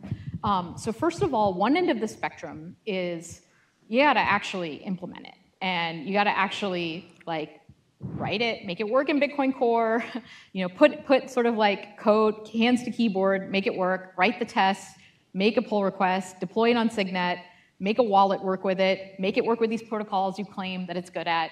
This is kind of like, is AJ here? This is like his thing, right? You gotta actually do these steps and do this work. Your code needs to compile. The tests need to run. Like, you need to meet that threshold, and not everyone's doing a great job of getting that far. I think in part because it's a lot of work, and they're just not sure where it'll go. But I agree that's minimum threshold. But then I think there's work that needs to be done on the other end, which is more conceptual, which is trying to understand how much scalability does each of these things get us. And that's not just implementing it in Core and running it on Signet. That's like research. That's like being able to think about best case, worst case, average case. It's being able to like actually make convincing arguments. It's being able to state your assumptions. And that's not just like implementing something or setting up a test net or something like that. That's like, you got to think, and you have to like write down your ideas, and they have to be thorough and complete. I just want to shout out John Light really quickly, because he's literally working on something in that area right now, which I think he's going to launch next weekend at OpNext. So you should check out his talk at OpNext. What can the average Bitcoin user or supporter do to support this work to get to 1 billion doing self-custody? Well, first of all, I don't know if it's possible. So I think the best way to support this work is to try to do work to figure out if it's possible, and also, to counteract the ETF treasury narrative. Like, I think more of us need to explain the reasons that we got into this and the reasons we care about it, and to push for the type of work that will, to celebrate the type of work that moves us in this direction. Thank you. I want to step back about the previous discussion, which is about how can we introduce those things. And obviously, when we are doing an engineering work, we are goal-oriented. We can test if these opcodes, for example, they help us implement new features, right? But they also generate side effects, and this is a risk. How would you, and maybe we cannot anticipate how creative people can be and will be to try to break the thing before it goes into production, right? I was thinking about how do you think about it? Yeah, so I think that sometimes there's this attitude of, well, we can't predict all possible outcomes if we do this, so therefore, because you can't convince me that all possible outcomes are safe, therefore, we shouldn't do anything, right? Well, I think that doesn't quite work, because you probably can't convince me that all possible outcomes if we do nothing are safe, right? We are operating in a world of uncertainty. We need to accept that. Simply saying we can't get to 100% certainty is not an interesting argument, I think. So I think what is an interesting argument is doing your best to get to as much certainty as you can, right? Figure it out. Do the work and try to figure it out. That's the best that we can do. We're never going to have 100% certainty, but what we have to understand is that doing nothing also comes with risks. So it's kind of a very high-level, cavalier way to put it. There's a lot of work behind all of that. I'm imagining we're running out of time. Yeah.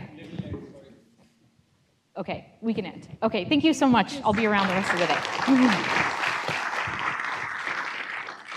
Sorry.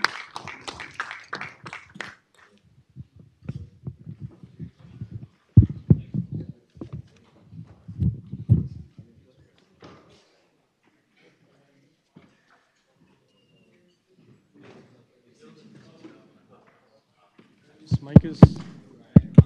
It's working now. Thank you. What an amazing talk. Thank you, Neha.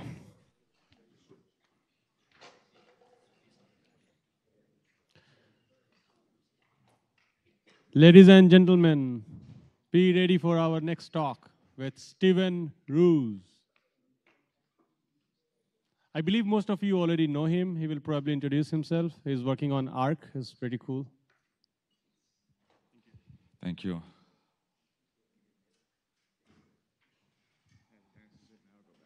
Perfect.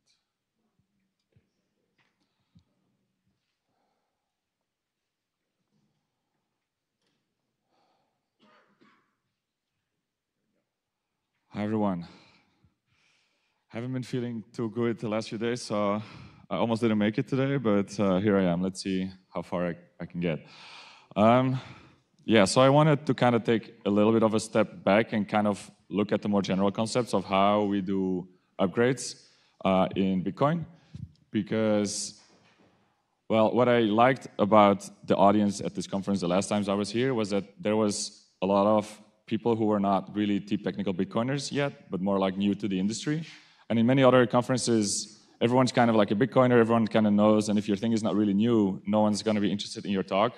But I think maybe here we can take a little bit of a step back. Who here does not know what the difference between a hard fork and a soft fork is? Okay, a few hands, but a few. Who does not know what covenants are? Okay, more hands. Okay, good. Then at least I have an audience. So that's what I want to talk about a little bit. Who am I? My name is Steven Roos. I've been a Bitcoin developer for a while. I'm trying to build one of the protocols that were talked about in the previous talk called ARC at a company called Second. And at some point, I made this website called covenants.info because there was a lot of talk about covenants all the time, and I never had a clear summary of the different use cases of covenants, the different proposals of covenants, and I kind of put them in this website. It's open source, so people are welcome to contribute. So before we start about covenants, let's just take a step back and think about what is Bitcoin and how do we upgrade Bitcoin, right? What is Bitcoin? Bitcoin is money, so it's a social concept. It's basically a bunch of people that agree that if you send money to someone else, that what is the condition that that person has received that money? What does it mean for me to have this Bitcoin? So what this basically means in Bitcoin is reaching consensus on when someone has transacted some money to someone and when someone actually has a certain amount of money in this network. So this, in the technical sense, this is basically built on some technical rules based on a peer-to-peer network and some data like a blockchain. But eventually, for the network to work, everyone needs to agree on the same conclusion from this state, which is what we call a consensus, right? Everyone probably has heard of this. We use a blockchain for this, which is where we collect all our state. And then whenever we try to change this thing, what we call consensus, which is basically all the rules that govern what Bitcoin actually means, it can actually cause a split in this blockchain, where suddenly the rules of the consensus are a little bit different.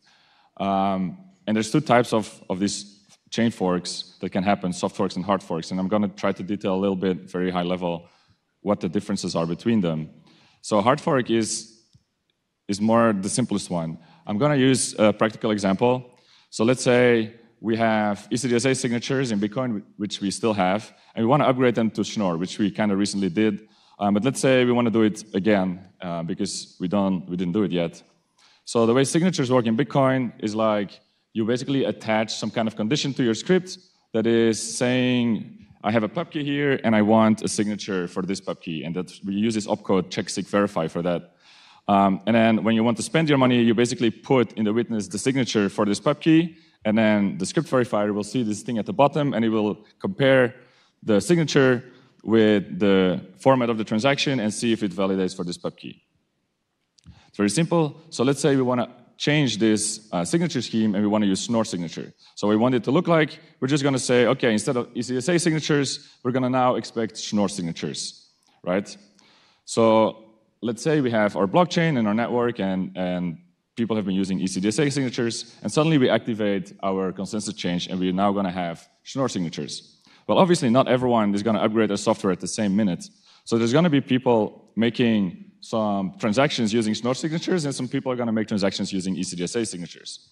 So what's going to happen then? Some miner will find a block, and if the miner has upgraded already, he will only include the Schnorr signature transaction, obviously, because the other one is no longer valid. But then some other miner who did not upgrade yet is going to create a different block, and he will include the transactions that have ECDSA signatures. So suddenly, we no longer have a single blockchain, but we have kind of two blockchains, right? So everyone who is upgraded is seeing a totally different history of all the transactions than everyone who didn't upgrade yet. And this is obviously catastrophic, because then you can no longer have consensus on whether or not someone that you're trying to transact with actually received your money or not. So let's try to improve this a little bit by using a soft fork. So a soft fork is a different technique where it's more safe, and you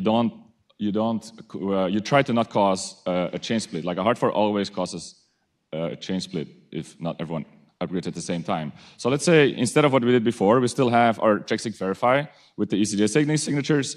Instead of just changing how the check-sig verify works, we're going to just use an opcode that doesn't do anything yet. It's like an unused opcode in the protocol, and we're just going to give it a new name, and we're going to call it check schnorr-sig verify. So for all the old nodes, since it's an unused opcode, they're just going to ignore this opcode and not do anything. But now, when we upgrade to this new version, we're going to use this opcode and use it in the same way as check-sig verify worked, and we're going to verify a Schnorr signature. So what's going to happen in this case? We still have our normal blockchain, and then there's going to be like transactions using a different opcode for Schnorr signatures and a different opcode for ECDSA signatures. Now, what happens when a miner finds a block? Well, if a miner on any side of the chain finds an ECDSA transaction and includes it in a block, that's fine for both, because the old people still understand the ECDSA signatures, and the new people still understand ECDSA signatures, and the old people, the people that didn't upgrade, they obviously understand them. Now, let's say a miner with an upgraded client mines a block. He's obviously going to include the Schnorr signatures transaction, because he's upgraded and he understands them.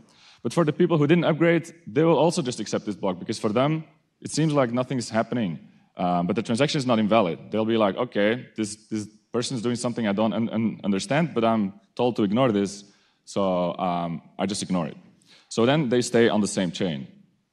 Even though people who are not upgraded don't really understand what's going on, but as long as they're not using the Schnorr signatures themselves, they can just accept these transactions, and at least their own transactions will also still be in the chain. So how do we do soft forks like this? One of the tools that we have is the tool that we outlined in the example, which is like knobs that we call unused opcodes. So what we're trying to do in general is we try to override behavior that in the old clients is not used and doesn't have any meaning at all.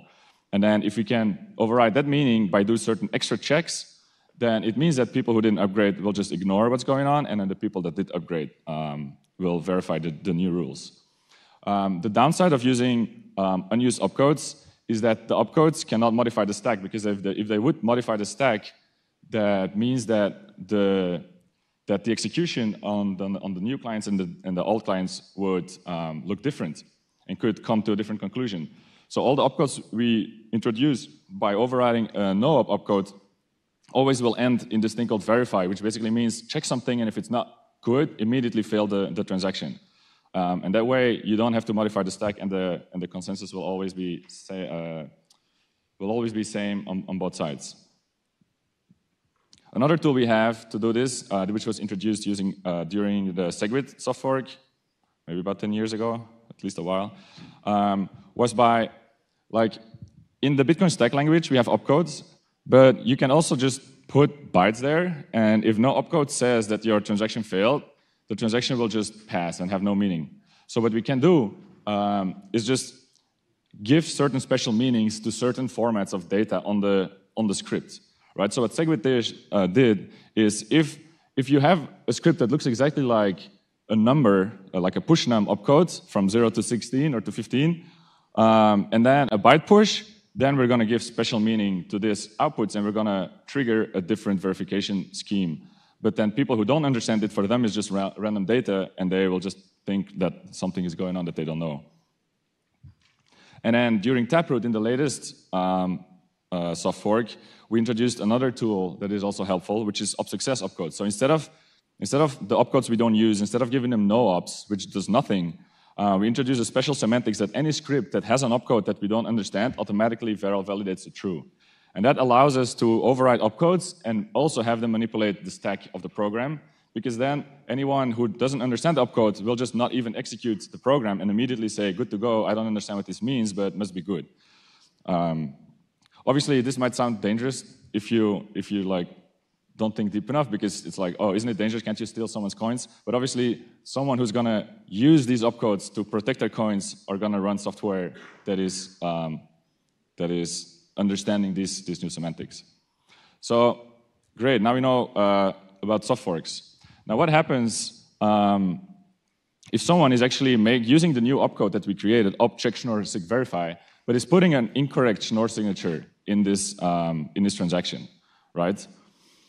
For the miner that didn't upgrade, for him the check schnorr sig verify doesn't mean anything. So for him it's like, okay, this is just a transaction that doesn't do anything. So he can include it because he doesn't understand what's going on. But the miner who upgraded will of course not include this transaction because it has an incorrect schnorr signature.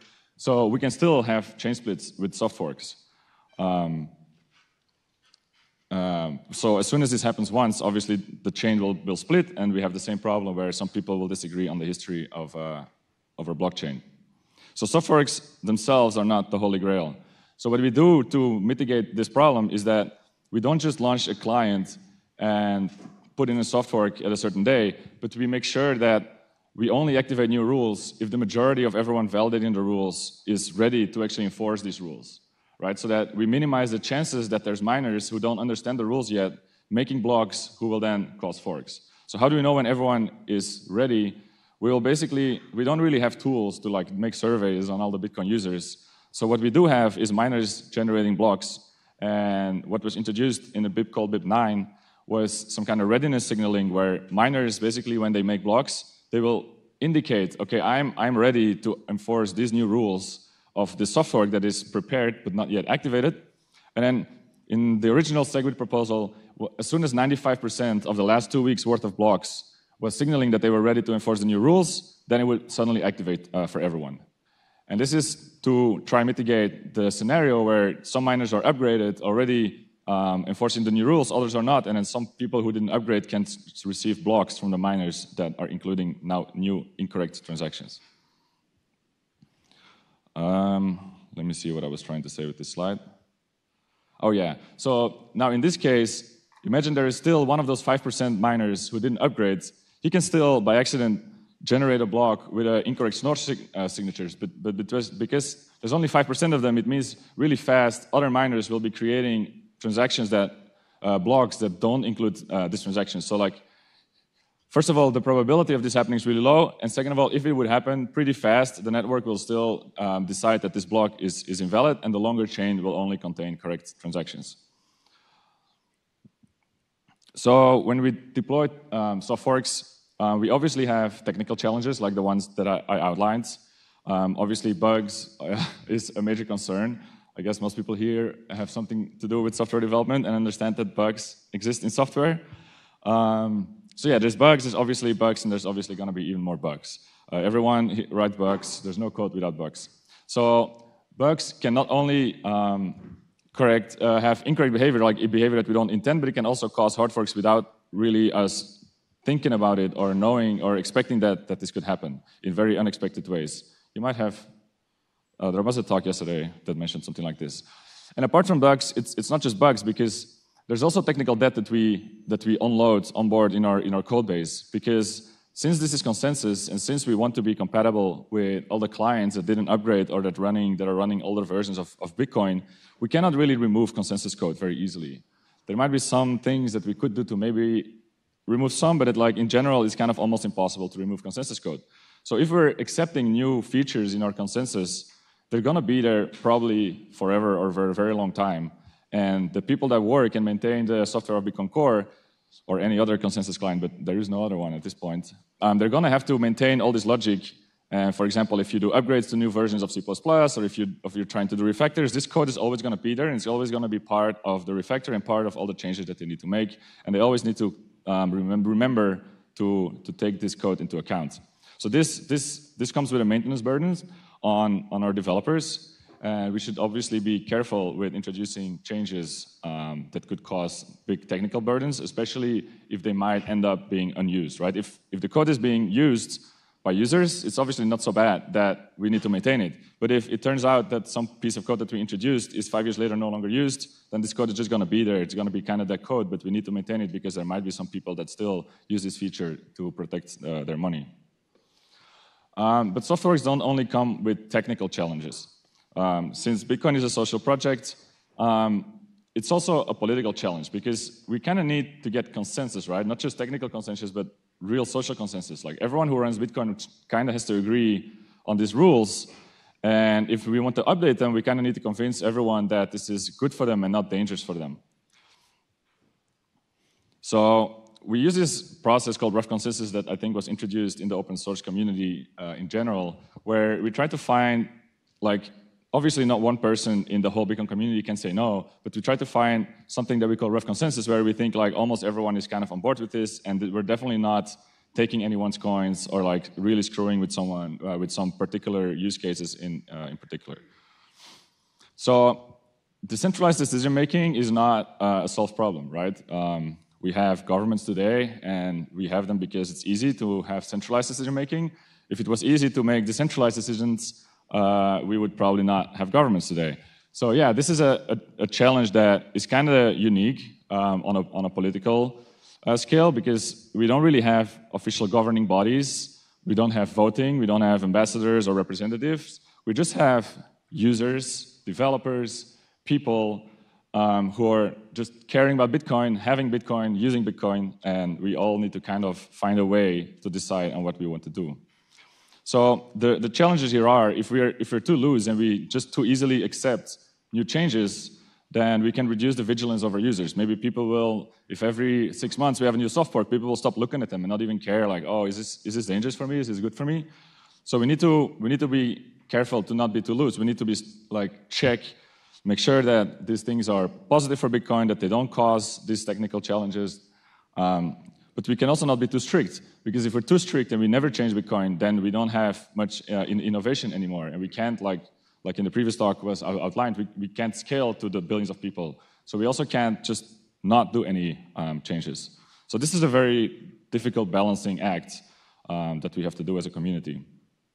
I don't know how I am on time, but now I come to the second part of the talk, because when we mentioned, I think in the previous talk it was mentioned, new opcodes for these scaling solutions. Usually when people talk about new opcodes and covenants, it's kind of the same at this point. But covenants specifically used to mean something, but nowadays the new opcodes that we want usually have to do with covenants. So what are covenants? Could I maybe get some water? Thanks. So what are covenants? Traditionally, currently in Bitcoin, when we have some coins in the system, we can attach some kind of condition to this coin that says what the condition that needs to be fulfilled to spend the coin, right? And traditionally, these conditions are kind of the format, who can spend these coins, right? The holder of which private key can spend these coins by putting a signature, mostly. That's the simplest case, or the owners of which threshold or group of multiple key holders. And with covenants, we kind of like ask for a different question. Like not just who can spend it, but what can they do with it? Like we're trying to like limit the things they can do with the coins so that they can be used in certain protocols where having these guarantees of what can happen with your coins is useful. And we're going to go into a bit more detail later. So some people prefer the term transaction introspection, because if you want to know what is happening with your coins, you kind of need to look into the transaction that is spending the coins and see what it's actually doing. So traditionally, we don't have really opcodes that can look like at the transaction that is spending the coins. And with covenants, we would introduce that ability. And I said we don't really have those opcodes. We kind of have a little bit. We have, for example, checksig, like we talked about before. And actually, checksig, it actually verifies a signature from a pub key over basically the transaction, right? So it's kind of looking into the transaction, hashing it, and then checking the signature. It's not very useful because you can't really know anything about the transaction other than this pub key actually signed for it. There's some things you can do using the checksig to get some extra data from there, but it's definitely not intended for it. We also have two opcodes that actually directly look into the transaction, a part of the transaction, and then verify that the value is within a certain range. It's called check lock time verify, which checks the lock time of the transaction, and check sequence verify, which looks at the sequence number of the input. So these are very small and specific covenants, so to speak, introspection opcodes. And when we say covenant upgrades, we kind of want some more generalized techniques for this. Thank you. So let's go over some examples of things that we will want to do with covenants in a more like high-level general sense. So yeah, I wrote this yesterday, so they might be a bit random. But so one thing that I think is really useful is like refund clauses, right? So when you're trying to start a two-party protocol with someone else, you basically, usually it's like escrow things and stuff like that. Oh, does that mean I don't have much time anymore? Oh, damn. Okay, I'm just gonna raise. So if you have a two-party protocol, like something like an escrow or a Lightning channel, you basically, before you put money into this contract, you want to have some guarantee that you will get the money back if your counterparty disappears. Currently what we do is we pre-sign a transaction that spends money that doesn't exist yet, and then once we have the signature and we create the money, then we know that we can spend it. But this means that Alice and Bob need to be online and exchange messages, and using a covenant, we can make an automatic non-interactive refund clause where we can say, okay, I put this money in here, but I know by the way that I'm doing this that I can get my money back if my counterparty is not helping me out or is not cooperative. So it's basically reducing the interactivity for such protocols. Another one is vaults, which is kind of a difficult term, but it kind of means that you want to spend your money, but you want to have some kind of delay period in which you can change your mind. So vaults is something that's talked about a lot. It doesn't really work by just using time logs because, I mean, there's various kind of things you could do maybe with time logs, but it's definitely not as secure as like a real vault. And what a real vault would do is you have your money in your wallet and you want to say, I want to send it to address A, but then it goes into some kind of special holding period where after the holding period, it goes to address A, but if you change your mind in this period, you can actually send it back to some kind of safety wallet, right? And this is good because it means if your wallet is stolen by someone, they cannot just take the money. They have to first go through this waiting period, and you can have some software that detects this, and then you can get your money back. Try to go a little bit faster. A payment pool or like shared UTXOs or coin pools, there's a lot of words there, is basically sharing a UTXO with multiple people. And then each user can unilaterally exit, so each user has some guarantee using the protocol that they can get their money back. But if everyone is cooperative, they can use the money jointly, like together, and then they don't really have to move the money on-chain, but they can move the money within the UTXO. Okay, so then these are like more generalized use cases. And then I have some kind of other possibilities that are not really, I think, very much related to introspection, but that are also enabled by having these extra opcodes.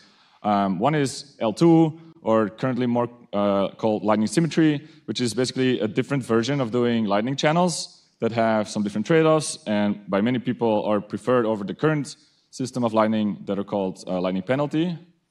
And it's kind of based on this construction of rebindable signatures where you can make signatures using your, like the checksum that we saw, but it's not committing to the inputs of the transaction, so you can basically plug this transaction, this signature into many different things in the chain of your transactions, like your state updates in the Lightning channel. This was originally introduced as Zcash no input and is now called Zcash any prevouts. It's not really a covenant thing, but it's also something that covenants can also enable. DLCs, I don't really know too much about DLCs. They're like contracts. Tatch from the DCI invented them and talks about them, I think, sometimes here. They're like, you can do some betting on price or something like loans. And with covenants, the complexity in building these would be reduced. And also, you would add extra features. You would have more possibilities there where you could transfer your contracts to other people, or you could split your contract in multiple parts and settle only half of it and stuff like that. Then there's Arc. Arc is another layer 2 protocol that's not Lightning. It's also kind of being built right now without covenants by myself, but it would definitely be a lot better if we would have covenants. It's a client-server protocol where every user always has a unilateral exit, and we exchange shares in a UTXO that we call virtual UTXOs. And then it's a protocol where you can swap your virtual UTXOs with for other virtual UTXOs because they eventually expire. And this is some kind of thing where we can build Lightning channels more cheaply, but also just transact more cheaply, because all of the transactions are happening off-chain, but users always have a way to get their transactions back on-chain. I have to go into a bit less detail. And then there's the category, the last category, what I call like more complex stuff, which is kind of like more moonshot thinking. Things like execution trees. Originally it was called MAT. Wait, can I go back? Originally introduced as the idea of MAT, I think, Merkleized all the things, which was based on the idea of a covenant. But then eventually Robin came up with an idea to do this kind of MAT-style execution tree validation without needing covenants, and that's called BitVM. But they're basically the same thing, the only that MAT uses covenants and is way more efficient, and BitVM doesn't use covenants and is way less efficient. So what we do with these things is that we can take any arbitrary program that we can run in a computer and then compile it basically to Bitcoin opcodes, and then do some kind of protocol where you can say, I run this program and it resulted in this, and then if you lie, someone can contest you, and then you can actually unroll the execution of this program on the chain, and eventually the chain will decide who actually was right. We call this fraud-proof protocols. I'll go faster. So with these kind of protocols, what people kind of want to build is things like rollups and sidechain bridges, but that's like a whole other topic that I don't want to go too much in detail on. Yeah, so a second more complex stuff thing is like real on-chain zero-knowledge proofs. Like using the execution trees, you can do optimistic zero-knowledge proofs, where basically you don't really execute the zero-knowledge proof unless the person who is attesting to the result is lying. But you can also just always actually execute the zero-knowledge proof, which I think is what one of the questions was in the previous session. We're calling them rollups. And then there's a whole lot more, I think, but they're not too specific yet. And then I had some proposals. I have to stop, right? Can I go fast? Another minute? So then there's like, obviously a bunch of proposals. They're all like listed on covenants.info, but I want to go into really small detail here a little bit. I categorized them a little bit. So there's like check template verify or CTV and TX hash, where basically you want to enforce certain characteristics of your transaction in a very like succinct and efficient way. So what CTV does is basically fixes the entire transaction. Like you take a transaction that you kind of want to make, you hash it, and you say only this transaction can spend these coins, and you commit to the hash in your previous transaction. With TX hash, it's kind of a similar idea, but instead of having only one way to do this, you can actually specify, like I want these outputs to be like this, I want these inputs to be like this, and all the other things I don't care about, and you can specify specifically what you want to enforce. Then there's a second category that I call flexible SIG hashes. Is basically where the current SIG hash is not so flexible. You can either like choose to sign everything or just himself, and it doesn't really have much flexibility on what you want to do on the input side. That might be a little bit technical, but like we said, there was this proposal for any prevouts, which was originally specifically tailored for Lightning symmetry, but can also be used for other things. And then basically, if you have something that enforces some hash on a transaction, and you combine this with an opcode that basically checks the signature from a message that's on the stack and not a message generated from the transaction, like the normal check sig does, you can kind of emulate these flexible SIG hash things. And then there's the category of things where we want to carry state from one transaction to the next. It's like a general category that's definitely a useful thing if you want to have protocols that involve multiple transactions, like we said. For example, vault. Like a vault is a very simple implementation of this, and the state you want to carry, like I said in the example, is basically I want to send to address A, and you want to enter this delay periods, but you want to then remember what address A was so that eventually the money can go to address A. So vault is a very simple implementation of carrying some states from one UTXO to the next. There's also CCV, which is the opcode that basically underlines MAT, these execution trees, but it could be used as a very general opcode to basically carry 32 bytes of states from one output to the next. And then with MAT, what you do is from 32 bytes, you can go to any bytes because you can build hash trees, and then you can basically have arbitrary state because you can commit it into the 32 bytes. There's also tail UV, which is like a bit more generalized. Instead of just having 32 bytes of state, you can actually interact with the tap tree. So in Taproot, maybe a bit technical, in Taproot we have like the possibility to specify various different scripts that are possible options that we can choose from when we want to spend some coins. And with TLUV, you can say, okay, I want to scrap this script, but I want to add this other script, or I want to change the internal key. So you can basically more specifically tweak the Taproot tree. And then there's like, you can also carry state by doing it manually. Like all these 3 first opcodes, they're basically tailored to carry state, but you can carry state in many ways by doing like combinations where you're actually influencing the state yourself by hashing some stuff, concatenating some stuff, and then like tweaking, doing the taproot calculation yourself. This is obviously way more cumbersome, but it's also possible. Then there's the opcat proposal, which is not really a covenant proposal at all, but like it would probably, like I probably should mention it. It's just a proposal that is just an opcode that concatenates 2 things together, and it happens to enable everything else that I just talked about, which is very weird, but there's some people that rallied around this. I think many developers know that cat can be useful in all the other protocols as well. But yeah, on itself, it can also do things in a very ugly way. All right, Steven, I think that's all. Yeah. Sorry, man. That's okay. Do you have any questions for Steven, which I'm sure there are out there? Right here. The slides are not yet on there because, yeah, there was something broken with my tool, but they will be up there soon. Thanks. Awesome.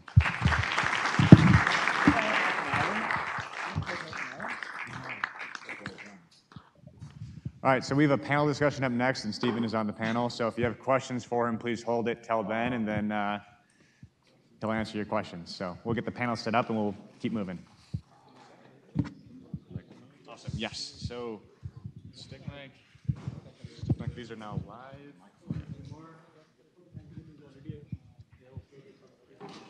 I'll be in the middle because I'm officially the moderator.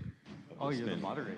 But, you know, since this is like a decentralized, trustless, leaderless thing, we can all just use cryptographic sortition, and we'll switch seats every 10 minutes. We're not going to use like proof of work. We could look at the block hash, and then I don't think anything's. We're just talking, right? Yeah, but usually they put our faces on the screen. And I mean, they can sit in that Sit order. down. No. My fault.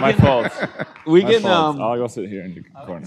I think. Wait, because we should do little intros, right? You want to do clockwise, counterclockwise? Yeah, maybe Steve can do an intro, 20 minutes. Did you already intro? Yeah. yourself? So the last proposal I wanted to talk about. we will talk about OpCat. So wait, the whole thing of this panel is about covenants and opcodes, I guess. Expressivity? That's a hard one. Okay, expressivity. So we're going to talk about expressivity and covenants and opcodes, and there's probably, it's a little broad, but yeah. Wait, did you already intro yourself in the last one? So then we. Yeah. So okay. You talk. Did you talk already? No. I didn't talk already. Okay, so go. Hi, I'm Ethan Heilman. I've been working on Bitcoin for a while, on different parts of Bitcoin. I'm one of the authors of the OpCat BIP, and I've been looking a lot at Bitcoin scalability over the last, 10 years or so. You want to go, Source? Yeah, I'm Source Provost. I work on Bitcoin Core. I don't know why I'm on this panel. Well, you can tell it. You get to, yeah. Okay, my name is Weekend. I don't work on Bitcoin Core. I have more working on like using Bitcoin script with OPCat to type like ZK star verifier. Yeah, we are completely unrehearsed, so that like this is going to be, It's an actual we vibe prepped. Yep.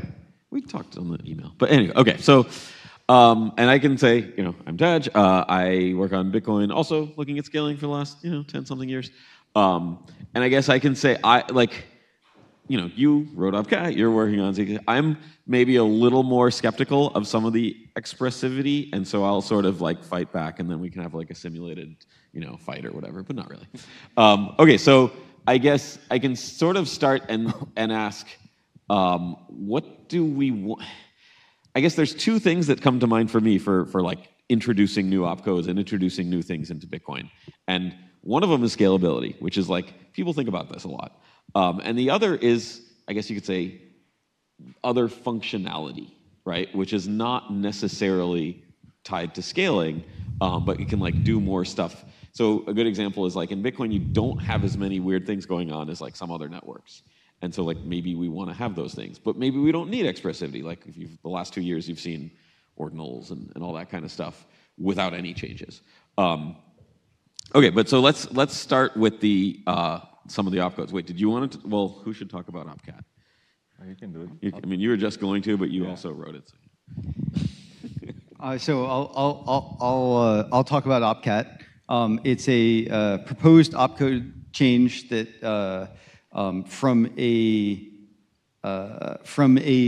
what it does is incredibly simple. It just takes the two stack elements and it turns them into one stack element by like deleting the comma between them.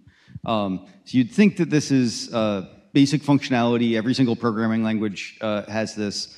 Bitcoin actually did have this at one point. And you know, it's just really useful for doing simple things. And this was what originally I was very excited about opcat. Whenever I tried to do simple things with Bitcoin script, I ran into the problem that I couldn't concatenate elements together or compare two elements that were separate as if they were together. It turns out that actually this missing piece enables lots and lots of complex scripts in Bitcoin, but at a very high fee cost. So you can do covenants with cat. You probably shouldn't, and if there was another covenant opcode, no one in the right mind would. But you could do covenants with cat. You would just pay an enormous amount in fees. Or you could do a lot of things with cat. You just pay an enormous amount in fees. Maybe another way to look at it is that there's a bunch of different proposals that Stephen just went through as well, and they can use opcat to make them sane. Like, for example, the Merkleize all the things, as you said, it carries 32 bytes of state between UTXOs. And those 32 bytes can represent a Merkle tree. And to make a Merkle tree, you need opcat. So opcat is mostly, I think, useful as an ingredient along with some other opcode. But it also is so powerful that on its own, you can make it do scary things. And that's either a feature or a bug, because as you know, maybe Grumpy Core devs, I could say, like, you might worry about not about the foreseen use cases, but about the unforeseen use cases, like how bad can the whole system blow up if you give somebody a magic wand. And opcat, you know, has this magic wand property. If it only could do Merkle trees and Merkle trees couldn't do anything special, then nobody would be worried about opcat. But it's a magic wand with a very, very high fee cost. Well, I want to push back a little on the high fee cost because I can tell people that Ethan also has a paper detailing a way to do similar functionality with a vastly higher fee cost than opcat, the collider script. So when you say high, you're talking about like, you know, dollars, hundreds of dollars, versus your other paper is about like millions, tens of millions. But then there were people in the room saying at a conference recently where people said, "Oh, it's just a few $1 million. Oh, that sounds reasonable." So basically, to touch on Ted's point a little bit more, you can kind of think of this continuum.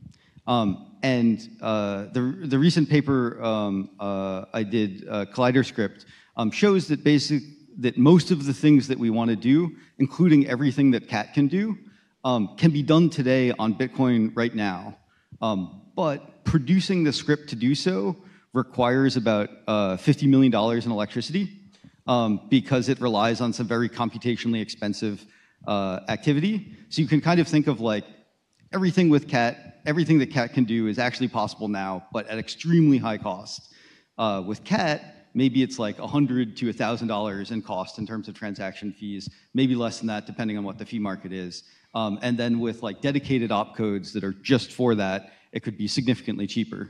And maybe you want to look at this from the other direction for the audience, because there's something I like to call the covenant threshold. It's like we are somewhat afraid of what these covenants could do, and maybe we can go into later what those fears are. But one way to alleviate those fears is to say, well, all these scary things can already happen. And the most insane way to make those things happen is with Kaleidoscript. So it's kind of a way like saying, don't worry about these changes because everything you're afraid of is going to happen anyway. It's a very stoic approach. So maybe we should talk about, but then if we're no longer afraid of them, then we should not use opcat to achieve these things, but more direct opcodes that just enable all the functionality without all the craziness around it. But maybe we should address some of those fears. But I want to add on that is that maybe all these scary things have disappeared. Like I checked today's like token price, like some of the Bitcoin, like basically Bitcoin 5 project in the past year is also doing token launch very soon. Like for example, Babylon. Based on the Babylon price, by the way, I work as a research partner in an investment fund. The current market situation, I'm very sad. Like many funds, including me, regret investing into Bitcoin. So that like this kind of investing into Bitcoin project. So I would say that like we worry that people are going to issue token with it. People were going to mint like all those like NFT, and that like all these things will be like Ponzi. The Ponzi scheme that already failed a little bit right now. Is that the investors are starting to lose money from some of the deal. So maybe what we're scary about is that people will use Bitcoin to create a like scammy project and earn a lot of money. Maybe that is no longer a problem because that's not going to happen. That's not what I'm worried about. I'm not worried about even inscriptions, but I'm also not worried about Ponzi's as long as they don't impact me. I guess the only thing that worries me is Bitcoin losing its central properties of censorship resistance. So if these new magic potions, either they just create 100 hard forks because of some bug, but maybe they skew with the incentives and they just create a world where you only have one miner. That's the whole MEV discussion there. If we end up in a world with a single miner, then that miner is just in charge of Bitcoin and the whole experiment is over. And then the question is, was that worth it for the cats? Yeah, I guess I could. I think so. I don't know all the different coins and stuff, but I think Ethereum is a fairly well-known one where we can sort of look and say like, okay, Ethereum has every opcode you could ever want, right? And they hard fork fairly frequently, and any advanced opcode that people want, they put in it. And yeah, you can sort of look at the L2s that they're building on there and say, okay, maybe we could get some of the same stuff in Bitcoin. But I guess me personally looking at it, it's like not something that I'm like, oh, we should do that right now.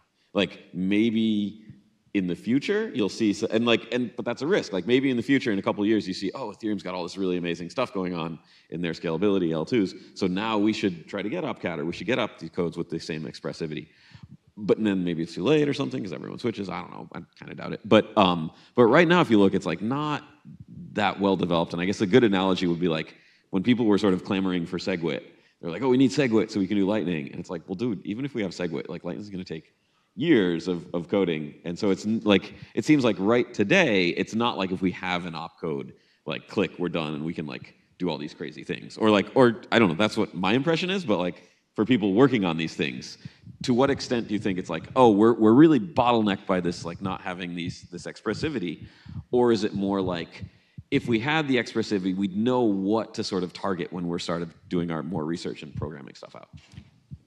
I mean, for me, one of the biggest issues here, and I think Taj really nailed it, is that building these protocols takes lots of time, and doing this in a safe way, it takes like time, review, there's like a back and forth, someone comes up with one idea, then someone else iterates on that idea, and things are tested out, and then we find out actually that's not a good assumption.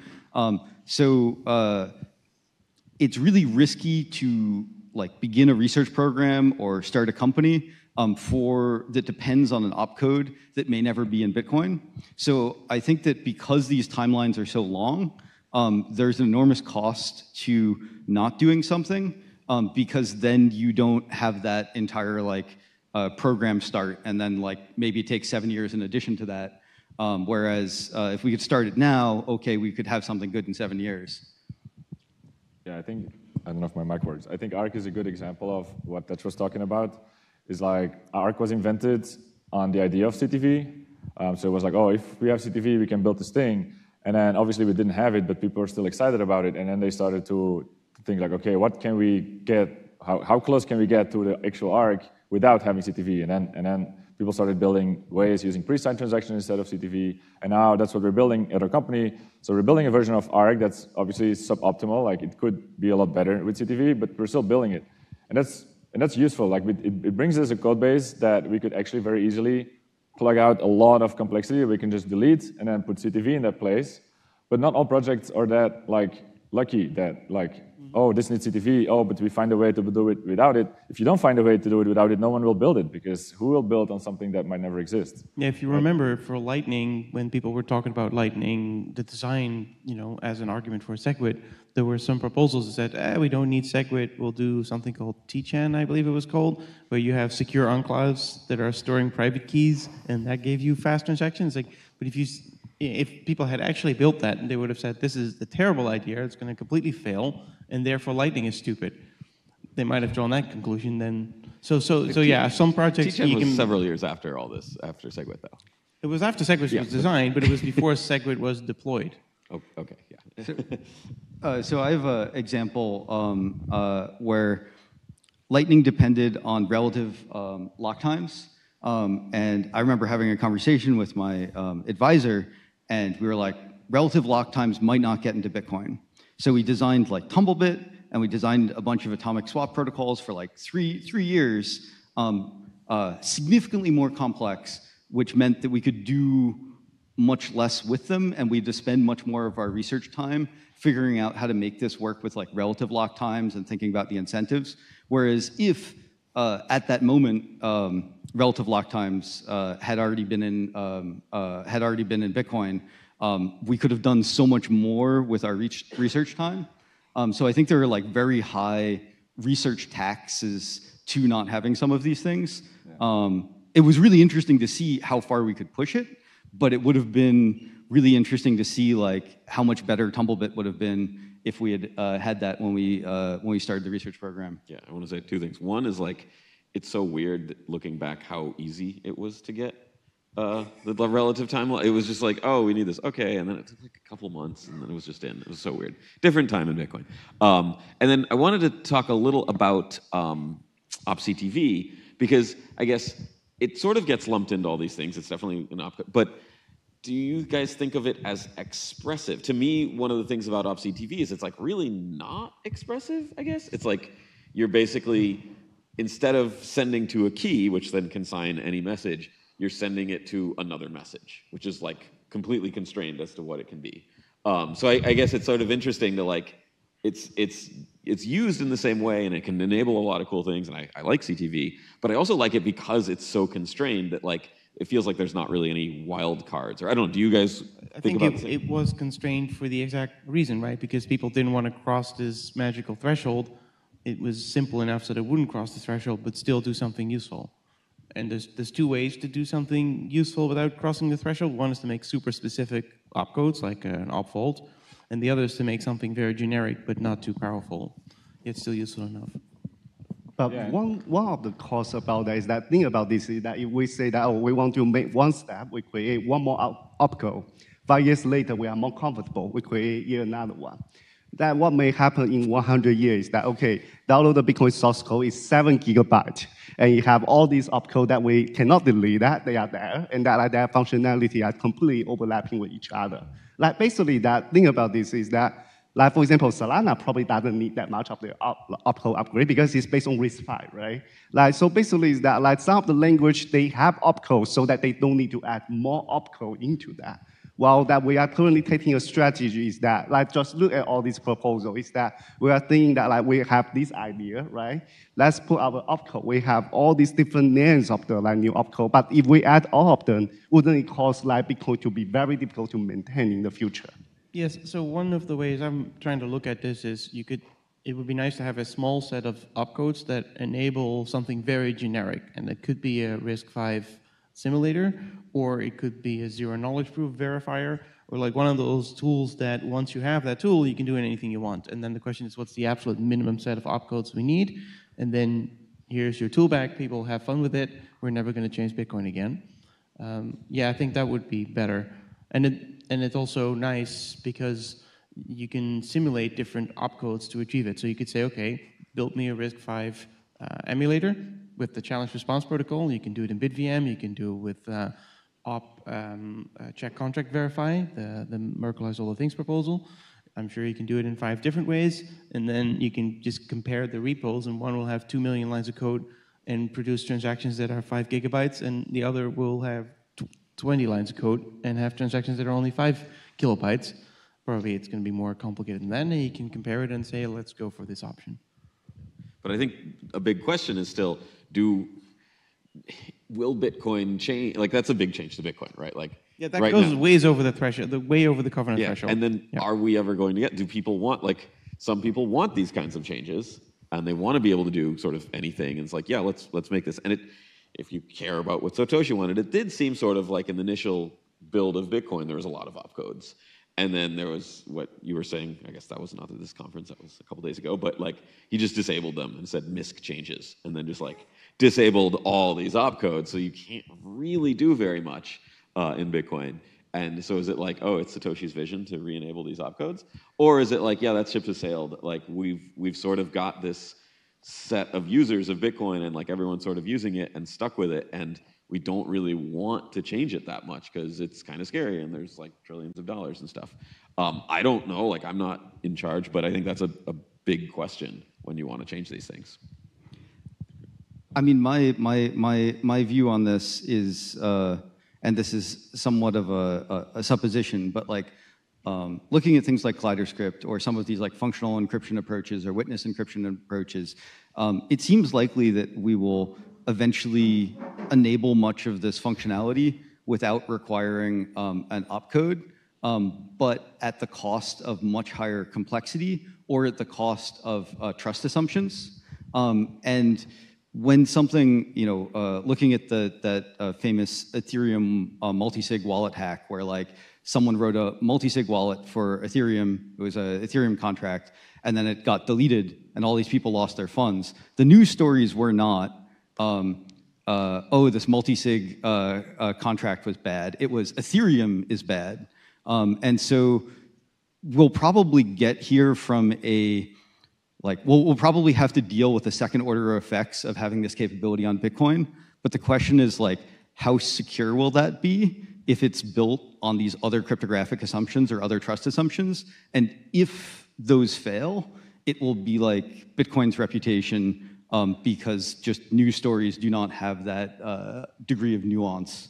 And so at least from my perspective, I think we should think of doing these things in the most secure way, such that when they are actually built, they have the lowest chance of failure as possible. I mean, I'm for building things in a secure way. I think we shouldn't do it because the media is not good, but it's still probably a good idea. I guess another way to look at it is the thing called a compelling use case, right? You can do all these cool things, and you might think there's a lot of risk if we cross this threshold, but it might be worth taking the risk. And the question is, what is worth the risk? Now, you could say following Satoshi's vision. That's a little vague. But you could say, I mean, one thing you could say is there some fundamental problem with Bitcoin that is so important that we're willing to take some risk? And there's a couple that you can name, right? Scaling could be a reason. Another thing I would say is privacy. So there was a talk before by Linus, I believe, to have a much better privacy protocol, and you need a bridge for that. And how do you get a bridge? Well, you need some of these super generic tools to make these bridges sane and trustless. So that could be a reason to embrace these things, because you think you can actually fix a very big problem in Bitcoin. Because you're going to take on some unknown risks too. I think some question that we should ask, because it was alluded to a little bit, is that we can have use cases that we want that kind of work if we have some opcodes, or we can build the opcodes that enable these use cases specifically, kind of like what happened with Segwit and CLTV for Lightning. Or we can say we don't want to look at specific use cases, but just build a general toolbox with good opcodes so that anything can be built. But then there's a balance there, because maybe the general opcodes, if you want to build a specific thing that then suddenly everyone kind of seems to like and wants to use, and it's very inefficient to do this thing, then it's like, oh, maybe we should have optimized a little bit for this use case. And that's a balancing act. I know you've said about that like you want the initial opcat so that you can later build opcodes, right? That's it. Yeah, like I think that this was not originally why I was in favor of opcat. This is sort of a happy accident. But opcat provides the ability to prototype very inefficiently for many of these things. And so this allows us to sort of have companies that are like, if opcat was in there, the company's like, we can do it. People are going to be paying a lot of fees, but we can do this. And then we look at it and we're like, oh, well, I don't know if that's going back to the ethical argument from one of the previous talks of like, would you want to be in, if you were like born to a random human being tomorrow, would you want Bitcoin to have that use case. And if we're like, oh, well, you know, we kind of don't, well, then the harm is minimized because it is a high fee. But if we're like, you know, payments are extremely valuable, they're the foundation of Bitcoin, and this is making payments so much better, let's actually do a special purpose use case, because if I was randomly born somewhere tomorrow, I would want Bitcoin to have that be a very low fee use case. No, I mean, I agree that like you want, and I think that's already the case, right? So you have the Collider script paper. No one has, that we know of, you would find out about Collider script. Like it leaves a pretty clear imprint on the blockchain. Yes. So we're pretty sure no one has done anything like that yet. And so we know there is demand for doing all sorts of crazy stuff on Bitcoin, but there is not, I guess, $50 to $100 million of demand for that kind of thing. Whereas it seems like, yeah, with OpCat, you'd have hundreds of dollars. Sure, people can pay that. But if it's like a really compelling use case, then you can get it down to like $1 or $2. And so maybe that is a good trade-off for you, because I think it also seems like we're not operating in a vacuum here. There's like, this is the Bitcoin Expo, we just talk about Bitcoin, but at the same time, there are all sorts of other coins and things going on, and they do stuff that like in Bitcoin seems absolutely insane. And so it's good. I look at these things sometimes, and I'm like, that's what they're doing, and I'm like, oh man, okay. But so in some ways, Bitcoin is like a much more conservative way. And so maybe if we like get a little less conservative and like enable different functionality, it's not like you have this like enormous pent up demand, because there's already people doing it on Ethereum. Like there were NFTs on Ethereum for quite a while, and well, then there was NFTs on Bitcoin, and it like, came, but it's not like it was like, oh, as soon as you could do it on Bitcoin, they came. So that might be it. I guess should we do, well, yeah, we should do questions. I bet there'll be 7-8 minutes. Yeah, let's do questions, because I think this is like something a lot of people have interest in, and it's sort of a big question about like, where should Bitcoin go? So you guys can ask. Okay. Who's first? Let him go first. Go ahead. On the MEV MEVL topic, I think on ETH it's pretty clear that AMMs on the L1 are kind of the problem. You get like sex-to-sex arbitrage, and then you can have like private order flow agreements. But outside of that, it seems something to me that'll actually like verticalize really nicely into the mining business, or if like Cash App has an L2 that they custody users' funds with someday. It's unclear that like that fee variance is actually centralizing. Right now we have, Bitmain and Antpool controlling 60% of the network and actually not paying out the fee variance, they just pay out the issuance. And in a world where issuance goes down and fees go up, and if they're skimming people off the top, then like their pool monopoly kind of breaks down because of how they pay out the fees. So I'm wondering how you guys have thought about that, because I think some of these things can actually incentivize variance in a way that is verticalized into one business, but is not designed to work well between one entity paying out to a bunch of other entities. Have you looked at MEV? So no, my response would be I don't understand anything you just described, because I do not understand this ecosystem. I just know that might be a risk or not. So I guess my call, first of all, my request to all the academics here is like, please write some good papers that perhaps explain how, why, and if MEVL is even a problem on Bitcoin, because it clearly has, the UTXO model is different from the account model. The state isn't as intertwined. Our block times are longer, and so maybe somebody can write a really nice numerical simulation thing that shows that MEVL is just not a problem for Bitcoin. That would be nice. Yeah. I think the answer is that yes, it would be a problem, because if you look at all the other blockchains, that problem basically exists. Like as long as you have decentralization, you have mining pool. It's like even if you really decentralize that, it still can be a problem, right? It's like okay, all the mining pool are working with someone, right, to assemble the block. They might basically say we build our block template separately, but we also get bribe from the same person, right? So MEV have always existed. There are solutions for that. We introduce new trust assumption. Like there are a few companies working on basically there is some sort of time lock encryption. that you encrypt the data, and only after a certain period of the time, you can reveal. This doesn't fully address the problem, but it's one way to address the problem. I think that one will really take many years, because that even on Ethereum or Solana, it wasn't actually being used in production.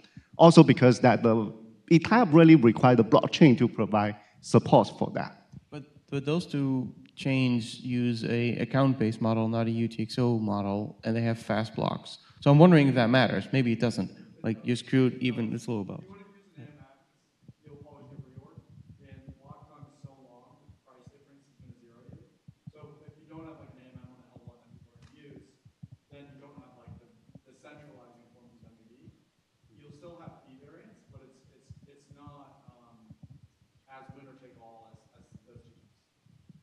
That sounds great, although I still don't understand it.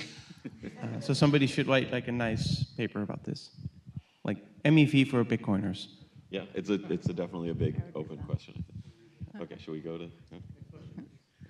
I was wondering if you could share like a little bit about how OpCat might be used and like user demanded use cases for OpCat outside of covenants/bridging ultimately. Just because I'm kind of thinking like, okay, there's got to be a rationale for like expanding this magic wand characteristic. If we have more narrowly constrained covenants that already do the thing that most people want to use OpCat for, that's my observation. So I think I'm going to look at the question with regards to covenants first, and then more generally. So OpCat is actually really, really helpful if you already have a covenant opcode, because it allows you to place parts of the transaction that you want to enforce the covenant on, and then like glue them together using OpCat to compare them to the like TX hash you get. So it's like if you want to write complex covenants, OpCat actually makes that much simpler if you already have a covenant opcode. If you don't have a covenant opcode, if you're just looking for like general uses of OpCat, one of them is just the ability to construct Merkle trees in Bitcoin.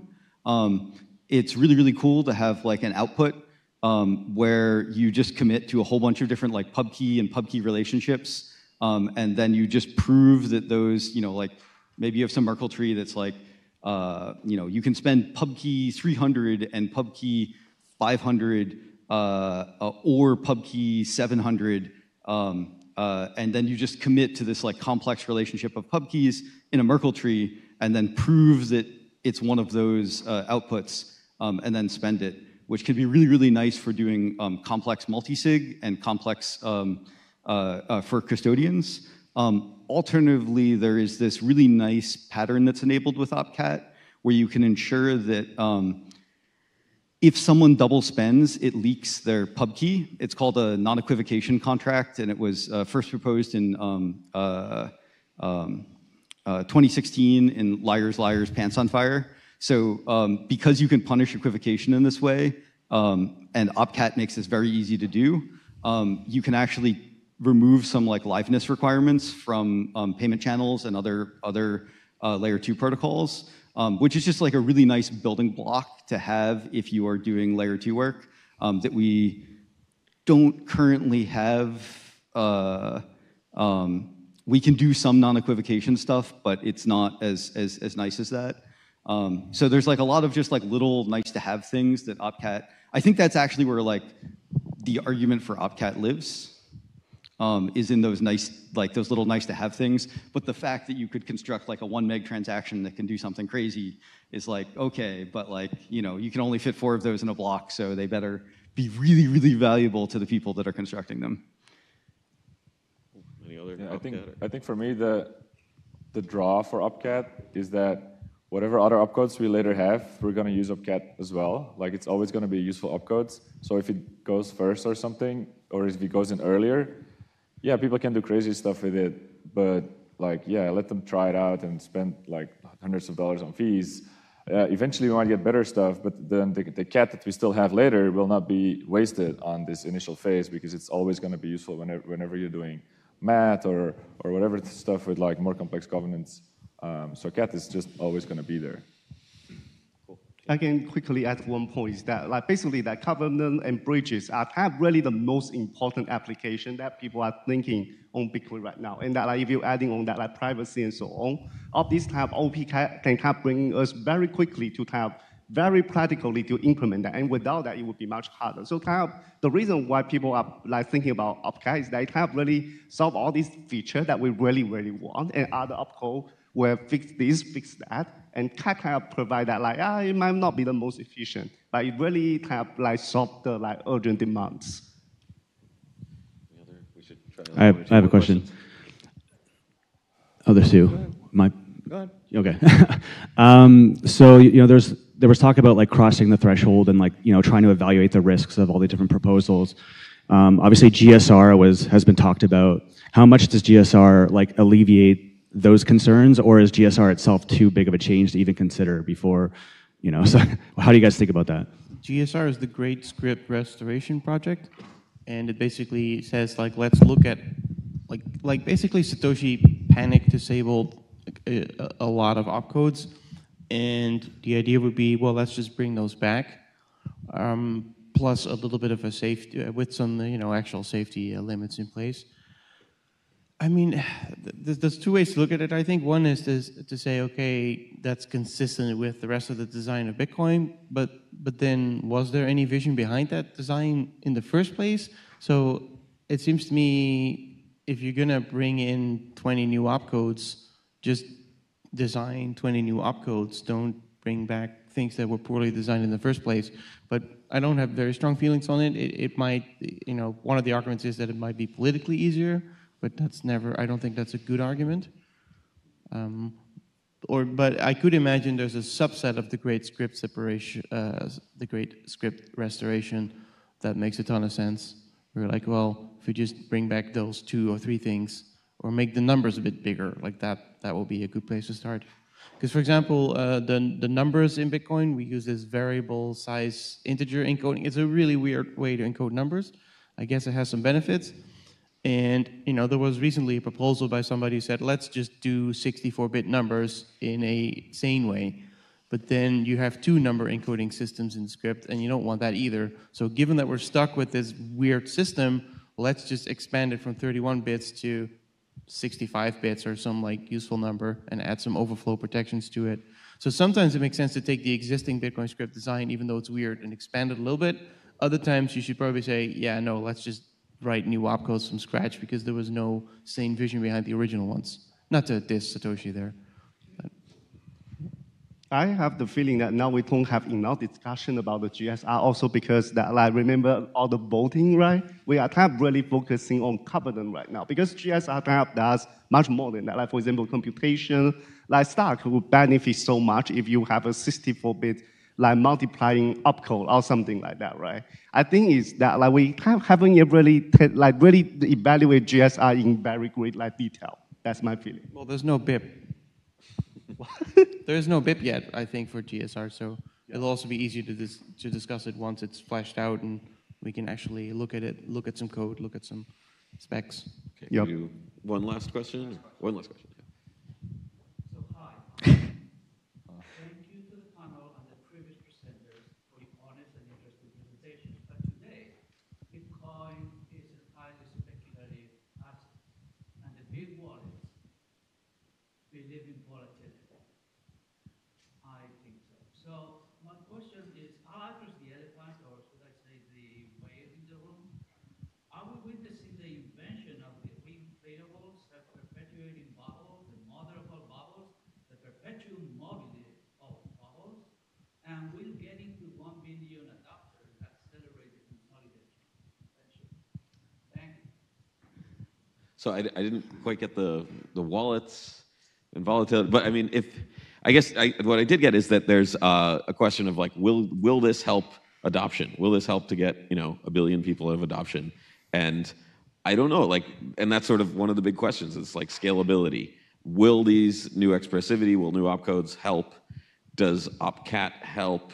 I guess roll-ups to some extent, right? I don't, and so I guess to me, that's why I'm most skeptical about some of these expressivity things, is that it doesn't seem as like, oh, if we have that, we're now going to be able to have like many more transactions and like faster and stuff like that.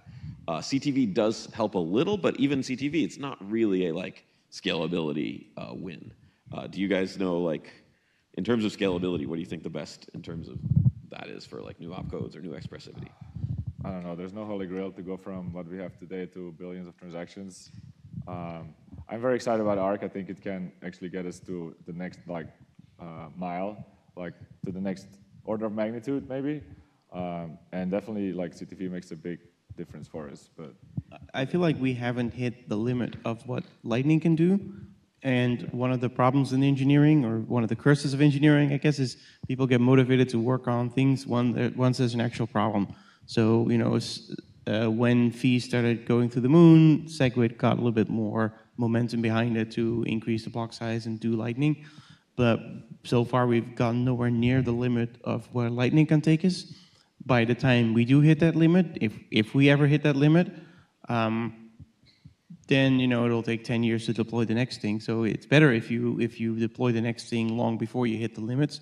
But that's generally not how humans work. So my guess is we will keep arguing and do nothing until we actually hit a limit, and then we argue for another 5 years, deploy a solution, then we'll go through another bear market or two, and then eventually we'll get there. the problem with Lightning is not only scaling limit, right? It's also user experience. Yeah, there's a complexity problem there. Yeah. So that's another big thing that we're trying to improve on. So I wanted to address the point of sort of like expressivity and scalability and whether any of these opcodes get us there.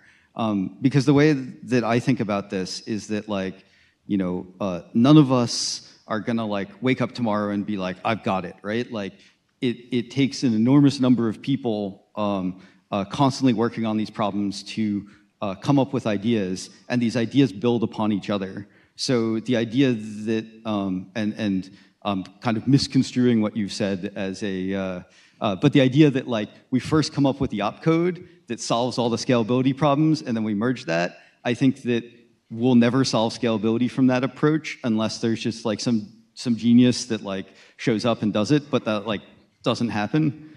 So I think that what we need the opcodes that let us explore to figure this stuff out so that like, you know, we can get a little bit further in scalability, and then like we can get a little bit further, and then people are like, actually, we can think of this old idea as this new way, and then we move more. But if there's always just this like brick wall that's like, oh, we can't do anything, then we'll never get like up the mountain enough to see the much higher mountain that's going to be much harder to climb if we don't add more expressivity into Bitcoin. I like that argument that, you know, we need incremental gains, and you know, if you're just holding off for the home run, you might never get it. So. Yeah. Cool. Okay. Is that okay? I think thanks.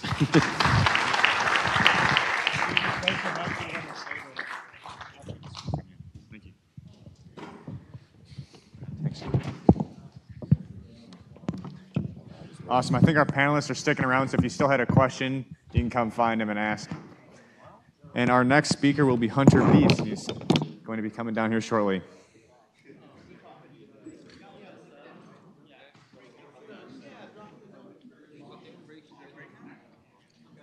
A quick break. We're running a little behind, but...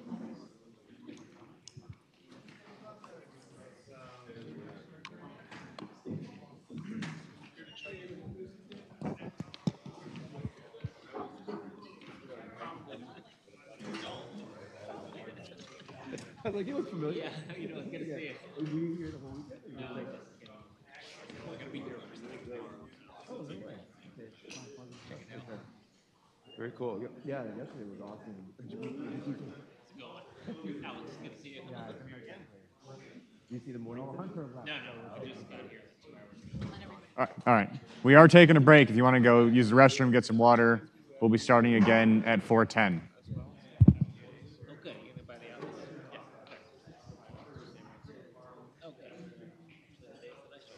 That's when I usually show up. Oh, okay. I mean, and yeah, and then because there's an up next to Washington. Yeah. So. Yeah.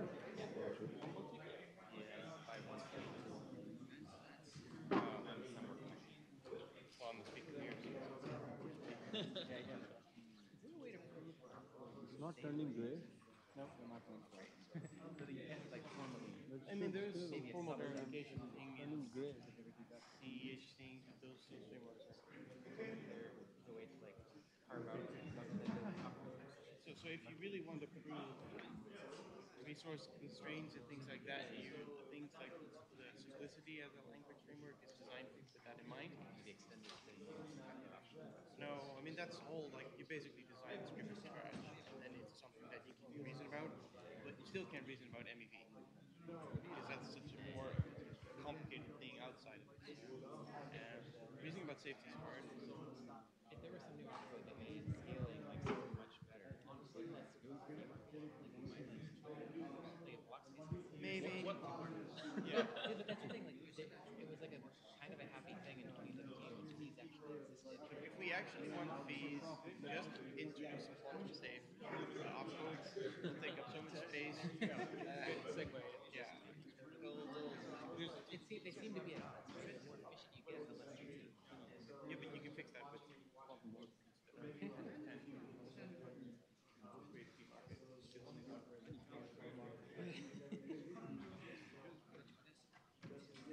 I can't remember, you guys are based here in Boston? Oh, no, New York. New York. So in a firm for a Bitcoin event, we that guy there is Roger, he's a co-founder of Torch. Oh yeah. Yeah, it's super interesting. He's after this, right? Yeah, exactly. Yeah. It's super interesting. When next pull request? Suaz still does some work. You gotta keep him. He's talking about following me down the road to the golf course. So you gotta keep. You can play golf 30 hours a week and still. No, I don't even actually play golf, but I just somehow lost my Bitcoin mojo. Maybe it was a long It's like the last couple of presentations, just throwing cold water on everything. Now we're going to look at quantum. Hi. Yeah, we'll see what Quantum on computers will be more depressing. Optimistic or depressing? We're all going to die. We're going to die.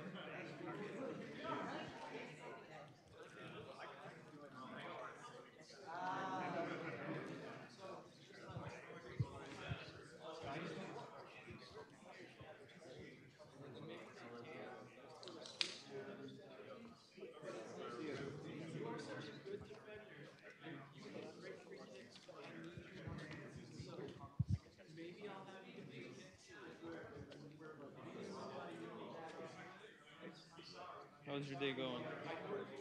Did you, what do you think about the panel?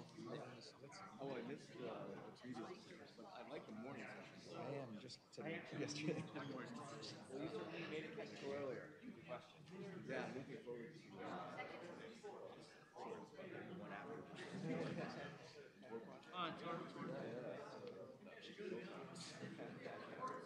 Where? Bradley's or right this way behind Bradley. Although it doesn't feel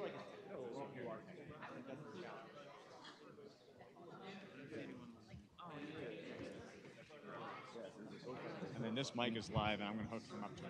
Right now it's live.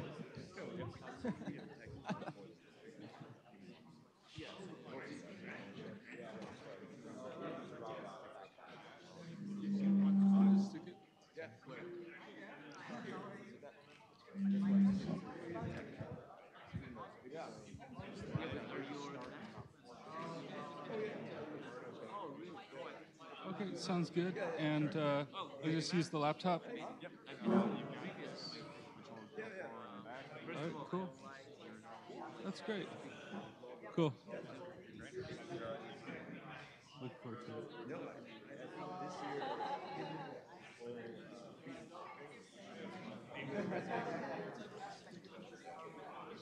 That was Hunter Beast. Just pronounced correctly? Thank you. Cool, man.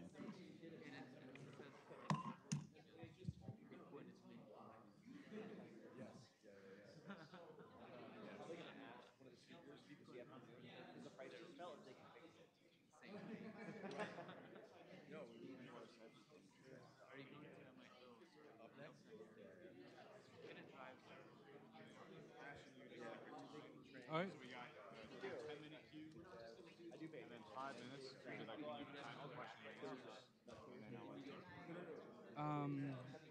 Okay, so 5 minutes. Does that include? Sorry, this is like when you hit the time. Okay, cool.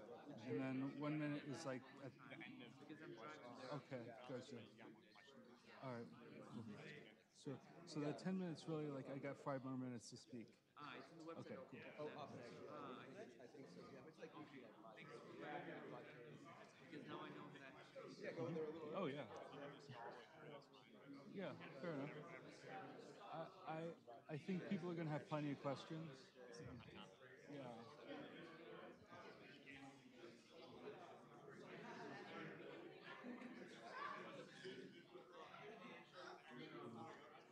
But yeah, I think that's one of the biggest challenges of being right. Is that knowing when to sell. The bigger problem than knowing when to buy. How curious to sell it, and you get the buying. I think so. I think the buying problem is less than that. Yeah, sure. Sure, but for selling, All right, we're going to get started in about a couple of minutes. So if you would find your seats so we can start right on time, that'd be great. Thank you.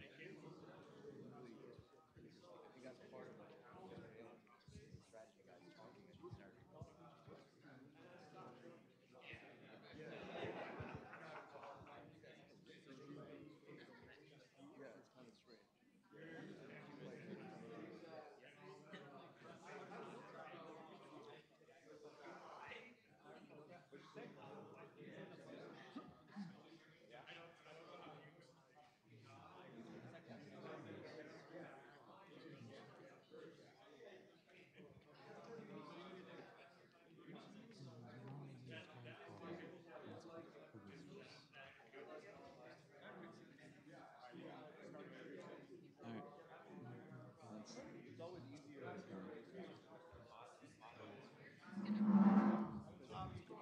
Oh, wait. I'll wait till 4:10. I'll do 4:10 and then I'll start. Sounds good.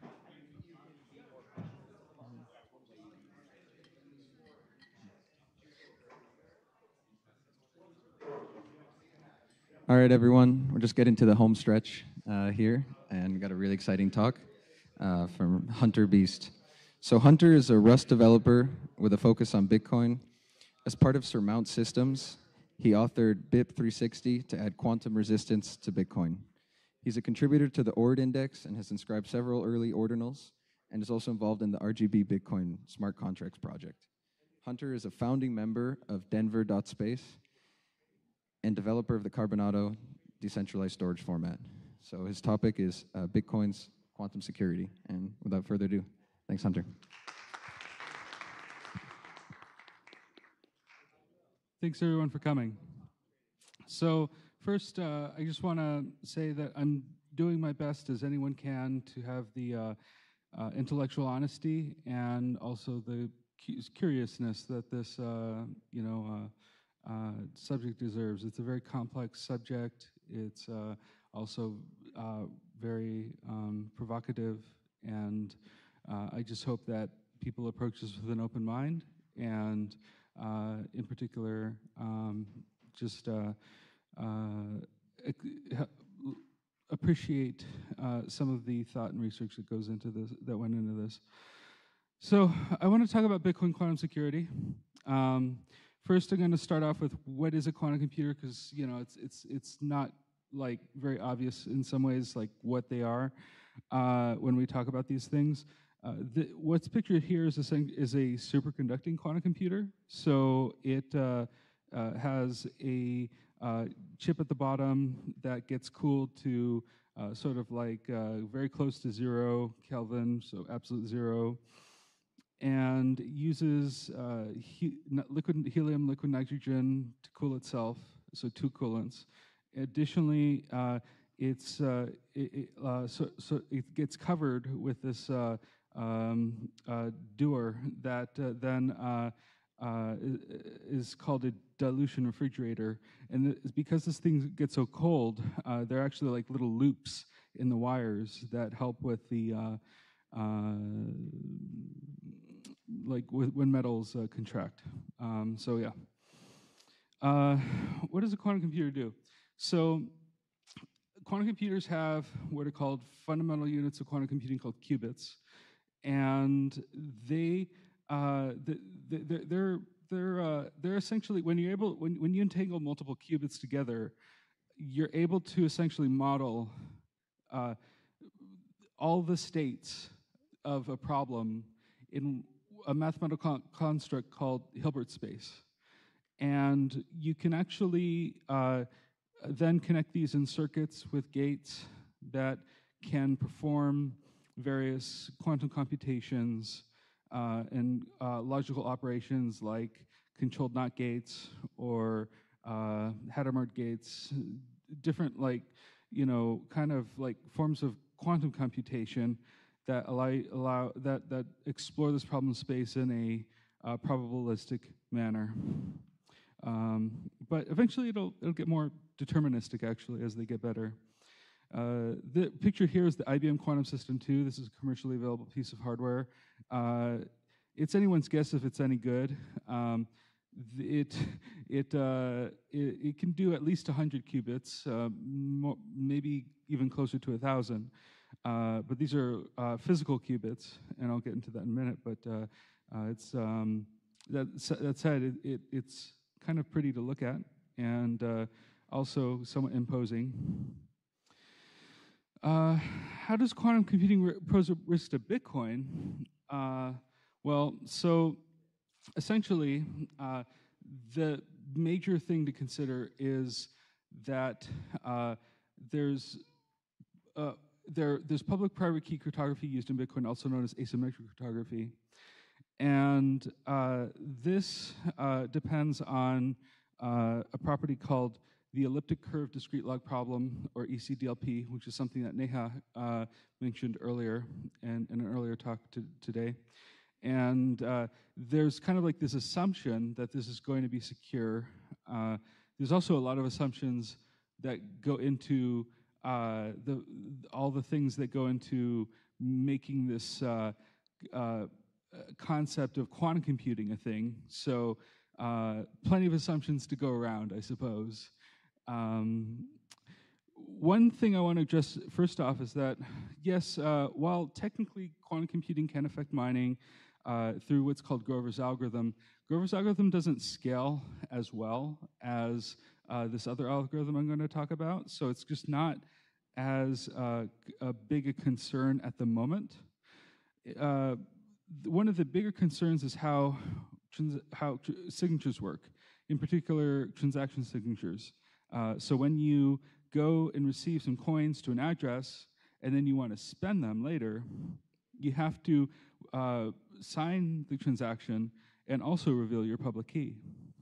And there's an algorithm called Shor's that we've known since 1995, and well, it was originally explained in 1995. The thing that they discovered in 1995, Peter Shor explained, was that it was one of the first instances that had been theorized in that a quantum computer can demonstrate what's called quantum advantage now. And also later, we discovered, or maybe around the 2001, it was explained to the cryptography community, or the people just kind of found out or considered that elliptic curve cryptography, which was a burgeoning field at the time. The SecP 256K1 paper, for example, was written in 2000, or the specification was published in 2000, and that's the one that's used by Bitcoin. Around 2000, 2001, it was also revealed that, or considered that, quantum computers could pose a threat to elliptic curve cryptography. And so essentially, elliptic curve cryptography as being the thing that gives us the concept of public keys, well, it makes it so that, in particular, whenever you expose your public keys, that makes coins vulnerable. So when are public keys exposed? Well, we have 4 cases. The first one is early addresses, like the pay-to-public key coins. They start with 04, or technically also 02 or 03. These are like hex-encoded public keys that are just sitting on chain for anyone to see. These also are known as Satoshi's coins. They're also just any CPU miner operating at the time. Anybody who hasn't spent their coins yet from those addresses, well, please do so now. Reused addresses are also a concern. So pretty much any type except for the one I'm going to talk about soon, actually, is that when you publish your transaction, the public key goes on chain along with your signature, and that can be recovered and go into that Shor's algorithm there. Taproot addresses are also an entire public key, just encoded in an address form. It's not a hash of an address or hash of a key like many other address types are. In particular, pay-to-witness public key hash is perfectly fine, and those start with BC1Q, and they're a bit shorter than taproot addresses. Those, actually, I shouldn't say are perfectly fine, because there's another potential concern is whenever you go to spend them, anything that goes in the mempool will need to reveal its public key in order to be validated and relayed and packaged up into a block by miners and consensus, past consensus, things like that. So yeah, so that's kind of the high level there. One thing I also want to mention about Shor's algorithm is that it's not great right now. In fact, quantum computers aren't really great right now. They're at least commercially available ones are they're kind of at the state of where vacuum tubes and maybe moving into transistor, like the IBM System 360 of the 1950s or 60s, like that era might be the best way to describe where we're at now. And so Shor's algorithm is kind of somewhat limited at the moment, but it's possible that at some point it might not be, because of just the rate at which technology progresses and all the money and time and energy being put into this problem. In particular, there are a number of companies working on this, in addition to IBM. Intel, Amazon, Google, Microsoft, Rigetti, IonQ, PsiQuantum, those are all just pouring billions into this. And also it's worth mentioning that Raytheon and Honeywell have been working on this problem for probably over 20 years now. So we have no idea what they have, actually, because those aren't necessarily very public about their intentions or their technology. And this is also a fraction of the companies that are currently working on this technology. This is not all of them. There's some omitted. So that's also a concern, because there's lots of companies here on the slide. Now, coming back to Bitcoin.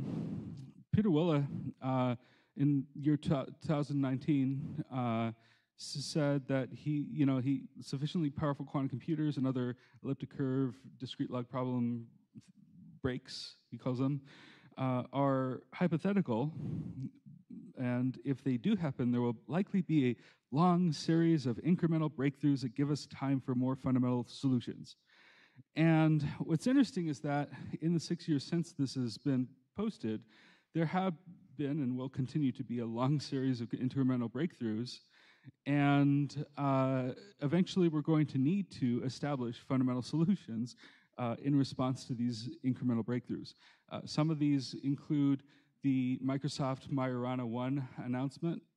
Many physicists are, I will say, are skeptical of what they've produced. In particular, I think Sabine Hassenfelder has published some very skeptical and pieces about it, and maybe rightly so.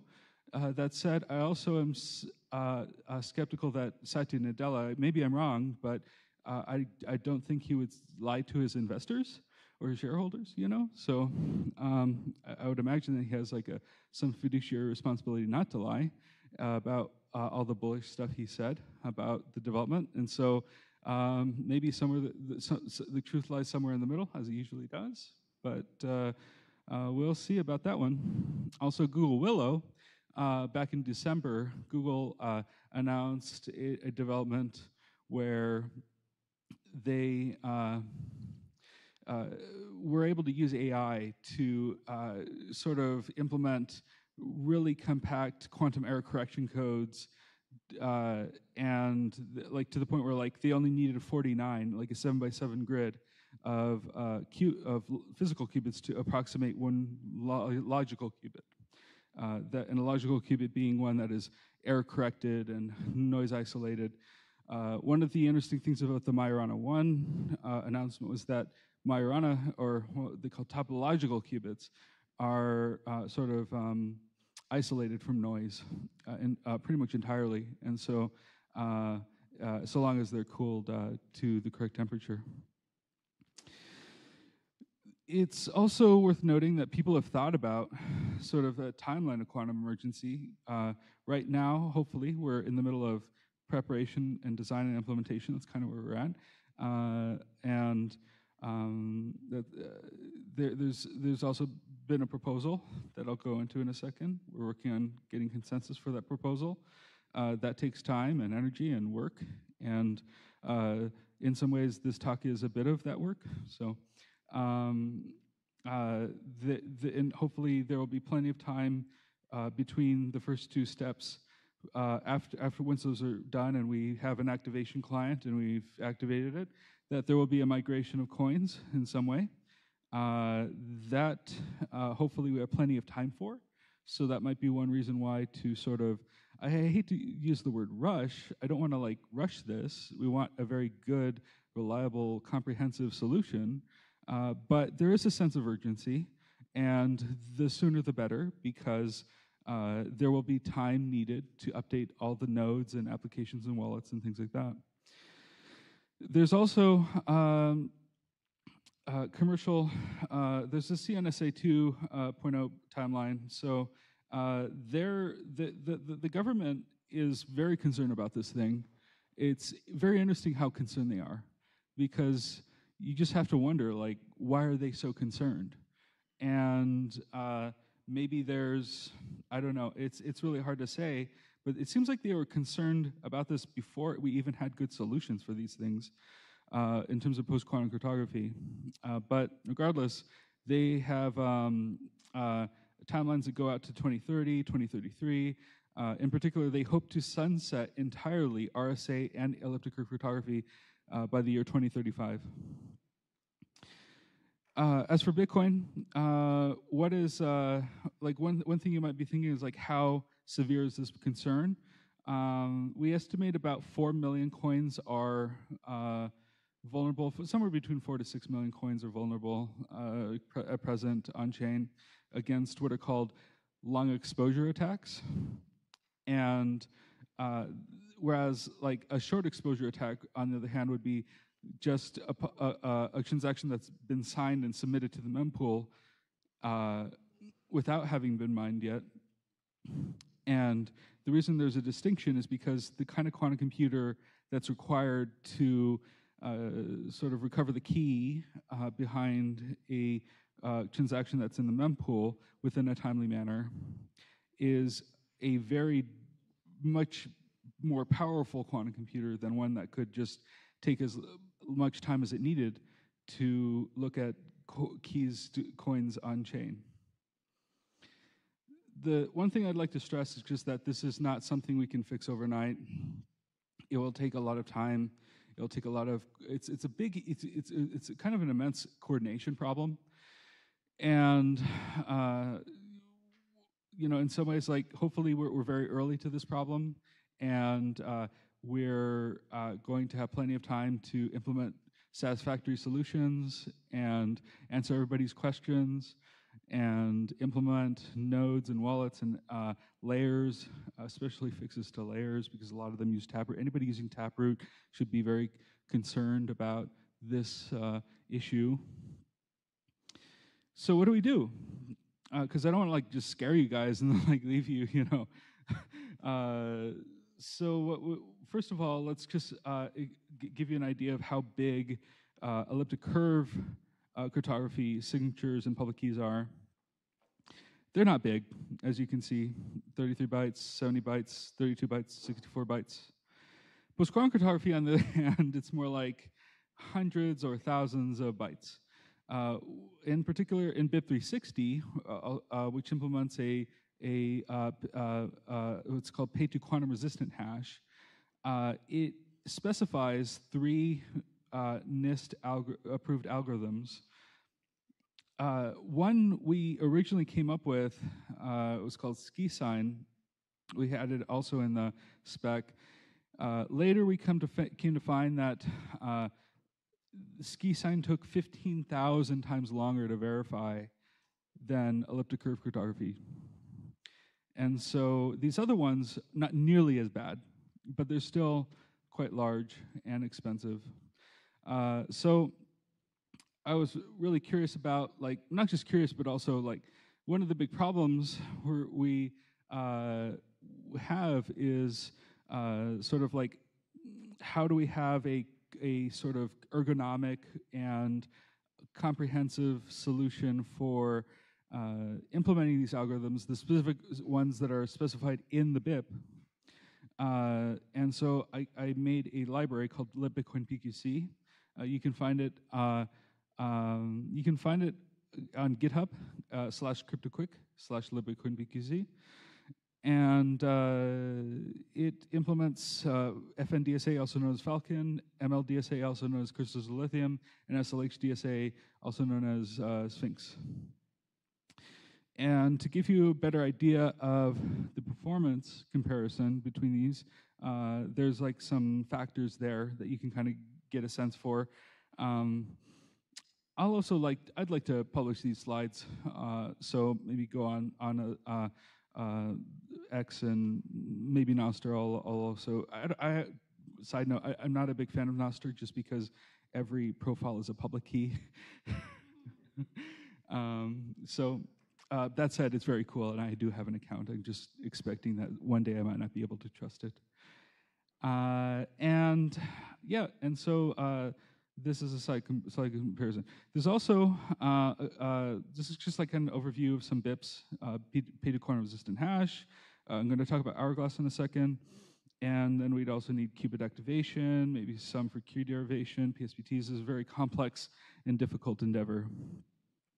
Hourglass in particular I want to discuss because it's essentially a consensus level change that I want to introduce to Bitcoin as a potential solution for the problem of there being 34,000 pay-to-public key coins out there that contain about like 1.6 or 1.8 million Bitcoin. And these are largely considered either lost coins or Satoshi's coins. And what I would want to do is I wouldn't want to disable all of the P2PK coins. That would be like essentially burning them. which has been proposed. Not a lot of people like that. It's sort of like taking everything over 21 million and being like, oh, actually, no, it's actually everything over 21 million minus some subset of coins, which is just not as, doesn't sound as good. Instead, let's just, first of all, disable making new ones, because that's bad, and then make it so that people can only, like, anybody who has the key, let's just say that, for one of these coins, they can only include one P2PK input per block. And so instead of having 34,000 transactions hit Bitcoin within a span of a few hours, we get to spread that across 8 months at a minimum. And it cannot be more than one block. We can't just be like, oh, let's solve this problem for like one a day, and then we can solve it for 80 years. Unfortunately, that messes with the mining incentives. But I've discussed this at length with a few miners, and I think that this proposal is incentive compatible with miners. And I'd be very interested in hearing everyone's thoughts on this potential solution to that problem. Also, at Surmount Systems, we worked on something called Satoshi Shield. We're looking essentially at how many Bitcoin are there out there that are in P2PK keys, and also how many UTXOs are out there that have pay-to-public key commitments. And this graph is unfortunately not complete. I'm still working on building a better indexer for this, but that's about as far as I've gotten so far. And once it's done, then hopefully there will be a website people can go to just kind of monitor, how many of these coins are out there, so that once they're moved, this graph goes lower, and you kind of get a sense for, oh no, is this actually happening? So of course, like, we have to, in order for this to work out, we need to convince certain stakeholders, individual node runners, economic node runners. Exchanges in particular have cold wallets that are reused addresses. Many of the top addresses are reused in terms of like their address balances. Also enthusiasts, investors, influencers. We have to like convince a meaningful, in fact, more than meaningful, like a vast majority of these people that this is a worthwhile thing for them to do. And I think, generally speaking, it is. Maybe I'm biased, but I just think that even if there's a 1 in 1,000, like a 0.1% chance that quantum computers can't come to break Bitcoin in our lifetimes, I think it's such a serious problem that we should do our best to try to solve it as soon as we can in a way that balances all the considerations and that everybody's happy. And this is an optional, non-coercive sort of approach that's hopefully less controversial and more approachable and practical. So yeah, that's all I have. Please check out surmount.systems and also follow Surmount Systems on X. And that's my nonprofit. And also, Isabel, you want me to say something? BIP360.org. Oh, yes, of course, BIP360.org. Please check out the BIP. Thank you.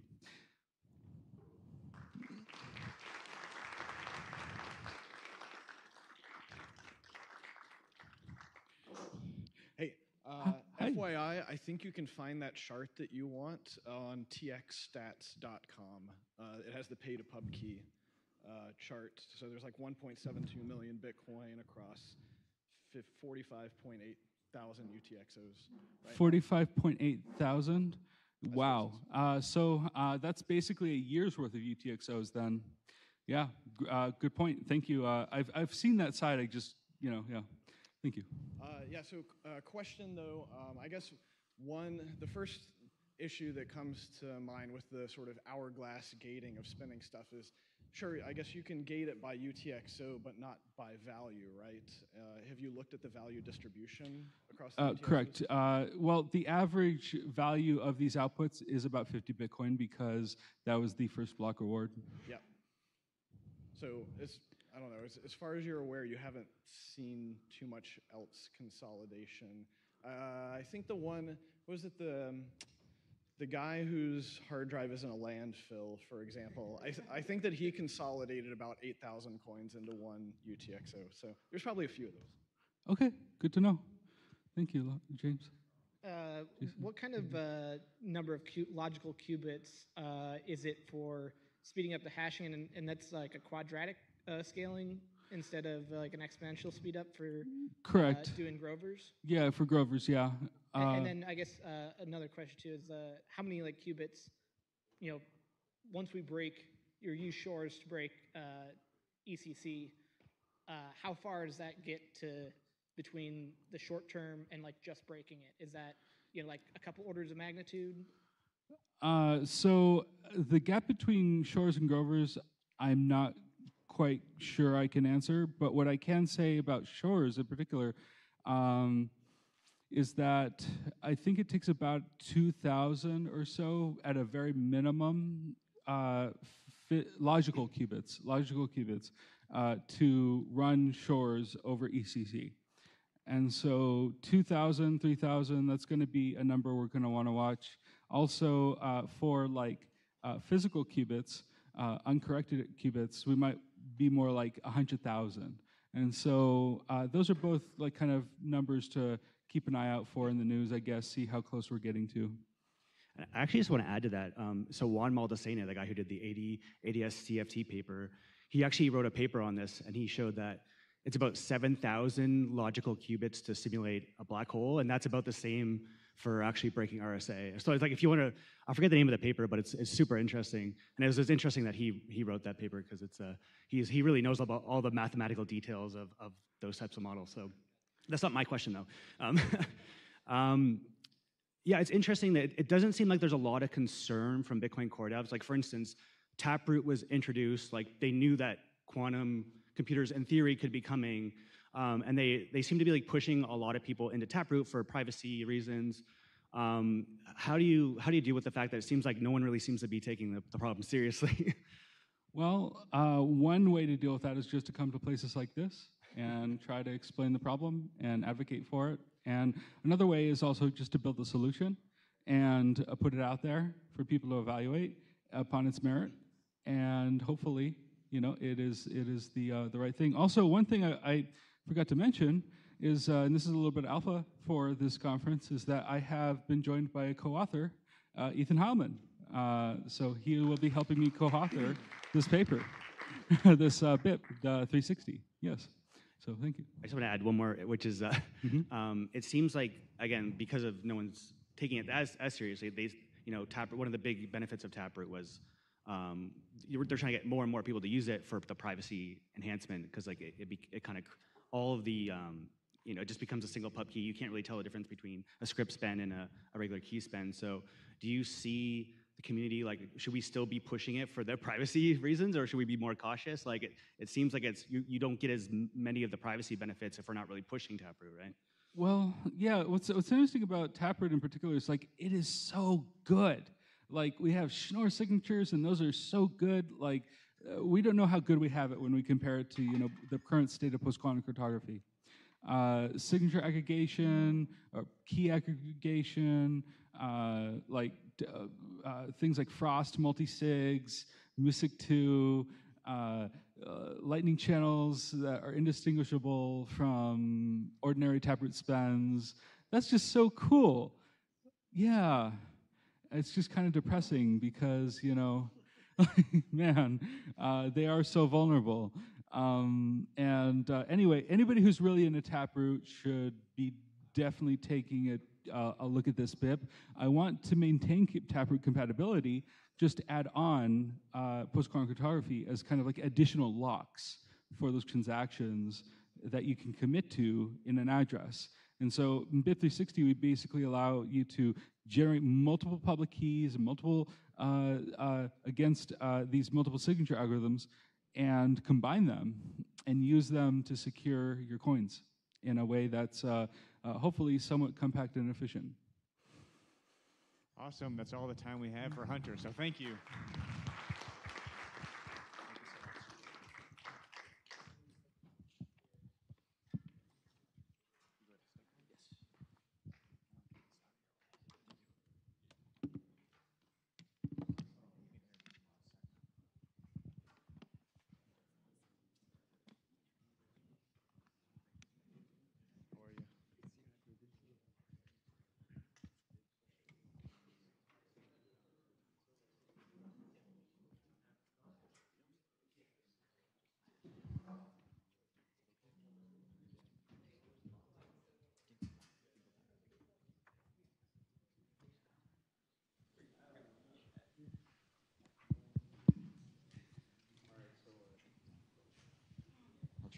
Thanks.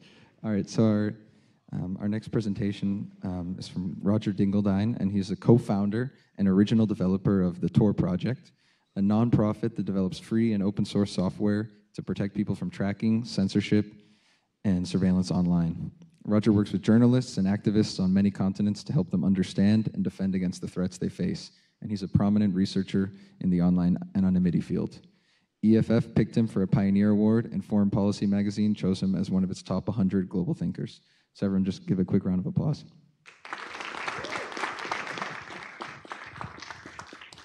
Okay, hi everybody, I'm Roger, and I'm going to try to talk to you about basically two different pieces. The first piece will be how Tor works, what Tor's values are, how we go about thinking about these sorts of things. And the second piece will be some lessons learned from the Tor world for the decentralized cryptocurrency, peer-to-peer world out there. So let me start with what is this thing called Tor? We've got, so Tor is an umbrella, it's an ecosystem of projects around the world. It's also a nonprofit, we talked about that this morning. And it's also a global volunteer community. There are a lot of people around the world working on Tor, whether that's researchers or activists or people doing trainings or otherwise trying to have their privacy. So part of the fun of Tor is that it's a lot of different things. Every time I go to a new city, there's some professor or research group who's working on some new research problem in terms of how to make Tor faster, how to understand security more, things like that. Okay, so speaking of that, let's start at the beginning. Whenever you're thinking of a security tool, what's your threat model? What are you worried about? So we've got Alice over here. She's trying to go to some website, Bob, and maybe somebody is trying to watch who's doing what in this connection. So maybe somebody's watching Alice's local network. Maybe that's somebody on the Wi-Fi here. Maybe that's somebody, Starbucks, watching the Wi-Fi. Or maybe that's the monopoly telephone company in Tunisia, something like that. Or maybe the attacker is somewhere in the middle of the network. Maybe it's AT&T, so I guess that's NSA. So, or Deutsche Telekom, or other like major backbone providers of the internet. These are things that we worry about. Or maybe it's somebody watching Bob. Maybe it's somebody watching WikiLeaks, and they want to know who's connecting to them so they can investigate them more. Or maybe it is the destination website. Maybe it's CNN.com, and they want to know who their users are so they can advertise to them better.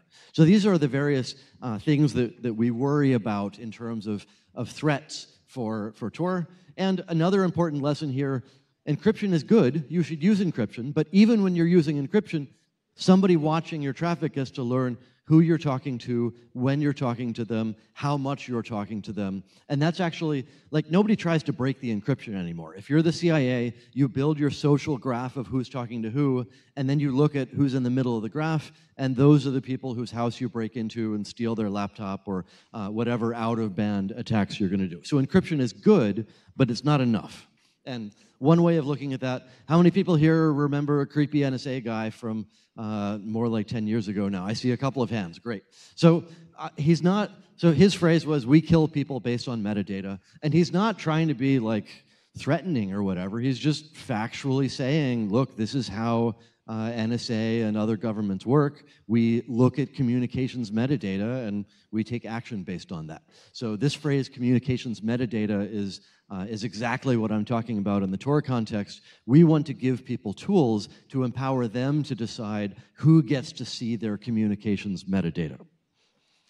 And there are some other topics that we should definitely talk about after the talk. So one of them is the big fight about end-to-end encryption. Here we have Attorney General will ask Zuckerberg, this is back in 2019, will ask Zuckerberg to halt plans for end-to-end encryption across Facebook's apps.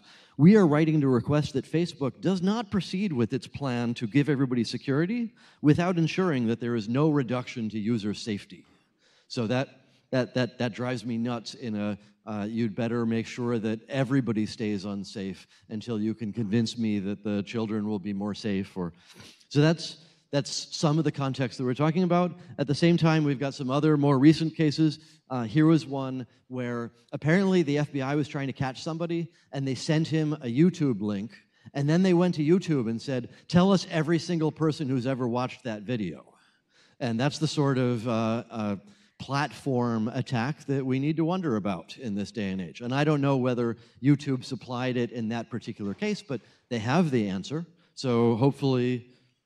And then a third example, more recently than that, there was a woman in Nebraska, I think she was 17, she got pregnant, she talked to her mom on Facebook Messenger about whether she should get an abortion, and Nebraska is one of those states where you really shouldn't talk about wanting an abortion, and Facebook turned over that communication, and she's being prosecuted for talking about wanting an abortion because of this fine country that we live in now. So this is again a situation where that platform does not have her best interest in mind. She no longer has control over who gets to learn about her communications metadata. Okay, so I actually only use the word anonymity when I'm talking to other researchers. When I'm talking to my parents, I tell them I'm working on a privacy system. Because anonymity, I don't know, that's kind of scary, but privacy, that's an important Western value. Everybody should have privacy. When I'm talking to corporations, I work on network security or communication security, because you go to Google and you say, I've got a privacy tool, and Google says, no, privacy is dead, I don't want that. But oh, I have a tool that lets me investigate what company I might buy things from without my competitors learning that I'm doing it. Oh yes, I do want that. And then when I talk to governments, I work on traffic analysis resistant communication networks. And again, it's the same system, it's the same security properties, and it has to be the same security properties so that everybody blends together. But you can't go to the government and say, I've got a security tool. They already have too many of those. They don't want anonymity or privacy. But oh, I can send my ambassador to Israel, and somebody watching the hotel network connection doesn't learn that she's my ambassador. Yeah, I actually do really need that for government security, for resisting traffic analysis properties. So again, it's the same security properties, and you need to have all these groups blending together. The fourth category is people in Vietnam or other places who can't get to BBC, and they want to reach certain websites that their government wants to prevent them from reaching. And I was actually in Vietnam not too long ago trying to figure out if I should use that example of BBC, because trying to think through what governments are worried that people will say inside their country. Okay, so that's a couple of thoughts about why this stuff matters. How do you actually build one of these? The easy answer is you have some centralized system, like a VPN or something, and all the users ask for web pages, and they get them through the centralized system. And that's great, except what if that central point of failure fails? And it always starts off with, I promise I'm never going to look at any of your traffic. Okay, actually, we do look at all of your traffic, but I promise I won't write anything down. Okay, actually, we do log everything, but I promise I won't tell anybody. Okay, well, of course I answer subpoenas, but I promise I won't tell anybody else. And of course I sold the company, and yeah, I mean, I sold the data set along with it. So there's a recurring theme of VPN providers ending up owned by data mining companies, and nobody quite follows along with that. So, and it's worse than that, because even if somehow this company in Switzerland is amazingly honest and they really want to follow through, it's still one cable going into their computer and the same cable coming out. And if you can look at that single connection, you can match up this user is talking to that destination. So the goal of Tor is to decentralize things so no single point gets to learn both who the user is and what she's doing on the internet. So that's the decentralization in a nutshell. Happy to chat more about that, but I'm going to plow on to the second piece. So that was Tor from a network layer anonymity privacy perspective. There's a second piece to what Tor is, which is the application layer. Originally, we said, hook up your browser with the SOX proxy and you'll be safe enough, I hope. But then it turns out that there are all these browser-level problems, like it starts with whether you have plugins and so on, but then it turns into what version of JavaScript, what languages you have installed, which fonts you have installed, how many pixels by how many pixels your browser window is. All of these are application layer mechanisms that can let the websites track you and recognize you from time to time. So we have a fork of Firefox called Tor Browser that tries to deal with that second angle of what it means to be private on the internet. And this is exciting. So DuckDuckGo did a study a few years ago on what people think private browsing mode or incognito mode is. And a lot of people think it protects you from your ISP, the website you go to, the advertising companies, and so on. But actually, private browsing mode only aims to prevent somebody looking at your hard drive after you browsed for a while from learning which websites you went to. Yet, when DuckDuckGo asked people what they think private browsing mode does, they answered with, I think it does basically what Tor browser does. So everybody wants this. It's just hard to provide at scale. And maybe a simpler way of explaining this, I found this sad, funny comic a while ago where we've got Big Chrome saying, which website would you like to see? And we've got unhappy users saying, I don't want you to know. And then Big Chrome holds up the sock puppet and says, how about telling Mr. Incognito? And the user is totally happy. So this is the state of browser privacy safety on the internet right now, and we'd like to get something that's stronger than that. So it's not just a matter of there's a centralized third party and you can't get away from that. Okay, so that was the first piece of the talk, which is the how does Tor work? What's it for? How do you think about these things? What are our goals? Now let's think about some of the second piece of the talk. What's some advice for the cryptocurrency world? I was doing the keynote for the Ethereum conference back in November, so I haven't talked to the Bitcoin people as much. I'd love to chat with you more. But what are some lessons? One of them is from the Tor side. One of my side hobbies is I invite myself to FBI conferences and go argue with them about Tor. And part of that is to teach them what Tor is and why privacy is important. And in a lot of cases, there are FBI people who use Tor every day for their job. But at the same time, there are also people who start off the conversation saying, my job sucks and it's your fault that my job sucks. And if I succeed, at the end, they're like, my job sucks, but now I understand that if Tor goes away from the world, my job's not actually going to get better, and it might actually get worse, because a lot more people will lack tools for safety. So part of the challenge there is, how do you find these groups and find allies inside these groups? And we talked this morning about having positive use cases, having positive uses, making sure you publicize them. Don't be Tornado Cash is the other version of that. Imagine if Tornado Cash had, imagine if the interns in OFAC were Tornado Cash users. And then the OFAC people are like, we need to get rid of this. And the interns are like, wait a minute, I use the internet, I use this thing, I know what it's for, I know why it's good. That would have had a very different outcome. So trying to figure out, shifting into social scientist mode, we talked to some people about why they care about Tor, and here are a couple of stories. I'm a political activist, part of a semi-criminalized minority. In my younger years, I entered the public debate openly, found out that my government has surprisingly broad powers to track down dissidents. Only by using things like Tor can I get my message out without the police coming to check my papers. Tor allows me freedom to publish my message to the world without being personally persecuted for it. So this is the standard privacy activist example. But then there's a more interesting one. I'm a doctor in a very political town, think Washington, D.C. or Brussels. I have patients who work on legislation that can mean billions of dollars to major telecom, social media, and so on. So I'm a doctor, and senators come to me with interesting diseases. And those same senators choose which fighter plane to buy or whatever. And imagine you're a defense contractor. You want to know whether that senator has cancer or AIDS or whatever's going on with them. So this doctor realized, of course I need to use something like Tor. Part of my job as a doctor is patient safety, and that means when the senator comes in, I don't immediately blurt out onto my internet all the diseases that I'm researching about that patient.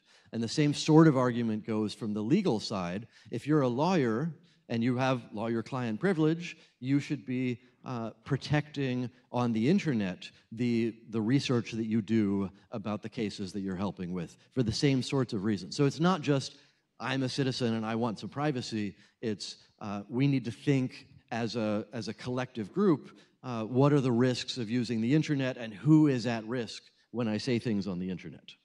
And we've had some other exciting high-profile users. Some people are in the ed as a hero side, and some people are on the ed as a trader side. But part of this, again, comes down to the messaging of what category of users do you want, and who are you trying to protect. And I guess the bigger picture of that is thinking about it in terms of power imbalances. So yes, Tor is useful for the dictator who has a military, but Tor is more useful for the people who don't have a military behind them because they're otherwise more vulnerable in society. If they're a blogger in Egypt or something, you don't have the power to keep yourself out of jail. So yes, it's useful for all different types of people, but I think Tor is most useful for the most vulnerable categories of people in society. And that's and thinking about that in terms of power imbalances is really helpful. Another way of saying that is a lot of people look at this and say, look, I'm just writing tech and it's politically neutral. I'm not doing this for political reasons, like code is code, there's no politics to it. I think that's bullshit, because if you don't think about the political implications of what you're doing, you're going to end up reinforcing the existing power structures. You're going to end up building another centralized thing, and you're going to give all the money to Google or Apple or Facebook or whoever it is. So part of the goal of thinking about the politics of technology, and you're the Bitcoin people, I don't have to convince you of this, is when you're building technical tools, they're going to have political impact, and think through the political impact you want to make sure that you're building the tools that will get you there. Okay, so another discussion. We talked a little bit this morning about the capitalism versus altruism side of things. There's always somebody who's like, hey, Tor, I had an idea. Why don't you add a coin? Why don't you pay relays? Why don't you incentivize? And you can get a lot of cool things out of that from the scalability side of that. So the big challenge is, let's say we did try to pay relay operators. If you sign up as a relay operator in order to maximize your money, shouldn't you minimize your costs? So put all your relays in the same place. So suddenly the whole Tor network is in like northern Germany at Hetzner, and now you don't have the diversity of locations that you want. And if your goal is to maximize your money, why not sell the data on the side? Like capitalism is, it's a clear game, everyone knows how to play it, so you're incentivizing whatever outcomes you want.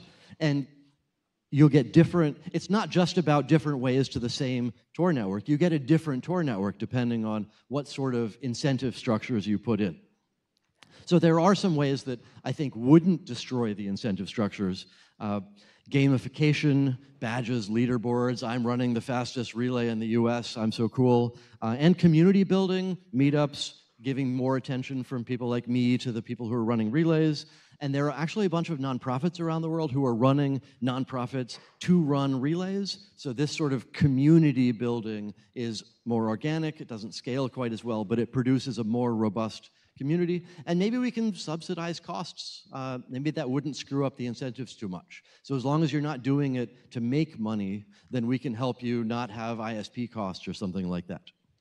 And I mean, it's definitely tricky in this case. I don't want to be the guy who comes in and says the problem is capitalism, but I think adding capitalism really screws up a lot of different things. So for example, I guess another way of saying that, in the economics world, the phrase is mechanism design. How do we structure our incentives in a way that people do what we want? How do you get the outcomes that you have in mind?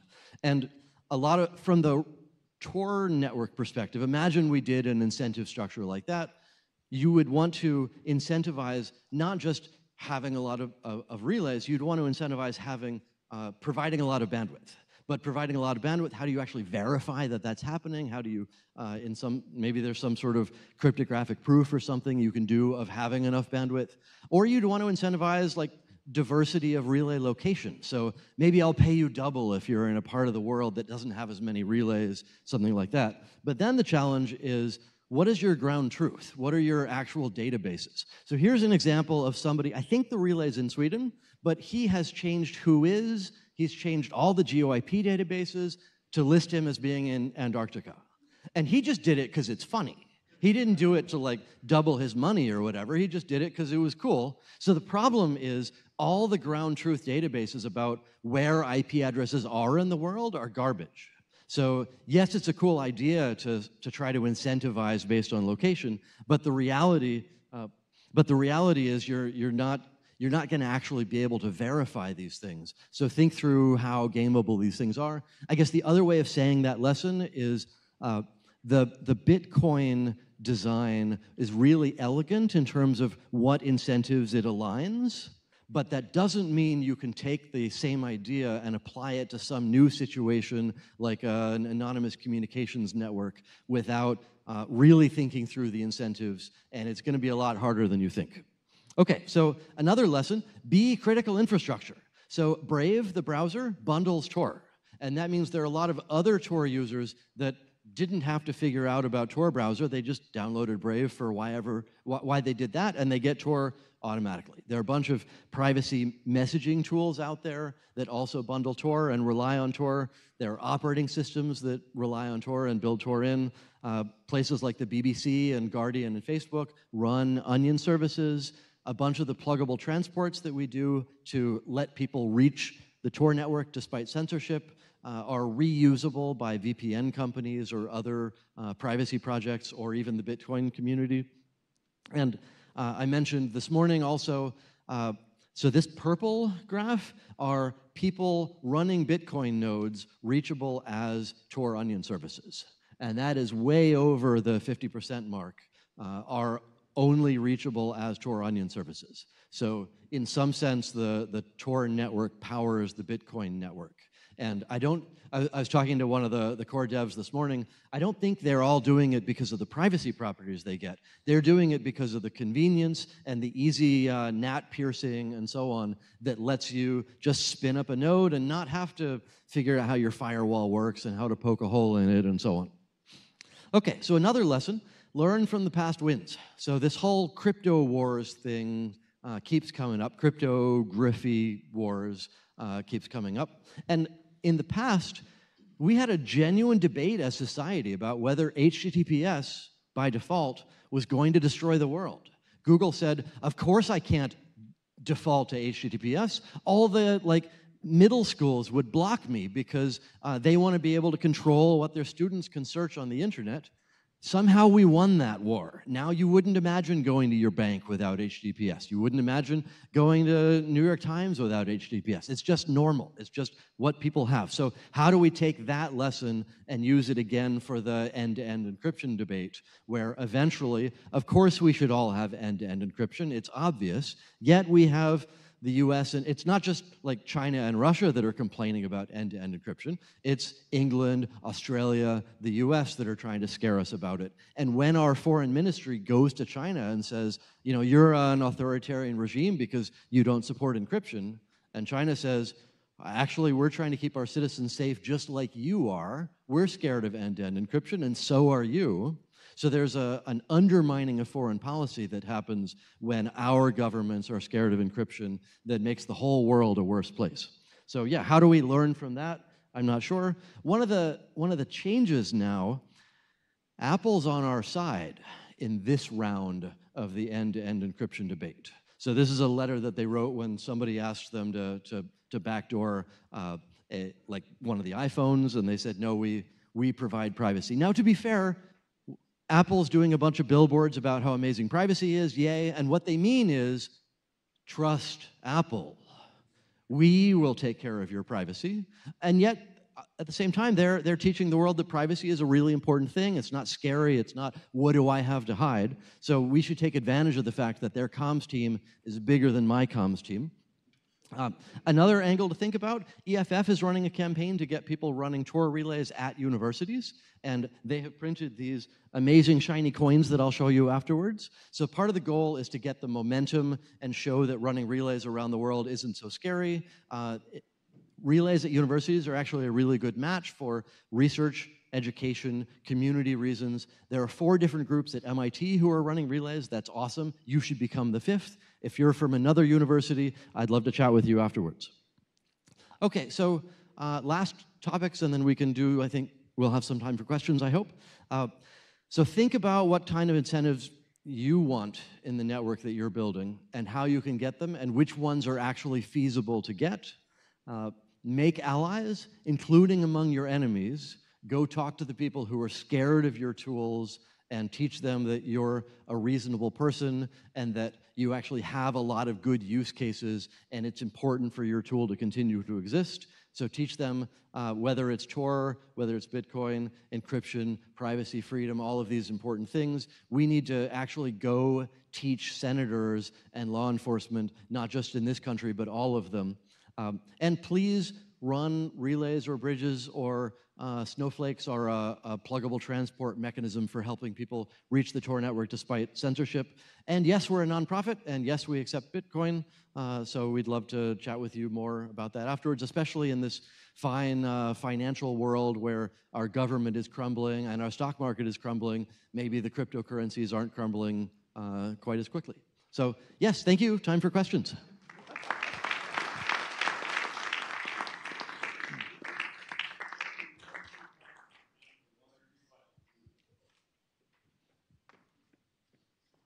And I'll be milling about afterwards if you didn't have time now, but we've got a question. Yeah, you're going to these FBI conferences. What's your approach with the agents? Like, I guess, how did you start going in the first place, and then what approach have you found to be the most successful?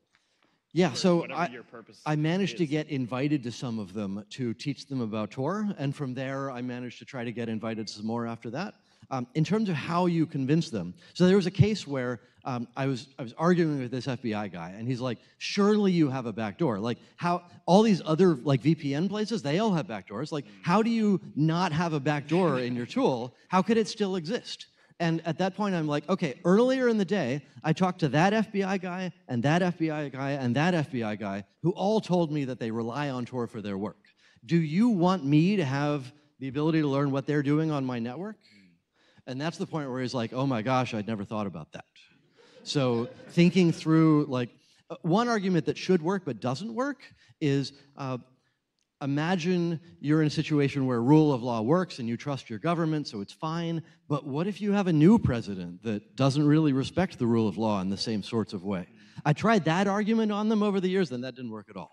So, thinking, basically, if there's a backdoor, it's usable by everybody, and it becomes a social decision about whether you enforce it for Saudi Arabia or for the US or for Germany and so on. It's no longer a technical question, and that's an unsolvable problem in terms of how do you keep everybody safe while having a truck-sized hole in your tool. So that's basically the argument that you have to have with them over and over. And not everybody will agree, but you'll find some allies. And once you've got those allies, then they can teach people from the inside. Thank you.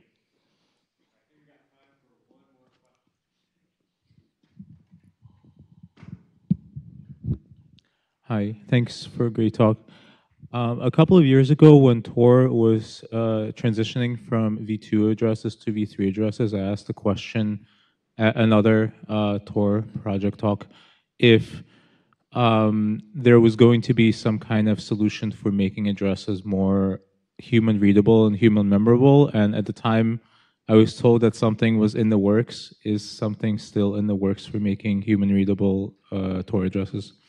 So one of the cool things about Tor onion addresses is that because of how the cryptography works, the name itself is the public key, so you can self-verify without needing to go to some third party or certificate authority or anything like that.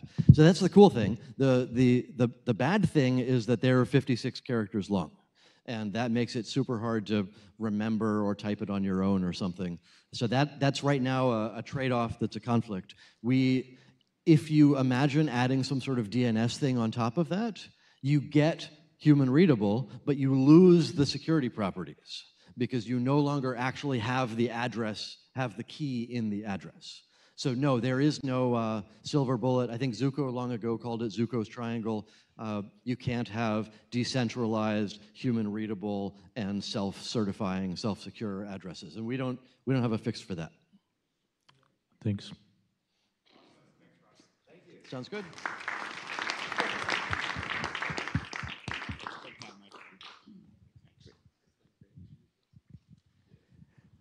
All right, come on up. We'll get you started with the laptop.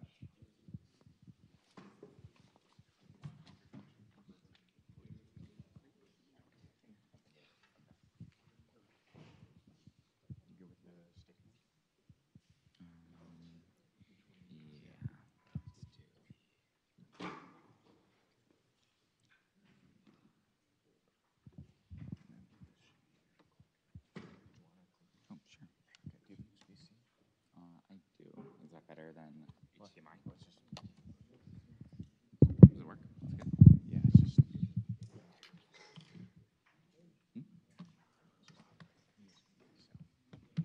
You should unplug the HDMI. No, it'll work. No.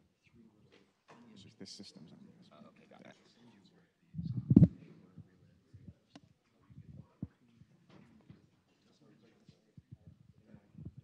Hello, everyone. So today I'm going to talk to you a little bit about building on Char Network. I guess, first just to introduce myself a little bit, I'm Jeremy Rubin. I am, I guess, the founder of this expo, like many, many years ago. In 2014, we had the first one, just a few buildings away. It's really great to see that it is still going on and in such good shape. And I wanted to say, before I get into my own content, that I'm really happy about the Freedom Tech theme this year. A couple years ago, yeah, exactly, round of applause for the organizers.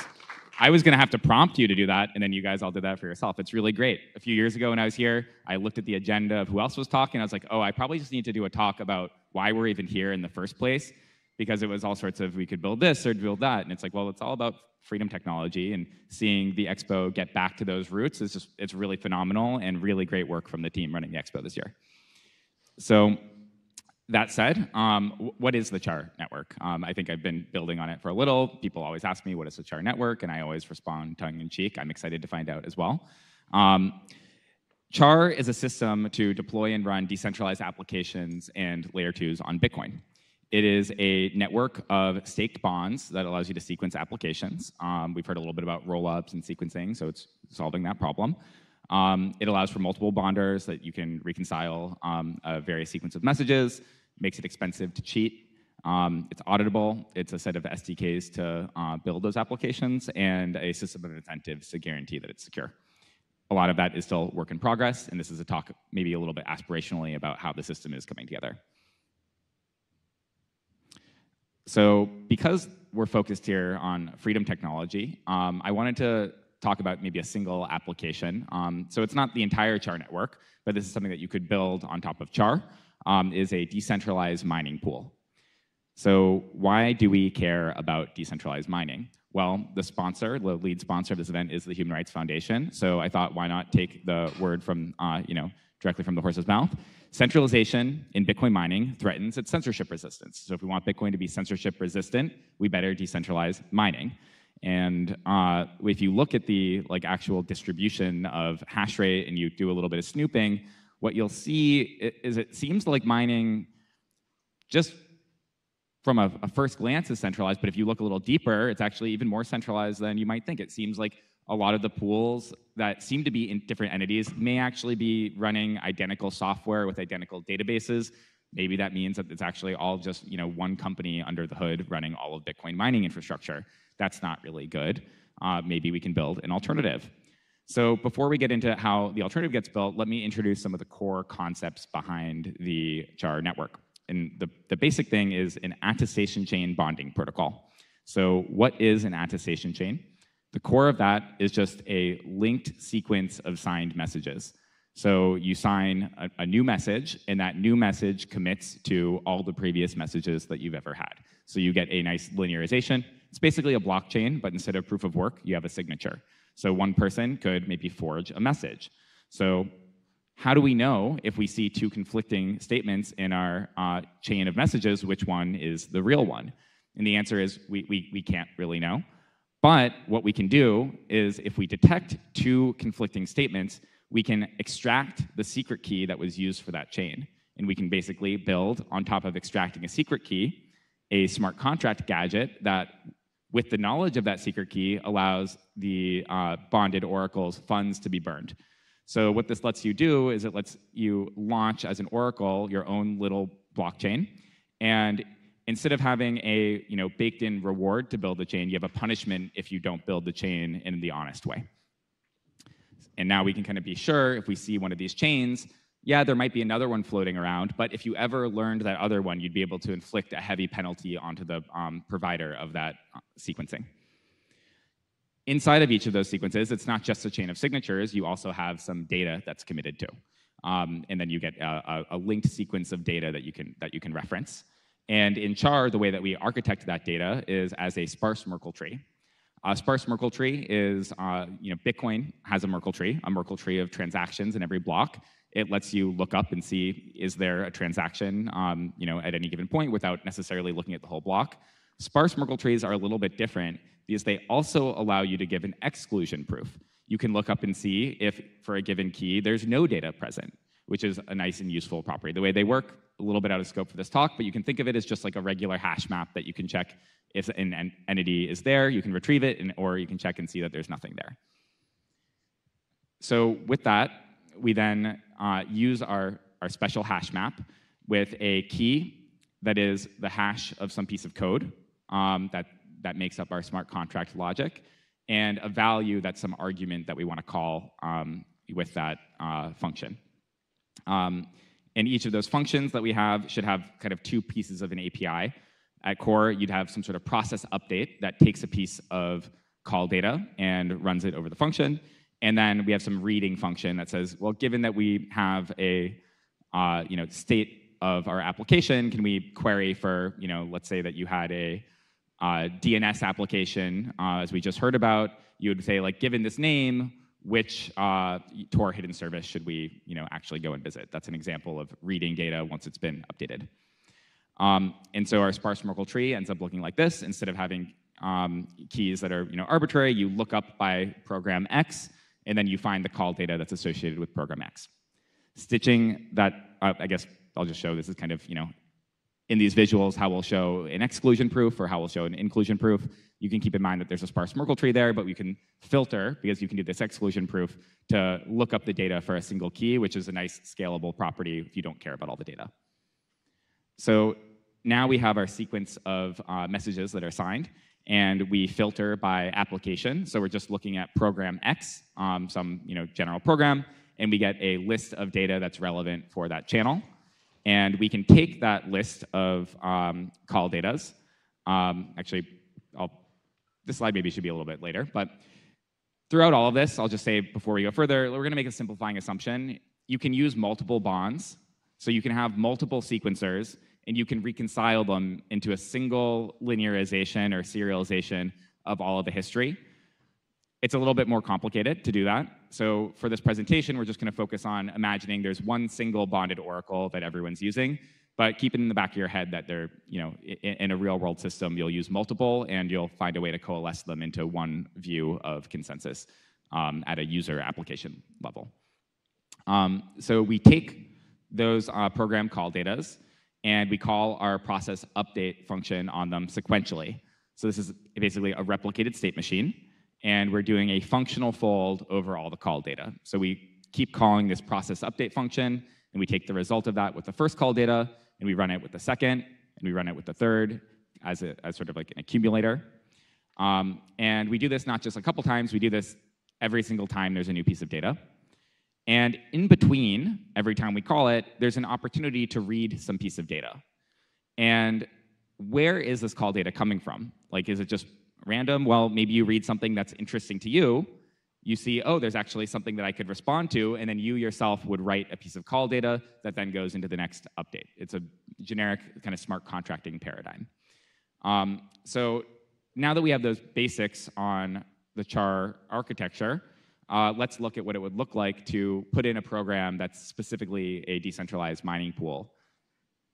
So the basic API that we would need is to be able to ask the contract for a block template. We'd say, hey, we are wanting to mine these new transactions.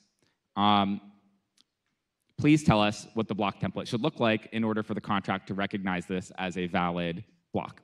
And you would call this get block. That's a readable API. And you'd want a write whenever you find a share. So in a Bitcoin mining pool, I'm sure many of you are familiar with how that works, but you have an idea of blocks that are valid blocks, which can go directly to the blockchain, and blocks that they've done some amount of work, but it's not enough. And you can use them to show how much hash rate you have, what your participation share is in the pool. So you can submit those fractional shares as well. And the pool will keep that replicated state machine and keep track of how much hash rate each person is contributing to the pool. And you could also request a payout. You could say, okay, I'm done participating in the pool. Please pay me out in the next sequence of blocks. So that's all a little bit abstract. So let's kind of map this out visually. So here we have a sequencer. We have some initial state of, this has been running for some time. And we're going to query, and we're going to ask all of our miners are going to ask for a block template to start mining on, and then they're all going to start doing their thing. The data at this point in time, let's just say randomly, miner A has 20 shares, miner B has 5 shares, and miner C has 10 shares. That's the data that the contract is storing. And then miner A might find a block. When miner A finds a block, they're going to send that to the sequencer. The sequencer is then going to form a new commitment. They're going to form that new root. And that root is going to contain the call data for that program X. And one thing to keep in mind is we're showing a single application. That root is for a sparse Merkle tree, and there can be many applications happening simultaneously in this bond, but we're just looking at a single application running inside of there. So then after a block is found, everyone will call to get a new block template. They want the new data. They want to know what the new set of payouts should look like. And then they'll continue processing. This is what the data would look like. There's not been any shares found since that block was found. Then maybe there's some other update that happens in the system, and so you'll see no data committed to, but there's some other commitment for some other applications. You're ignoring that. Then miner C finds a share, and they say, hey, I found a partial work share. They send that to the sequencer. The sequencer then creates a new commitment. That new commitment contains the work share that miner C found, and everybody queries for what the latest block template is. This type of design can be made resilient. You don't necessarily need to be working on the latest template for it to still work, but you generally would be processing on whatever the latest template is for the pool. Our updated table at this point, when you call for that template, looks like A has 0 shares, B has 0 shares, and C has 1 share. And you just keep processing. Some other data comes up. It's not really relevant for you. You ignore it. Then B finds a share. B submits the share to the sequencer. The sequencer sequences the message, includes it, and then this is what our state looks like. I'll stop showing all of the like some of the extra data around getting templates and stuff like that. It's just happening in the background. Keep that in mind. C has 1 share. B has 1 share, and then miner C finds a block. So C submits that block. Now that block is based on the block template that was suggested by the pool. The call data, when it's processed by our process data function, is going to check that that block template was a valid find if it's going to be included in the pool, and then update the tables accordingly. And those blocks can directly pay out to the miners that have requested their payouts. Okay, so this whole design, I put the slide in there just for the benefit of, I think sometimes people like to play a game when I'm talking about something, which is find the covenant. And there's no covenants.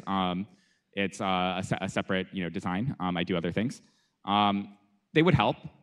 Those payouts that we're doing to miners, if they were done inside of a payment protocol like Arc, would be much more scalable and private, efficient. So that would decrease the size of miner that would be economic to participate in the pool and decrease the amount of custodial risk that you bear as a miner using this pool. So that would be really great to have Arc. It turns out, even though there's a version of Arc that works without covenants, if you want to use them in a mining pool, you really need this non-interactive form of Arc, because every time you make a template, you can't really interact with all the miners to get a signature from them. So we need a non-interactive Arc. The bonding protocol for Char, it does not use covenants at all. It doesn't use covenant emulation. There are different ways of structuring some of these bonding proof-of-stake contracts that don't require covenants.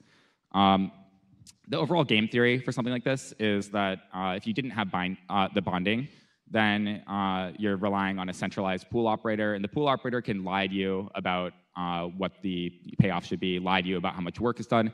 This, you're logging publicly what all the work shares are, so everybody can audit. Everybody has the same picture, and if there's any equivocation over that, then the pool operator can be punished, or the sequencers can be punished. So there's not going to be equivocation, especially in this design. If the bonded collateral exceeds 1 block reward, there's no incentive to be able to cheat.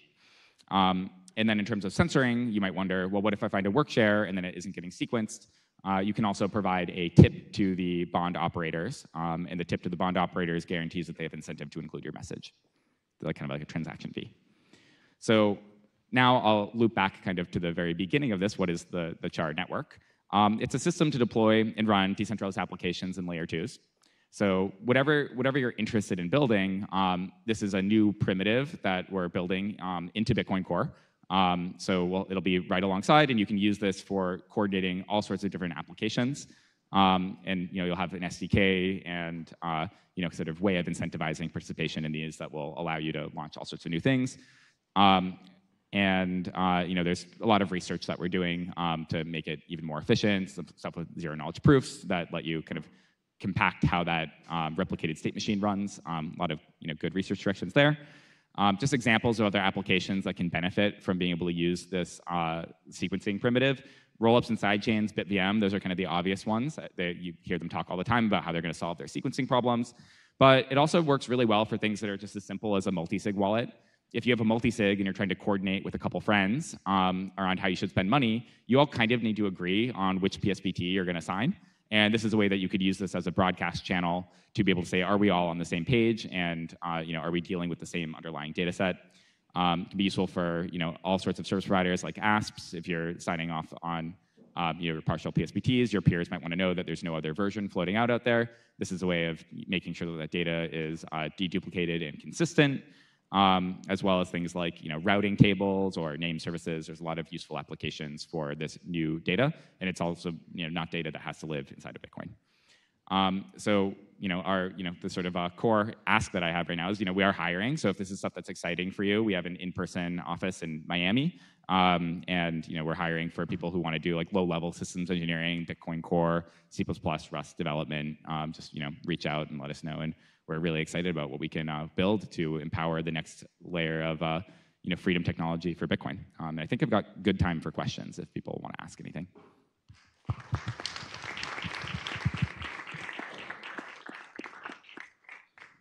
Hi, Jeremy. Hey. So it was a couple things that weren't clear. Where is contract data kept? Like where is the contract data being kept? Yeah. So depending on the application, the contract data doesn't need to be like the contract code or contract data. The state. The stake or the? The state. State. Okay. So for the state, there's the call data, which is like the arguments, and then there's the state that's generated. You really only need to store the call data, and there are ways of compacting that. Because of our sparse Merkle tree structure, for applications you don't particularly care about, you can prune that out. If you're running a node, it would be stored on your node in like a database, but it's not consensus required. For a given application, you can just rerun the validation. It's like kind of client-side validation style Does that answer your question, or? I think that does. Do you need to store everybody's state or just yours? So if you're like a full node, you would want to store as much data as possible. But because of the the sparse Merkle tree format, you really only need to store for applications that you're interested in. What would incentivize a full node runner? So something that just in terms of like any incentive whatsoever.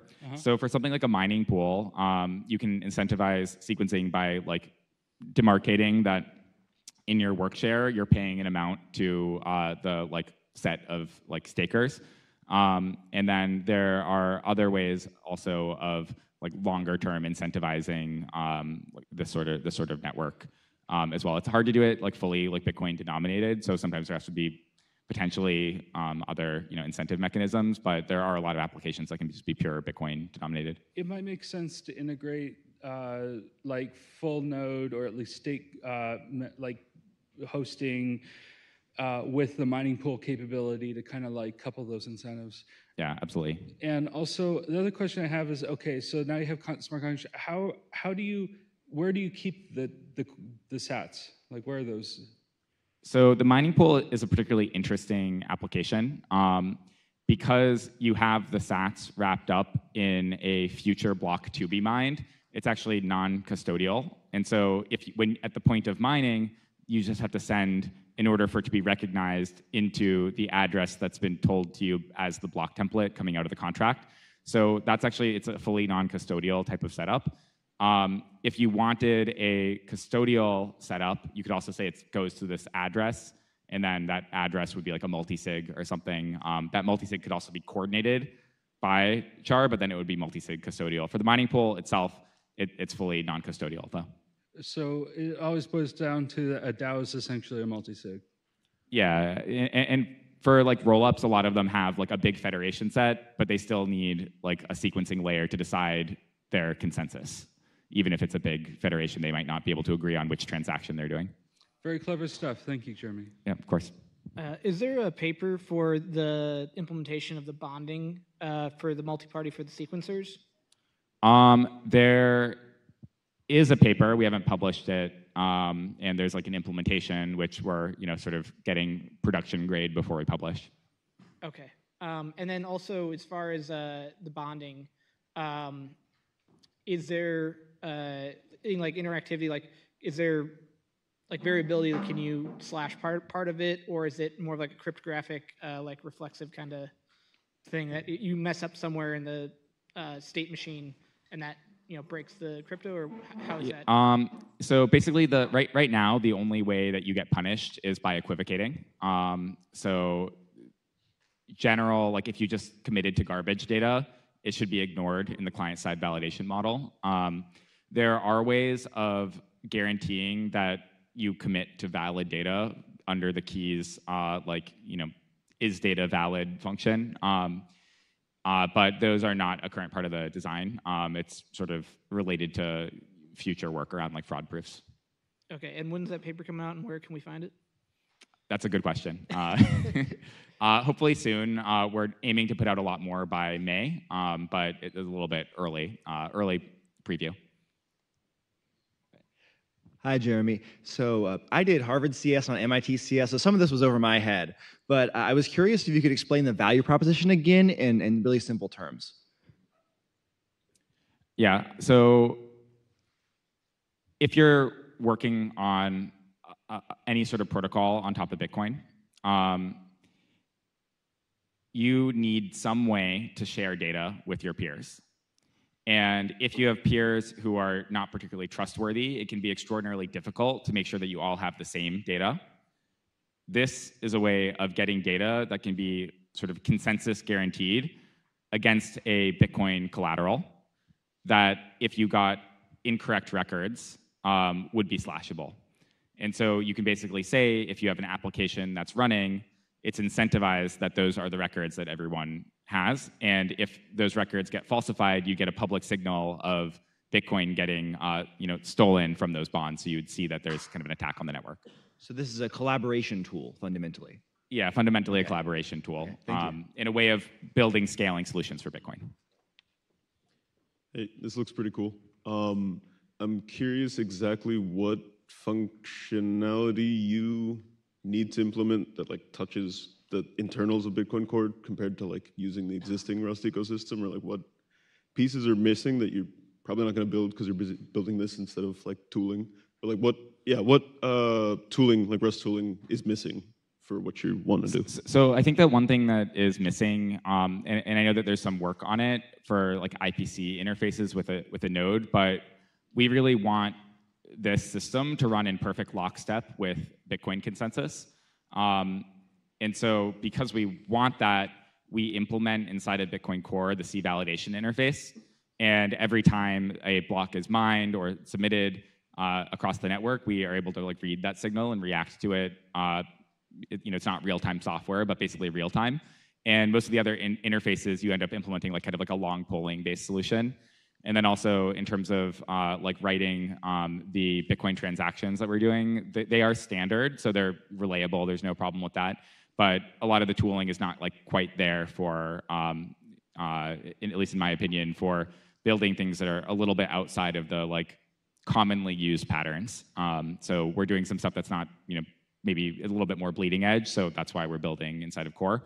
In terms of how we're actually built, one other notable thing is we use Bitcoin's peer-to-peer layer for broadcasting the messages for attestations, not in a way that if you're not participating, it would have any impact on you, but that is able to then sort of inherit some of Bitcoin's network properties, which I think is also nice. So those are some of the reasons why we're not just building a completely separate system. Thanks. All right, we got time for one more question if anybody's got one. Awesome. Thank you, Jeremy. All right, thank you, everyone.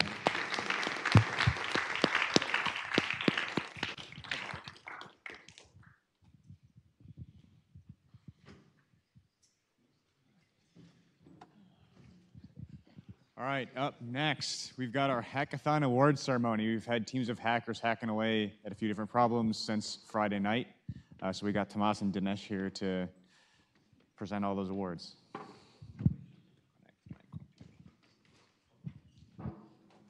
You need this plug in the top too.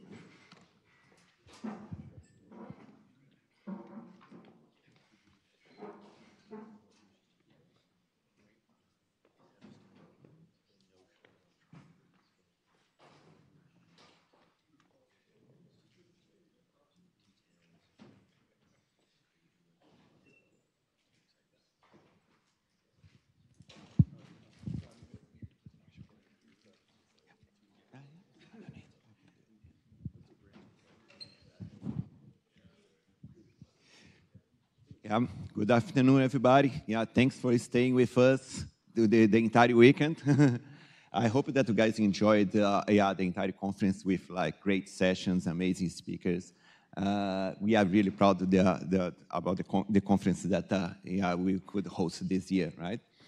So in parallel with the conference, we host a hackathon, right? It's a development competition, which starts on Friday. So Friday, 6 p.m., so there was the kickoff, and hackers got together as teams to compete in some tracks that we're gonna talk about during this presentation, right?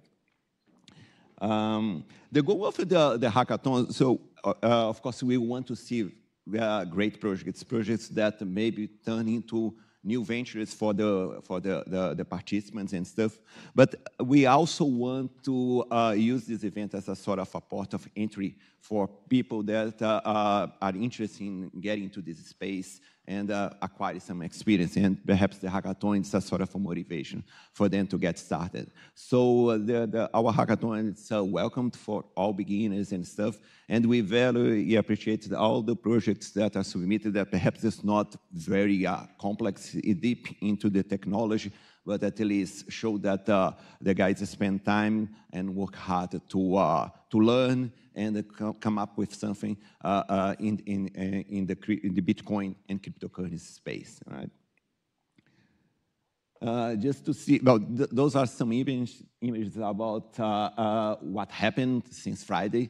So yeah, we offered $10,000 in prize. We had 510 registrations from 49 countries. As I mentioned, so it's 30 hours hackathon. We started the Friday 6 p.m. And yeah, we closed the hackathon yesterday midnight. In total, we had 42 project submissions. I guess that's our record. Really happy with that. And yeah, it was consumed lots of caffeine, right? Yeah, to enjoy this, all of this. So if you guys want to learn more about the project, not only the winners, some of them will get to present today, but you guys can go to the hackathon website, it's mitbitcoin.devpost.com, and then you can learn more about the project. There were several other very interesting projects that are listed in the gallery. Yeah, I think that it's a very good source for you guys to know more about this amazing event that happened in parallel with the conference. Okay, with that, so we'll pass to Dinesh, who also co-hosted the hackathon and did a lot of work with us, right? Not only he, but also amazing volunteers that helped us a lot during these 30 hours and stuff, right? So Dinesh will present the winners of the hackathon. Sure. So for this hackathon, we had 3 tracks. So out of these 3 tracks, I'm going to announce track 3 first. So track 3, it's on decentralized applications. And here's Team Thanos. It is application which enables atomic swaps between Nostr events and Bitcoin Taproot using adaptive signatures. So we, jury, found it so interesting and innovative. Congratulations, Gustavo, for winning tag 3. And the prize money we are offering is $2,000.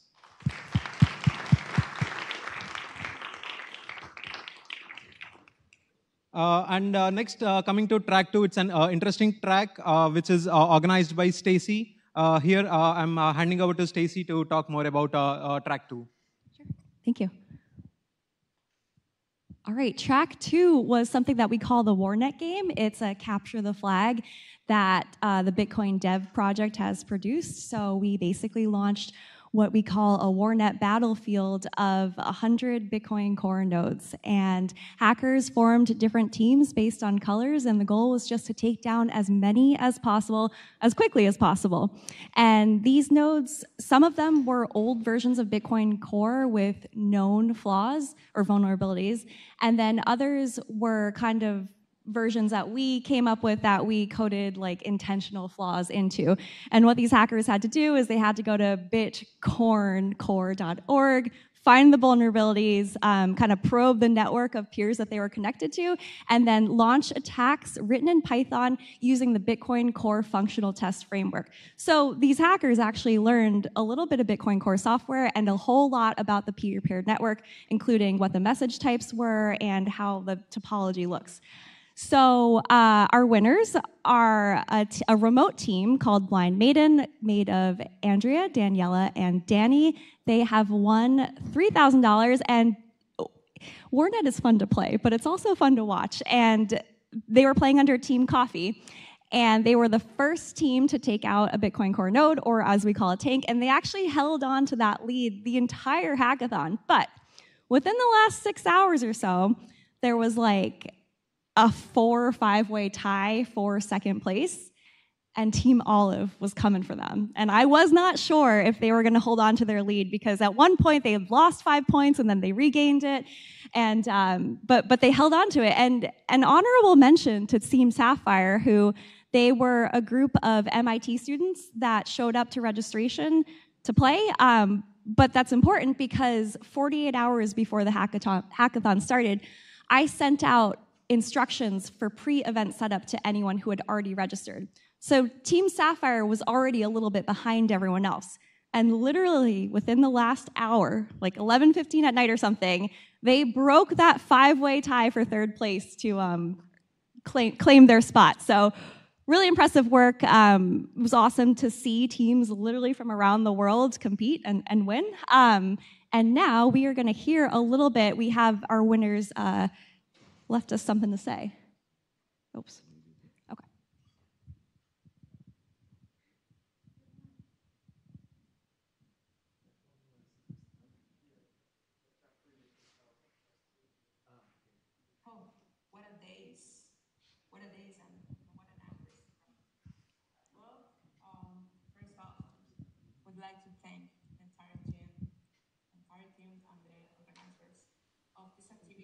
create such a fun and meaningful experience, a space where we could have Bitcoin nodes at the first time.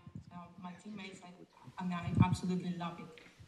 We spent countless hours trying things out, learning step by step, and making mistakes, and trying again and again and again. Every node we managed to hack was an intense learning moment about the Bitcoin ecosystem. I have to say that I'm really proud of my teammates who are also my close friends. And I truly believe the key to our success in this challenge was our diversity. I mean, we're all different. I am a beginner hacker with strong research skills, and Daniel is an experienced hacker, and Andrea is a Bitcoin core developer. We're also based in different countries because I'm based in Spain, Daniel is based in Colombia, and Andrea is based in Argentina. And I think the mix of those skill sets made a big difference in what we accomplished. We're honestly really happy about the outcome. So, Daniel. Yeah, actually, I really enjoyed the experience. I have never tried hacking Bitcoin Core before. It was a pretty cool experience. I learned a lot about how Bitcoin works and how to disrupt the nodes in a local network, and that was pretty cool. Actually, using the warning tweet to hack all those nodes, and of course learning to use the Bitcoin testing framework that we had. And well, it was, from my point of view, very difficult to take down the node with the 96 version, because it was kind of difficult to get to the proper amount of connections to float the memory. So Daniela and I managed to get to that point. Actually, Daniela helped me out, and in the end, and Andrea, go ahead. Well, first, thank you. It was a really fun game. And I think the most complicated node was the oldest node, like the 16, the 17, 19, 20, 21 was really difficult. At the same was fun to try. So thanks for the opportunity.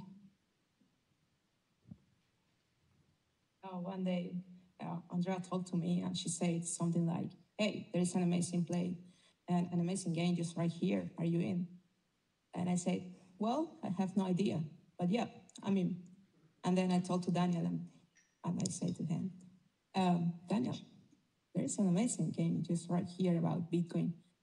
And he said, "Well, I have no idea about Bitcoin, but yeah, I mean, we're here. We got it." Maybe you don't feel good enough, but it's not about your knowledge. It is about your mindset. At the end of the day, you will gain experience and confidence in yourself, and this has no price. So if you have the opportunity to take and to play this game, you have to take it. You deserve it.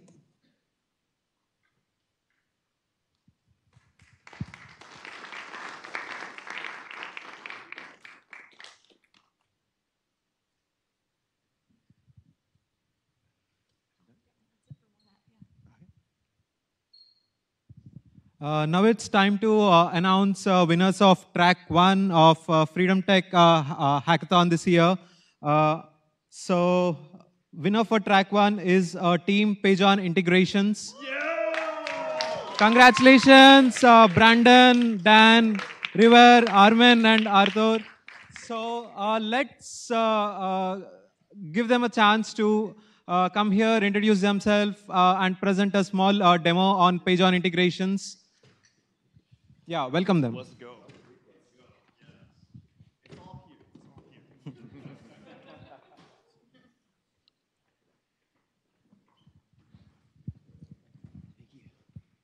Come, here it is. Brandon, are you set up? I'm set up. Okay, Brandon's set up. So I'm Dan. I'm Brandon. I work. Okay. I'm just Brandon. I'm Armin. And I'm Arthur. Okay, and we got two more who already went home, River and Space Bear. We all work on PayJoin. I'm trying to bring some energy and keep it brief. You know, this is a long day. We feel good. We got headaches. So we were really excited to do this. Thank you for the organizers and everyone for setting up the expo. The content this year has been, I've been here multiple times. This is the best content I've seen at this expo. Big shout out. So we did a lot of prep in the weeks ahead because we work on PayJoin Dev Kit. If you haven't heard of PayJoin before, it is a way to batch transactions on Bitcoin. Why would you want to batch transactions? Because in any sort of database, anytime you're storing data and you're making updates, the best way to scale that is by batching them together. And as a consequence, because the batches have less information compared to the individual transactions, you get a big privacy update potentially. So having built this dev kit, we came to the hackathon to try to implement it in as many different venues as possible. So 4 years ago, we did the hackathon with a similar project where we tried to make just one PayJoin application work. And we were able to make it work in a wallet we were very familiar with, just barely in time with one side. And this year, we were able to make it work with three different integrations at the time. So we've come a long way. What's our status on the demo here? We're pretty good. So yeah, I guess just a summary overview. The first thing we did is a sort of design guide overview of how PayJoin works by embedding the actual state machine in the browser. So we compiled it to WebAssembly and did that. Brandon's going to talk about that. The second thing we did was transaction cut-through with the Bolts exchange, which is a submarine swap service. So you PayJoin to the exchange and they can consolidate their coins. And the third thing we did is a time lock refresh with Liana, which is an inheritance wallet. So Brandon, take it away. Alrighty. So River and I, River's teammate who couldn't be here today, but we worked on this PayJoin interactive demo. So this is actually something that when I was trying to get into PayJoin and learn how it worked, I didn't really have too many resources that I could really easily understand the process and learn about it. So I basically built something that I wish I had when I was learning about PayJoin. But kind of the twist on that, as Dan mentioned, was recently River, the teammate that worked with me on this, developed bindings to WASM from the Rust PayJoin dev kit. What that allows us to do is run the same PayJoin functions in the browser. So basically, anywhere where JavaScript runs, we can now do PayJoins in addition to the Rust PayJoin dev kit. So everything you're seeing here is not just a demo, it's like actually doing a PayJoin. And so we're doing this on MutinyNet. So you can see there are two views here for what maybe a sender or receiver would look like. So it just kind of walks you through an example PayJoin and gives you a sample UI. And we have cards down here that kind of walk you through all of the steps that a sender and receiver need to do to achieve a PayJoin, and then this is just kind of like under the hood. I'm like talking in the video through all of this, so I don't know really what I'm saying at this point, but yeah, this is just kind of like a data visualization of what's going on under the hood for a PayJoin. So yeah, and this is basically the first time that you can do PayJoins in JavaScript from PDK. So this is, yeah. Oh, because because I'm a front-end developer. Yeah. So I just I don't know Rust, right? So it was a bit harder for me to contribute, and I was like, But there was also when you started looking into the project, there was nothing like this, right? What do you mean? Like there was no Oh, sure. Yeah, yeah. No, I didn't know how PageOne worked. I didn't know there wasn't much documentation on it. So hopefully this can serve as something that's helpful to people. And I guess another point to note is that JavaScript is the language of the web, right? So this kind of opens up a lot of potential for wallets that use JavaScript that maybe that currently don't have access to be able to do page joins. And then last thing I want to mention is we didn't quite get the final UI working here, but you can see in the console there is an actual broadcastable MutinyNet page join PSBT. So yeah, there we go. There is more. We did 3 of these, like I said, that's but part we'll keep it. Okay, so Boltz Exchange lets you pay them some Bitcoin on chain, and it's playing.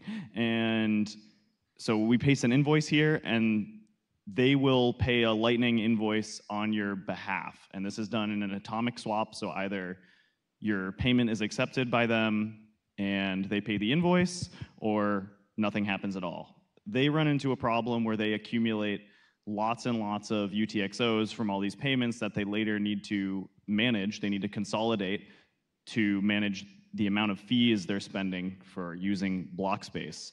So with the PayJoin here, we copied and pasted a Bitcoin URI, which is kind of like an invoice for a Bitcoin payment, that let the sender make a PayJoin to the back end, which you can see here was done, which lets the input to the transaction come from Boltz as well as from the customer, where the customer is paying for the consolidation, and overall fewer bytes are used than if a consolidation and the customer payment were done separately. And also, because the inputs come from different people in this transaction, the assumption that's actually in Satoshi's original white paper that all the inputs come from one person is broken, and everyone in the network has a much better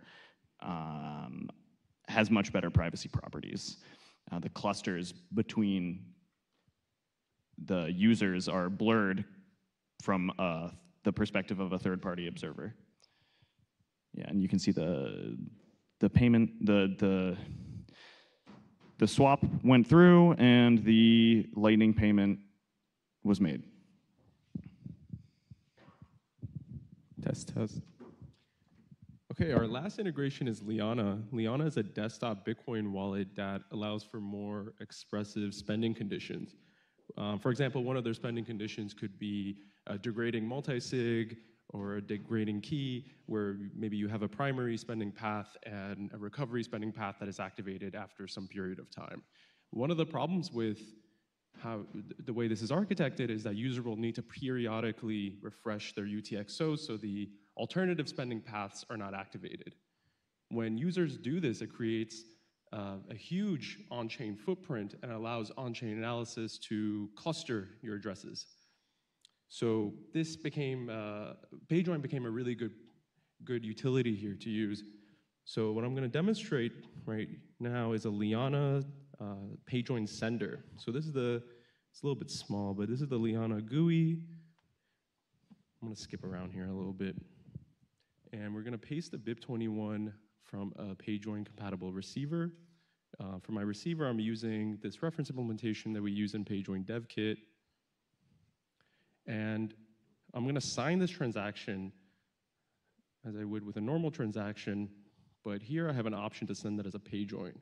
So what's going to happen here is this is going to go onto a BIP77 directory. You kind of think this as a mailbox for PSBTs that are encrypted. And a receiver is going to add some additional inputs into this PSBT. And then the sender is going to wait. It's just going to busy loop, wait for this PSBT to come back, and then add its signature back into the PSBT and broadcast it. So here, this is the PageJoin PSBT, and you can see there's some additional inputs added. And we're going to sign and broadcast this. Thank you.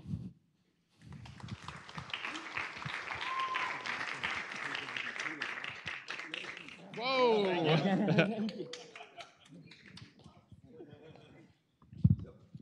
it. We got it. You hold that. I'm gonna hold you.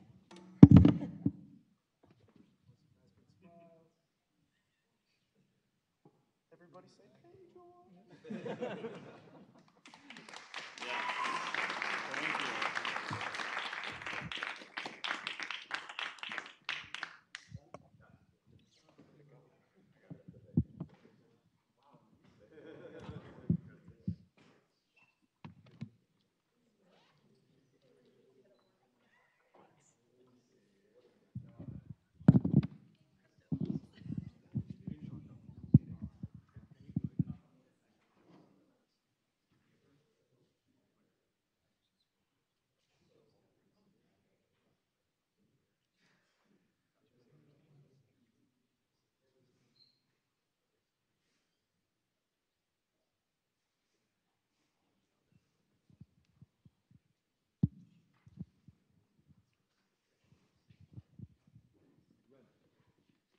So we are coming to the close of the event, but we have a few last things to go through.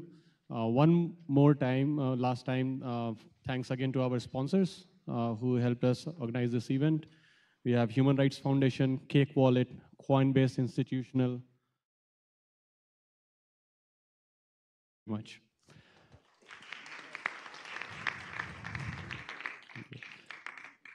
Something about the organizing committee. It's pretty amazing how a group of volunteers, half of them do not even do a full-time thing in Bitcoin and crypto.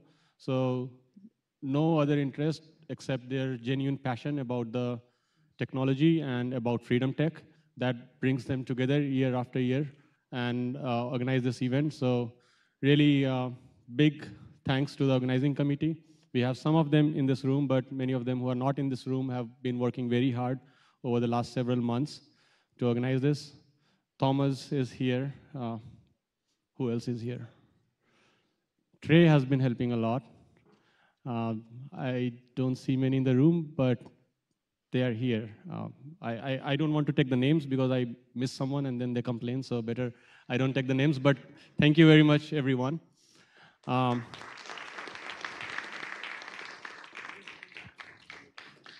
right, we have Henok's photo up there. Some of you already know him. Henok was a very bright and passionate member of the MIT community, very passionate about Bitcoin, decentralization, and technology in general, who was a very active member of the club. We, for organizing this event, we use a Google Drive, and people who are new to the club, you might have seen, Henok still owns, like his email ID still owns that Google Drive. He is the owner of the drive. He is not here with us now. He left us in 2017. But his, we continue to be inspired by his passion. And every year we used to announce an award recognizing a student who is very actively involved in the Bitcoin space and contributing to the field.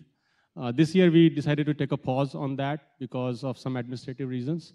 But this has been communicated to his family who is watching this live, and I was talking to his family today a few hours ago, who are really, who appreciate this community and who will continue engaging with us. So thank you again for your generous donation to the club. And do we have anyone here by any chance who was a student with Henok?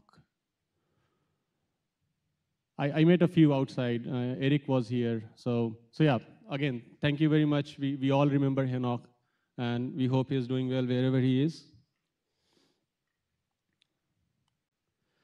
That brings us to the end. I don't know what else to say. Adam, do you have anything to add? I just want to reiterate my thanks to everybody who made this event possible. So first, the speakers, you traveled from all over the place and gave great content. So let's give a round of applause to everybody who presented.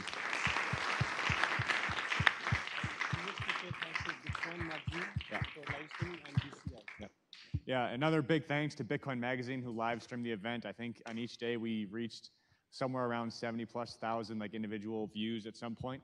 So that was great. Thank you for live streaming us. And again, or not again, but especially big thanks to DCI for helping plan this event and make it possible. And to all the attendees, thank you for coming out. buying a ticket, supporting the club, supporting the expo, and being interested in Bitcoin. Without you guys, without the users, like everything that the core devs are doing, like what is it for? So it's a big community. You're a part of it if you're not a core dev, if you're not a builder. If you are, keep working. If you're not, thanks. Awesome.